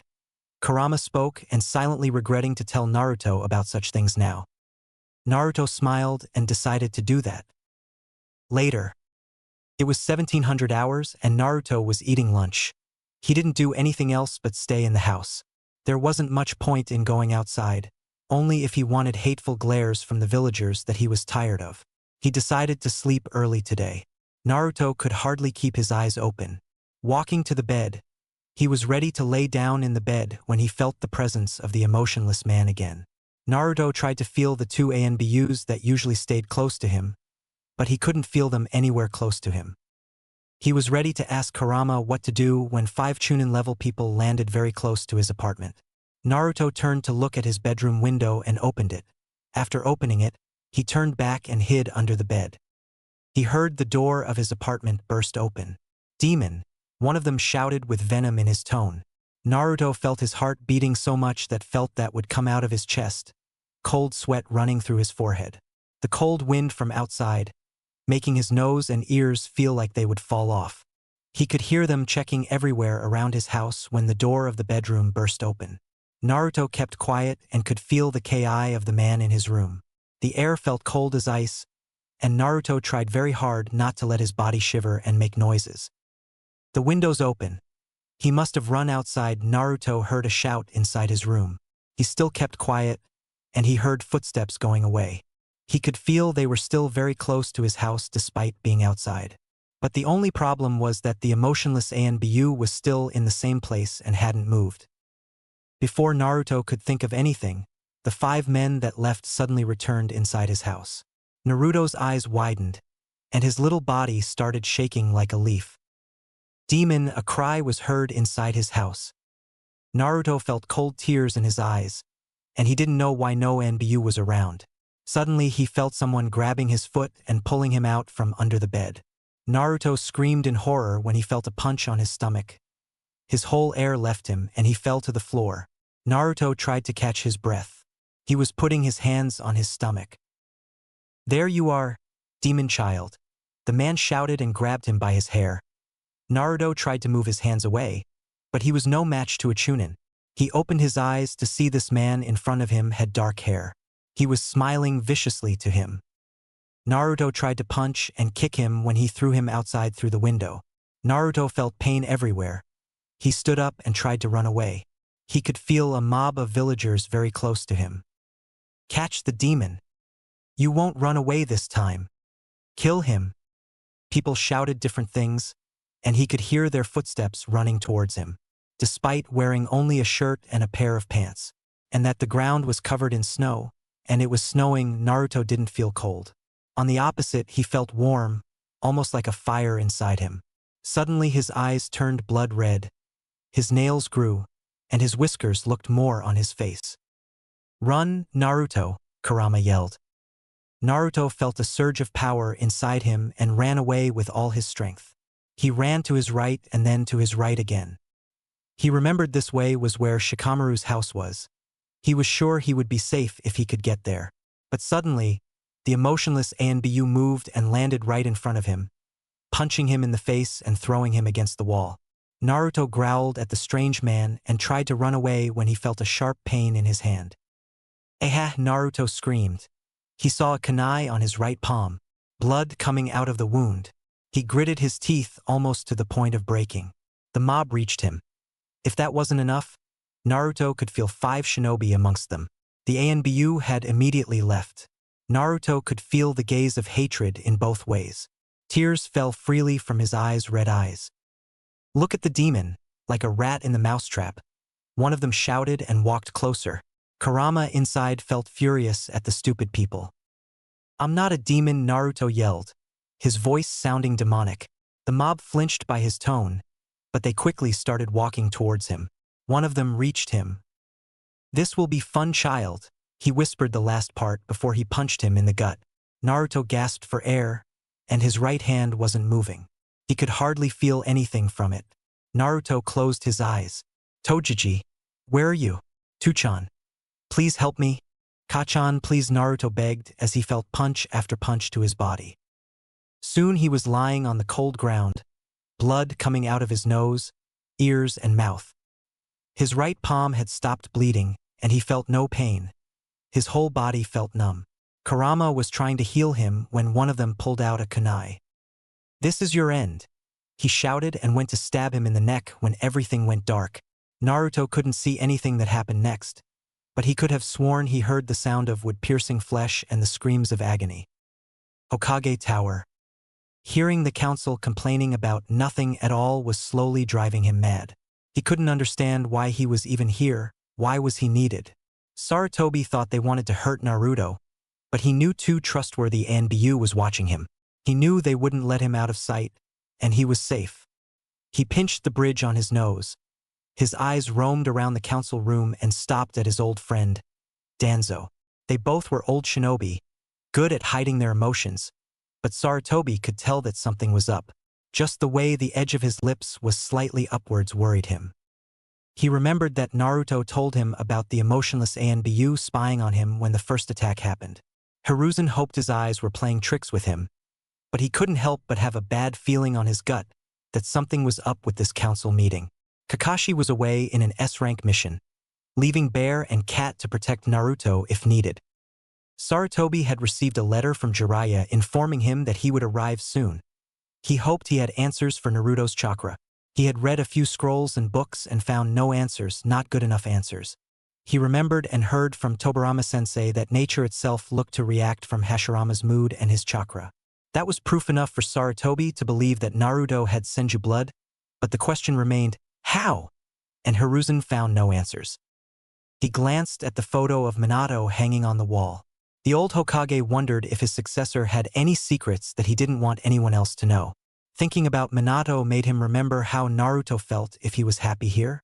The old Hokage was no fool, and he knew his surrogate grandson wasn't happy.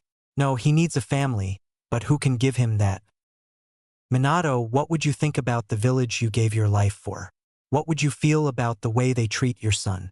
Sarutobi asked himself and decided to ignore it.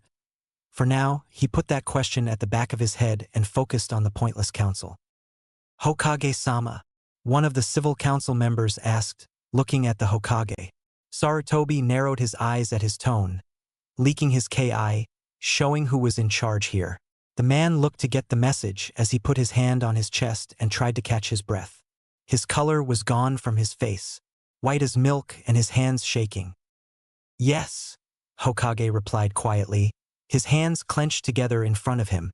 Another man close to him suddenly stood up. What he wanted to ask was, what will we do with the demon? The man asked with a disgraceful tone. The old Hokage closed his eyes, his hands clenched tightly, and his shadow looked to grow behind him. His eyes couldn't be seen. Next time you refer to Naruto like that will be the last time you talk, Hokage promised. The air became cold for everyone in the room. Even Danzo was sweating slightly from his forehead. The man fell back on his seat, his face white as snow, his mouth hanging open. The old Hokage glanced at everyone around the council room to see if anyone wanted to sleep. The silence grew in the room. Sarutobi moved away from his pipe and decided to move to the next topic. Anything else? He asked, wanting to end this pointless meeting. A few moments of silence followed, and even the clan heads started looking at the civil council. One of them moved his elbow to one close to him. The man looked to wake up and opened his mouth to talk when everyone suddenly felt a surge of power, and it came from outside. Every ninja in the room stood up, looking at the windows when the power stopped. It disappeared as fast as it appeared despite feeling it only for a short moment.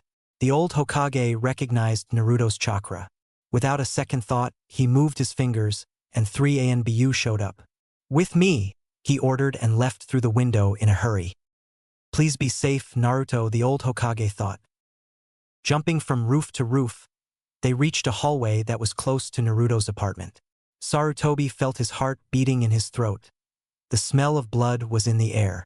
The old Hokage knew that smell way too well. The thought that the smell came from Naruto frightened him. They were jumping down. His eye was met with a view that came out from a war battle. Blood was dropping in the ground from the corpses that were torn apart and hanging in the air. The blood was streaming down the halfway like a small lake. Sarutobi saw would piercing through their flesh and bones. Guts falling on the floor, making a terrifying sound. Snow was red. Some of the villagers had their faces split open, from wood piercing them behind their heads and splitting their faces, skin hanging from limbs to limbs. Would look to have grown inside some of them and come out from different parts of their bodies. Sarutobi looked at some of them that looked like branches of a tree coming out of their bodies. All their eyes showed fear and terror, their mouth left open, screaming until death embraced them. Sarutobi closed his eyes, snow falling on his hat. He opened them again and ignored the carnage in front of him. He didn't count them, but he knew they were at least around 30 bodies lying around. Slowly moving to the end of the hallway, he was met with even brutal sight. Naruto lying on the ground, covered everywhere in blood. Without thinking twice, he rushed at the young boy. Touching his neck and looking at his chest still moving up and down made him sigh in relief. The old Hokage moved him in his hands, his little body like a glass that could easily break. Guilty and sadness filled his heart. He had failed Minato, he had failed Jiraiya, the second and first Hokage, but most importantly, he failed Naruto. NBU, Hiruzen screamed, and they kneeled in front of him. He turned to them, still holding the little boy in his hands. Send him to hospital. If they give you crap, arrest them and send them to Ibiki, he ordered. Quickly grabbing Naruto, they moved away, leaving him alone in his guilty. The old Hokage looked down at the snow covered in blood.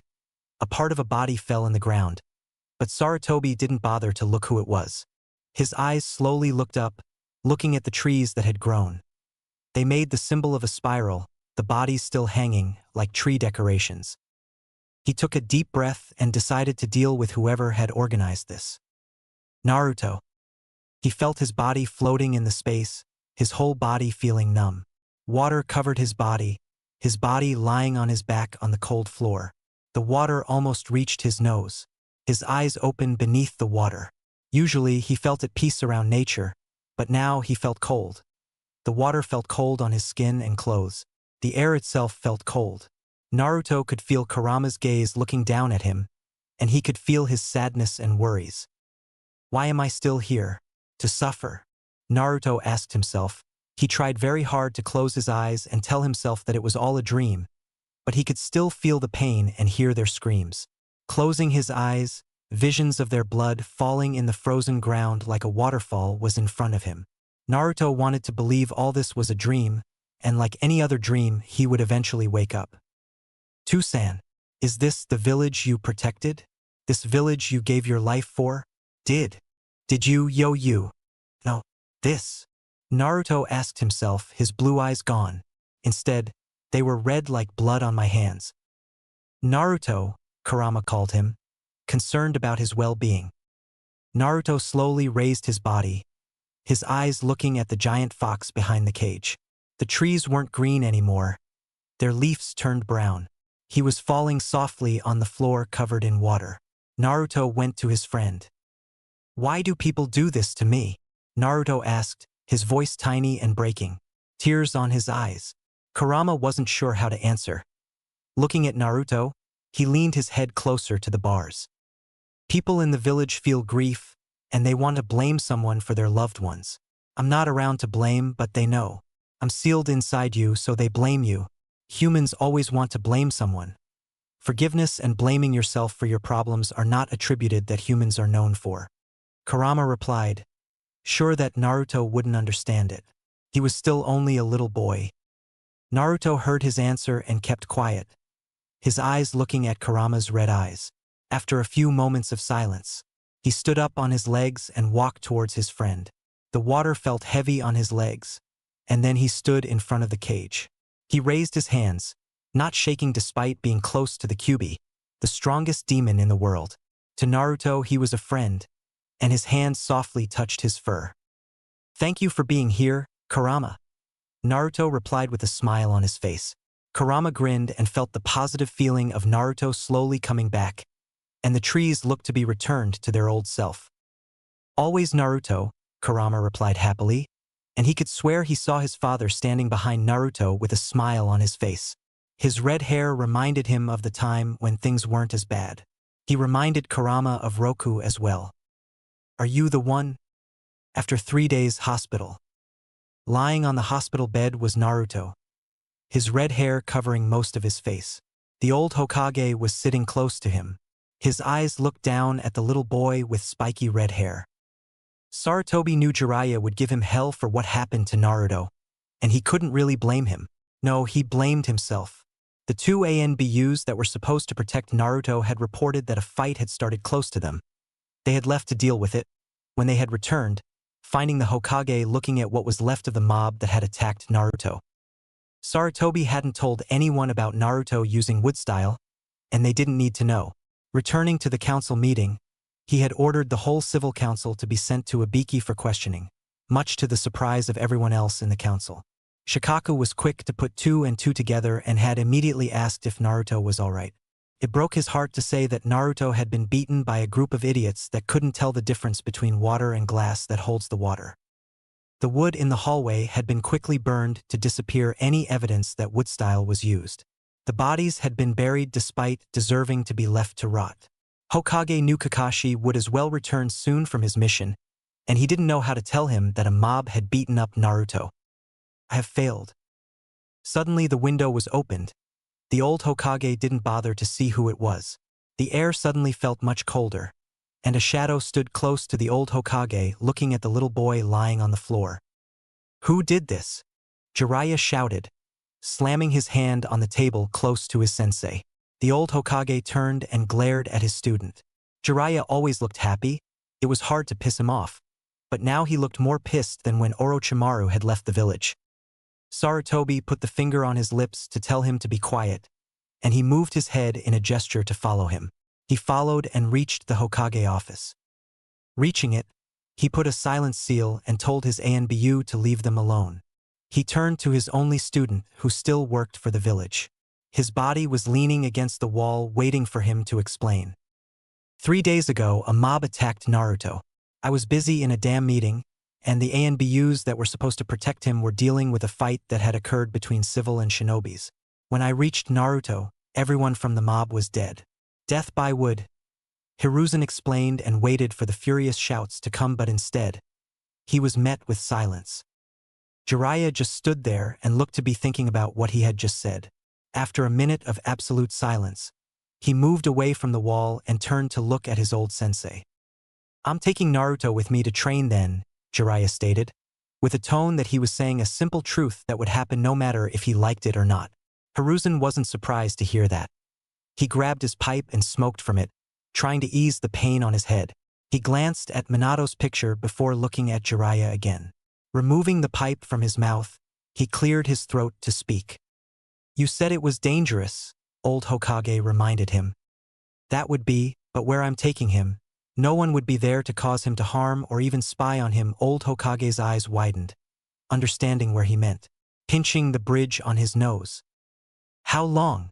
Hiruzen asked, wanting to know how long Naruto would be away from the village. 4 years. What about the academy? Hiruzen asked, thinking that Naruto could spend more time with his friends once he started the academy. Once he returns, you can put him in the class he was supposed to be if he never left, Jiraiya stated. Closing his eyes, he remembered Naruto lying with blood covering his whole body. Is granted. Ashera Uzumaki. The sound of the sword hitting wood could be heard throughout the forest. She moved her hands again and slashed the tree in half. The tree fell to the ground. The tree was still young but still was an achievement. Sweat covered her face, breathing heavily, trying to catch her breath. She decided to lay down on the grass and rest, and her purple eyes looked downwards at the seal on her wrist. The seal was a red color and had appeared when her mother had died. Her thoughts went to her mother and father. She knew what had happened to her father, and her mother was buried close to a tree. Her red hair reached to her shoulders. Her small sword tightened behind her back. A symbol of phoenix was on the pommel of the blade, a yellow bird spreading his wings, beneath surrounded by flames. It had been months. Asha wasn't sure how many since the hidden village of Taki had found her. The town was full of waterfalls. Even the air itself looked to have tiny drops of water in the air. The leader of the group was Lord Shibuki. A young man with black eyes and long, dark brown hair going just behind his neck wore gray pants and a green shirt. The village was built around a lake, and the water was very relaxing. Some village women would sometimes wash in a hidden lake away from their eyes. Asha hasn't bathed in any lake yet, but that wasn't important to her right now. The leader had told her she could stay here as long as she wished. Ashera had eagerly accepted. She lived in a small house in the village with only 2 rooms. The restroom and bedroom were in the same room. The toilet was in the second room. It wasn't the best house, but Asha didn't complain. She made sure to visit her mother's grave every day, tell her how she had been. The ANBU that followed had disappeared. Their bodies were burned when they died, leaving no evidence of which village they were. Asha didn't know, but she promised herself to take revenge on whoever ruined her life and killed her family. Asha had started studying shinobi stuff the 3rd day she had arrived, mostly on seals. Sadly, Taki had no seal master, and the last one had died 2 years ago. Walking back to the center of the village, Asha was heading to her home and glancing at the seal on her wrist. The seal looked like a spiral with an empty circle in the center, with a small flaming circle surrounding the seal. She didn't know what the seal meant. Deciding to ignore it and think later about it, she heard a sound coming from a store. "Get out and stay out. I've told you before you're driving the customers away." A shout was heard from a nearby store. A girl ran away from the store. She had green hair. Asha looked around her, noticing the disgusted look of everyone around. She wondered what their problem was. She had seen the girl before but didn't have a chance to talk to her, deciding to follow her. She ran after her. Soon she reached a big tree that was in the center of the village. The tree looked almost 3 times the size of a typical tree. The branches looked big enough to be a tree on itself.